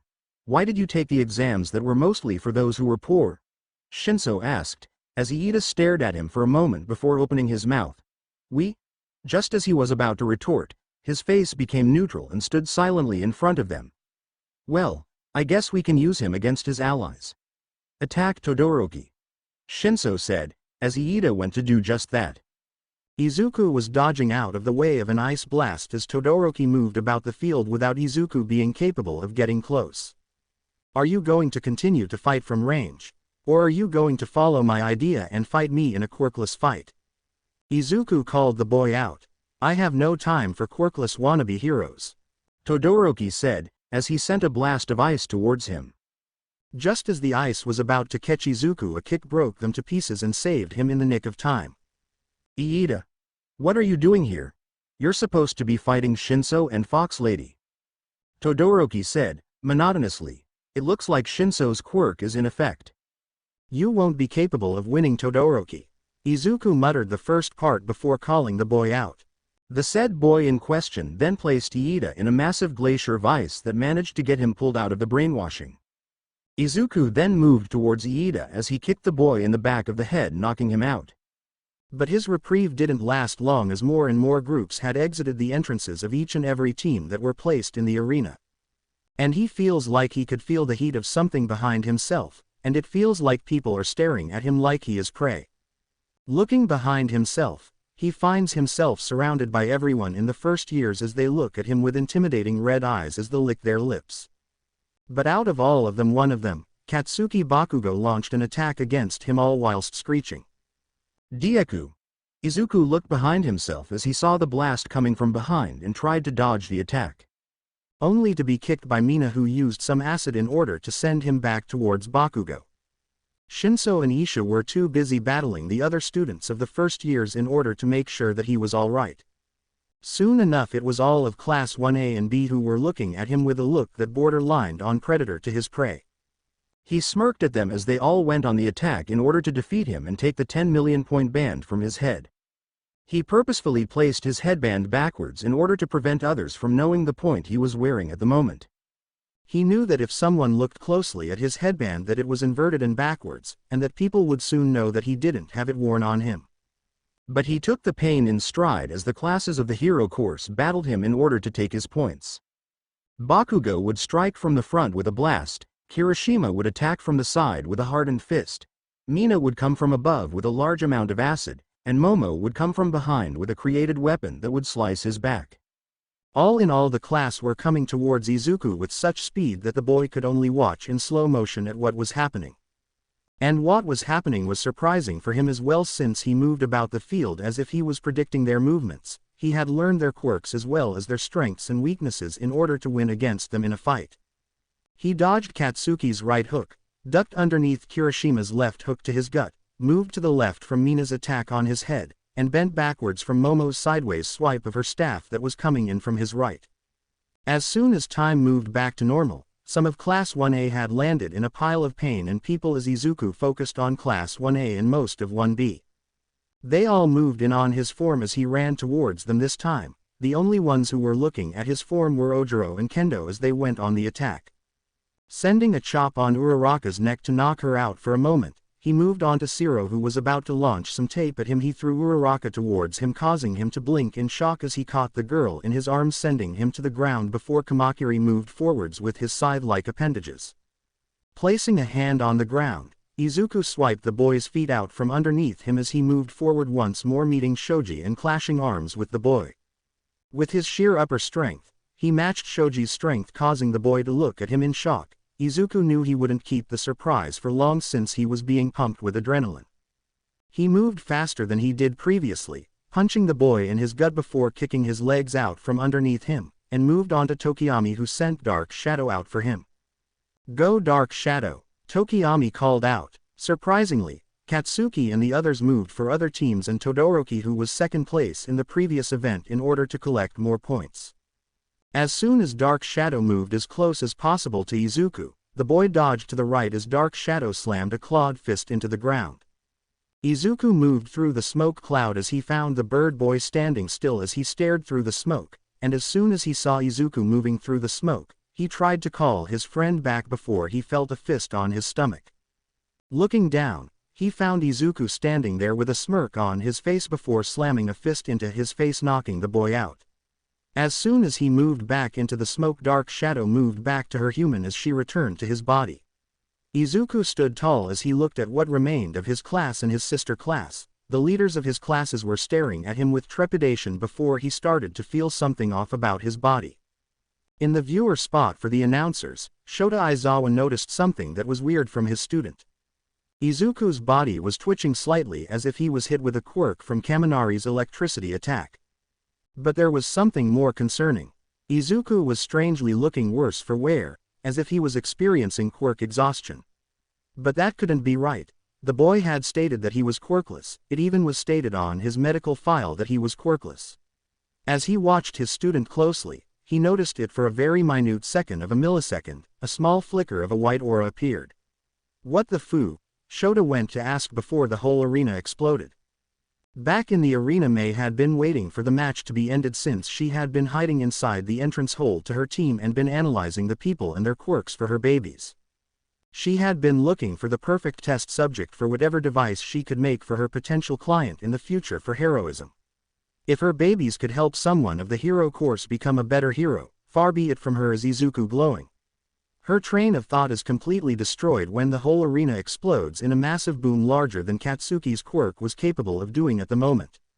Within the arena a few minutes earlier Izuku stares off against the people of his class and sister class when he feels his body slowly acclimate to whatever was happening.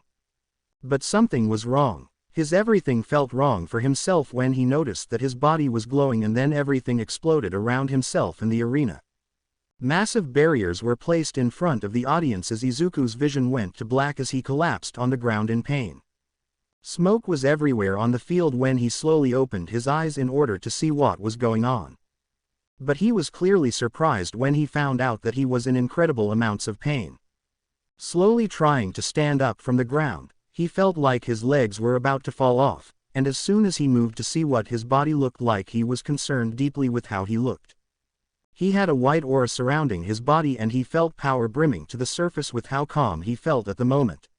He just couldn't understand, how did he have this power? He was quirkless. There is no way that he has a quirk. He looked around the area to see if his class and sister class were alright, but he saw that they were completely fine, but they were more concerned for him since his form was now shown to the world. As soon as the smoke and debris cleared for everyone to see, they could find Izuku standing in the middle of a massive crater as if he was slammed with a meteor. His whole body was trembling as well as a white aura was surrounding his body. His eyes were glowing with green power. His hair was flowing as if there was a breeze, which there wasn't, but that was beside the point. He was bleeding from every orifices of his body, blood was coming from the top of his head, his ears, his eyes, nose, as well as moving through his gym uniform pants. He took one step forward before he felt his vision slowly disappear when he fell towards the ground, and placing a hand on the ground before he could slam his face onto it, he breathed heavily. Pant *W what the? Izuku asked before he passed out from the pain that slowly made itself known. When he passed out on the ground on live television, the only one who could move towards him was surprisingly Ochako, as she noticed how his body was slowly accumulating the blood around himself. But just as she reached him, the teacher Midnight called the match as Izuku's team was remaining on top. First place, Team Midoriya. Second place, Team Todoroki. Third place, Team Bakugo. Fourth place, Team Ojiro. When the time was called, Ochako picked up Izuku's surprisingly light body and ran to the nurse's office for the festival. It was completely concerning that Izuku was developing a quirk now of all times, but that was alright, he already proved that he could become a hero without a quirk. In her opinion, he was already a hero since he saved her twice over. As soon as she arrived in the office, she called for the doctor in order to save his life. Recovery Girl entered the room as she saw his condition and moved him back in the back rooms in order to get his body ready for healing. Ochako was forced to sit outside as she went through the process of finding out what the hell was wrong with his body to produce that aura as well as power. About 15 minutes later, Recovery Girl revealed herself from the room and found Ochako sitting near the door. He's alright, dearie, just make sure that he gets the rest he needs before his match in the finals. Recovery Girl said, as Ochako nodded her head. The old woman moved towards the teacher's holding area as she wanted to talk to a specific person about his quirk. When Recovery Girl arrived in the teacher's holding area, she arrived to find multiple teachers talking to one another, worrying about one of their students. Can someone tell me why someone would lie about their quirk registration? She asked as she was angered. To what are you talking about, Chio? Nezu asked, tilting his head. You are aware of every single student coming into the school, and that includes their quirk registration. Did it not occur to you to check his medical records for his quirk? Exclamation mark quote. Recovery Girl screamed out. What are you talking about? All Might asked, as he looked concerned. He just revealed a quirk that has the power and potential to be stronger than you in your prime with training alone. Not only that, but he has the potential to become the strongest being on the planet. Recovery Girl said, as she stared angrily at the teachers. It wasn't until Aizawa stood up from his seat and moved closer to Chio. Recovery Girl, I've seen his medical records myself. It doesn't say anything about him having a quirk, Aizawa said, as he was now extremely concerned. Well, if it doesn't, can someone tell me why a doctor would not take care of seeing if the quirk is there? Recovery Girl asked. It was here that the teacher's lounge within the arena got a phone call and Recovery Girl had answered the phone.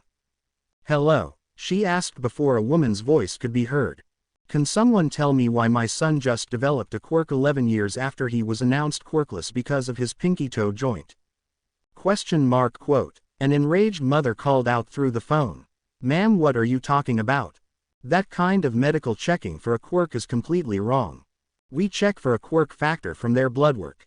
It has been proven that you could have a dormant quirk.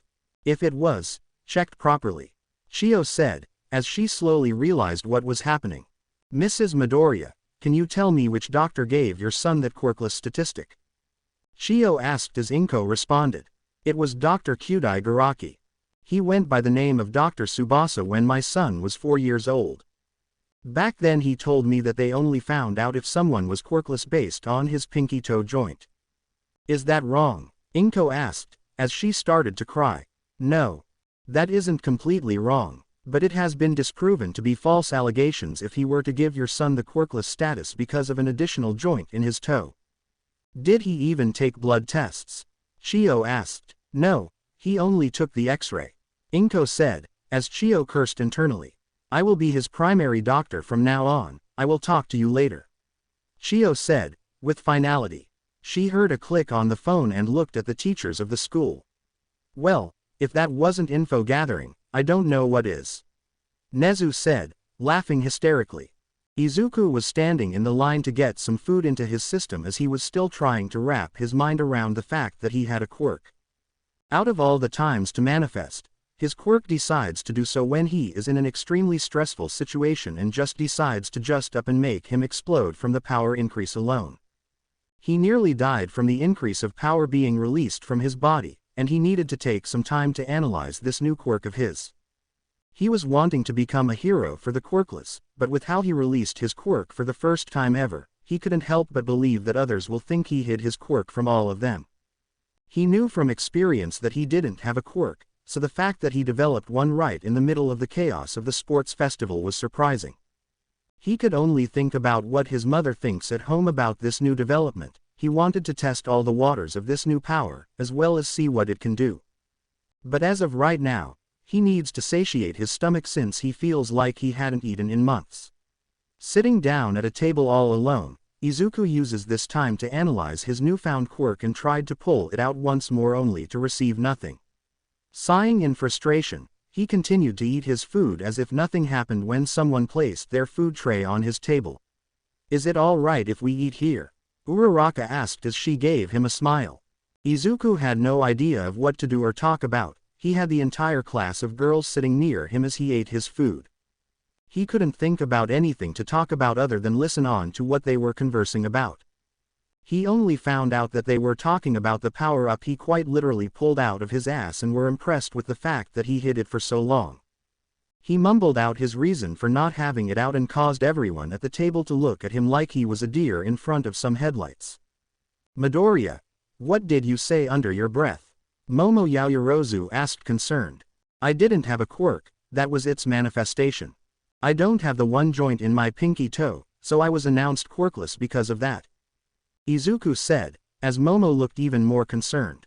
Midoriya, you are aware that they need to look at your blood work to do that, right? Tsuyu asked incredibly concerned. What are you talking about? The doctor only did an X-ray on my feet and told me that it was the best possible way to find out if I was quirkless. Izuku said, looking at the ground. Midoriya. That is completely wrong. The doctor who took your medical files was completely a fraud. They stopped doing that method as soon as they found out about the bloodwork way of finding a quirk. Yaoyorozu said, as she stared at him incredulously. Wait. So I could have had my bloodwork done, and everything that happened to me wouldn't have happened? Izuku asked, worryingly calm.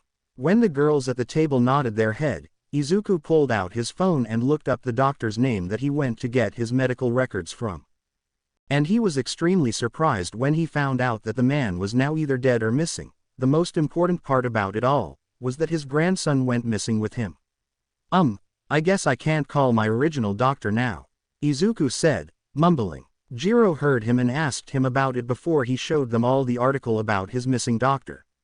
As soon as they finished their lunches they moved towards the arena as midnight called for the winners of the previous round.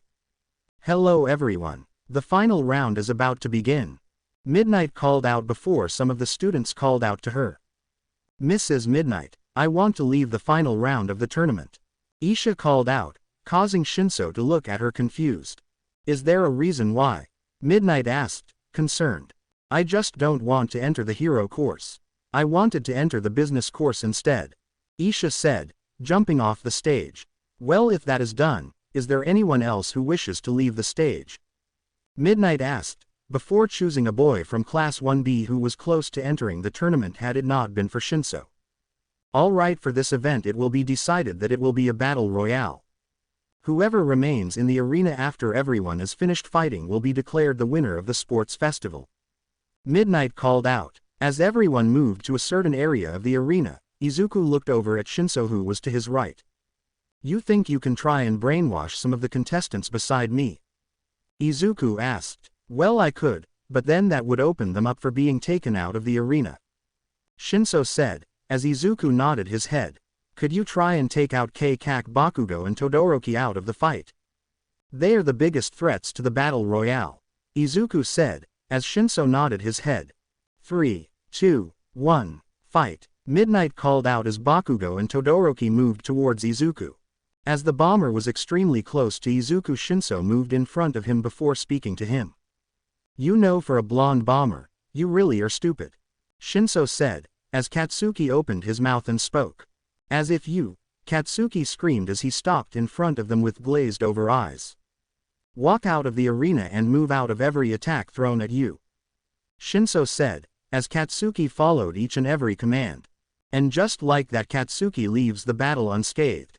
What just happened? Present Mike called out. As the fighting continued, more and more people started to get thrown out of the arena as Todoroki froze them to the arena to place them in a freezing temperature before grabbing them after unthawing them out of the ring.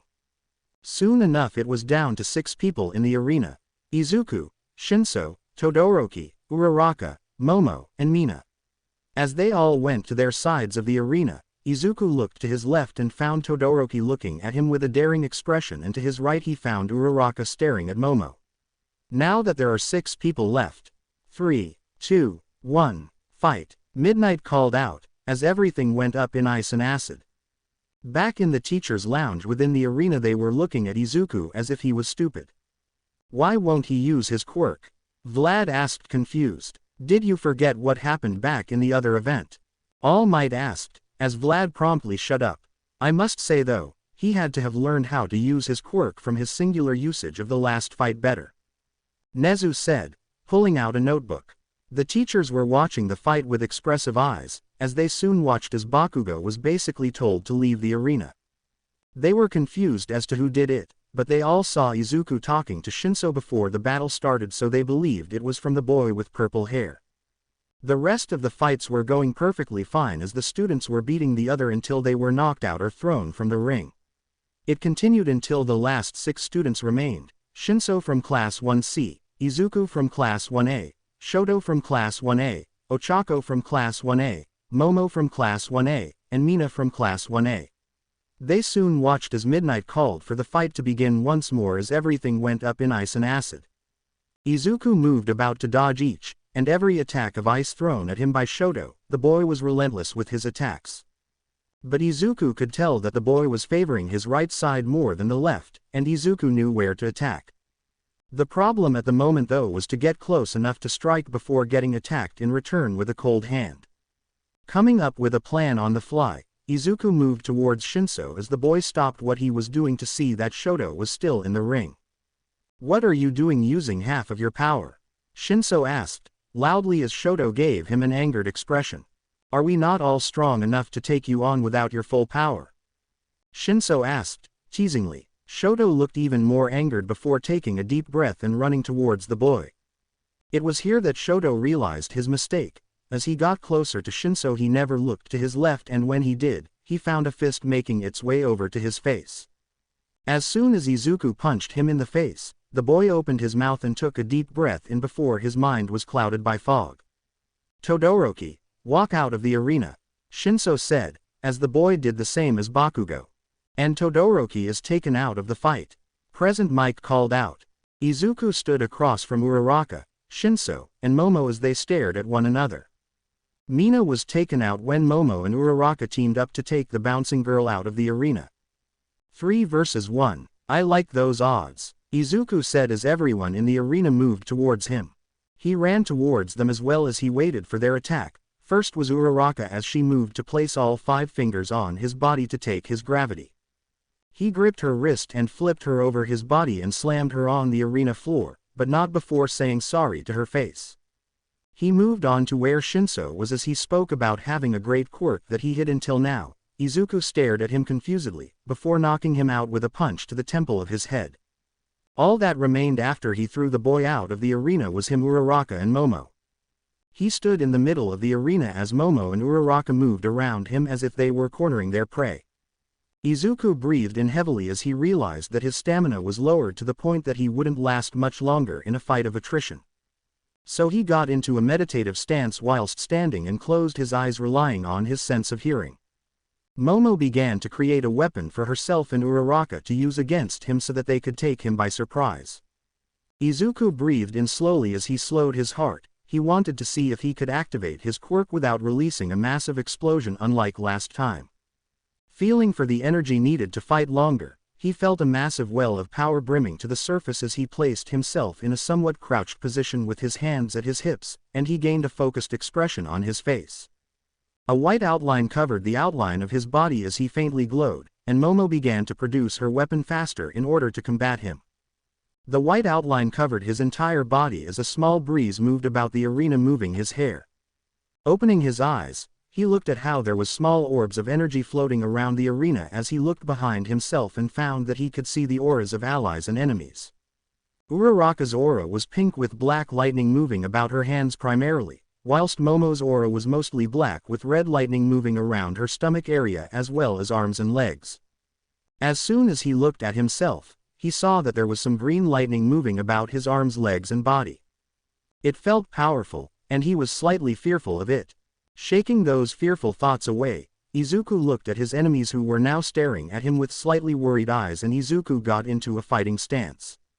The girls entered their own as well as Izuku seemingly dropped his form, causing confusion amongst the arena and the festival itself. He then disappeared from view as everyone was worried about him moving so fast that he falls out of the arena. But as soon as a smoke cloud appeared behind the girls, Midnight noticed a small tuft of green hair standing behind Momo. As soon as both girls regained their bearings, Momo was sent to the ground with a punch to her back as Uraraka was sent flying to the other end of the arena thanks to a kick to her back. Landing on her stomach on the ground, Uraraka looked behind her and found Izuku slowly walking towards her as a slight fear settled in her heart. But just as she was about to cover herself from his volatile energy, she felt herself being picked up in a princess carry, causing her to blush, and Izuku stared at her. "Sorry about this embarrassing position, but I will take responsibility for it later," Izuku said, as Ochako stared at him dumbly before she felt herself being placed on the grass below the arena. And just like a gentleman, Izuku defeats Ochako Uraraka and takes her out of the battle. Present Mike called out, as Uraraka got her thoughts back together. "Why, you meanie?" she called out angrily. "Sorry, I will try to make up for it later," Izuku said, as he stared at the approaching Momo. As she threw her left arm out holding her staff to hit him in the face, it slammed into his cheek as his body moved to the right because of the force of the attack. As Momo looked at him triumphantly, she noticed how his lower body didn't move with him as he angled his head to stare at her with a battle-crazed look. Moving his body into a position to where she could see his face completely, she saw slight red lines appear on his face as some blood came out of his mouth. He gave her a grin that showed some of his teeth as there were some cuts on his face from the ice that Todoroki had launched at him. As Izuku moved faster than the young woman could see, he appeared behind her as she stared out in the distance with an extremely fearful look on her face. "Well, I think it is time to personally put this fight to an end," Izuku said, before swinging his left arm in her direction, sending her scuffing the ground near the edge of the arena. Momo struggled to get up from the ground before noticing his presence near her face, and she would lie to anyone who talked to her about her position as her face heated up from how close Izuku was to her face. He then blew some air onto her face as her face became extremely heated and she passed out on the spot with swirls in her eyes. Momo Yaoyorozu is unconscious. Midoriya Izuku is the winner of the Battle Royale. Midnight called out as the populace screamed out in happiness. As soon as that was finished, Izuku placed Yaoyorozu on the stretcher that came with some robots as he nodded at them before another robot came near him. "What are you doing? Get on the stretcher," the robot said, as Izuku sat down on the stretcher. It was here that he releases his quirk, and he immediately noticed the lack of energy to continue being awake and passed out on the stretcher. To be continued, I hope you guys enjoyed this video. Drop purple hearts in the comments so I can know who watches the video till the end, and make sure to like and subscribe to the channel. Now we will see you in the next video.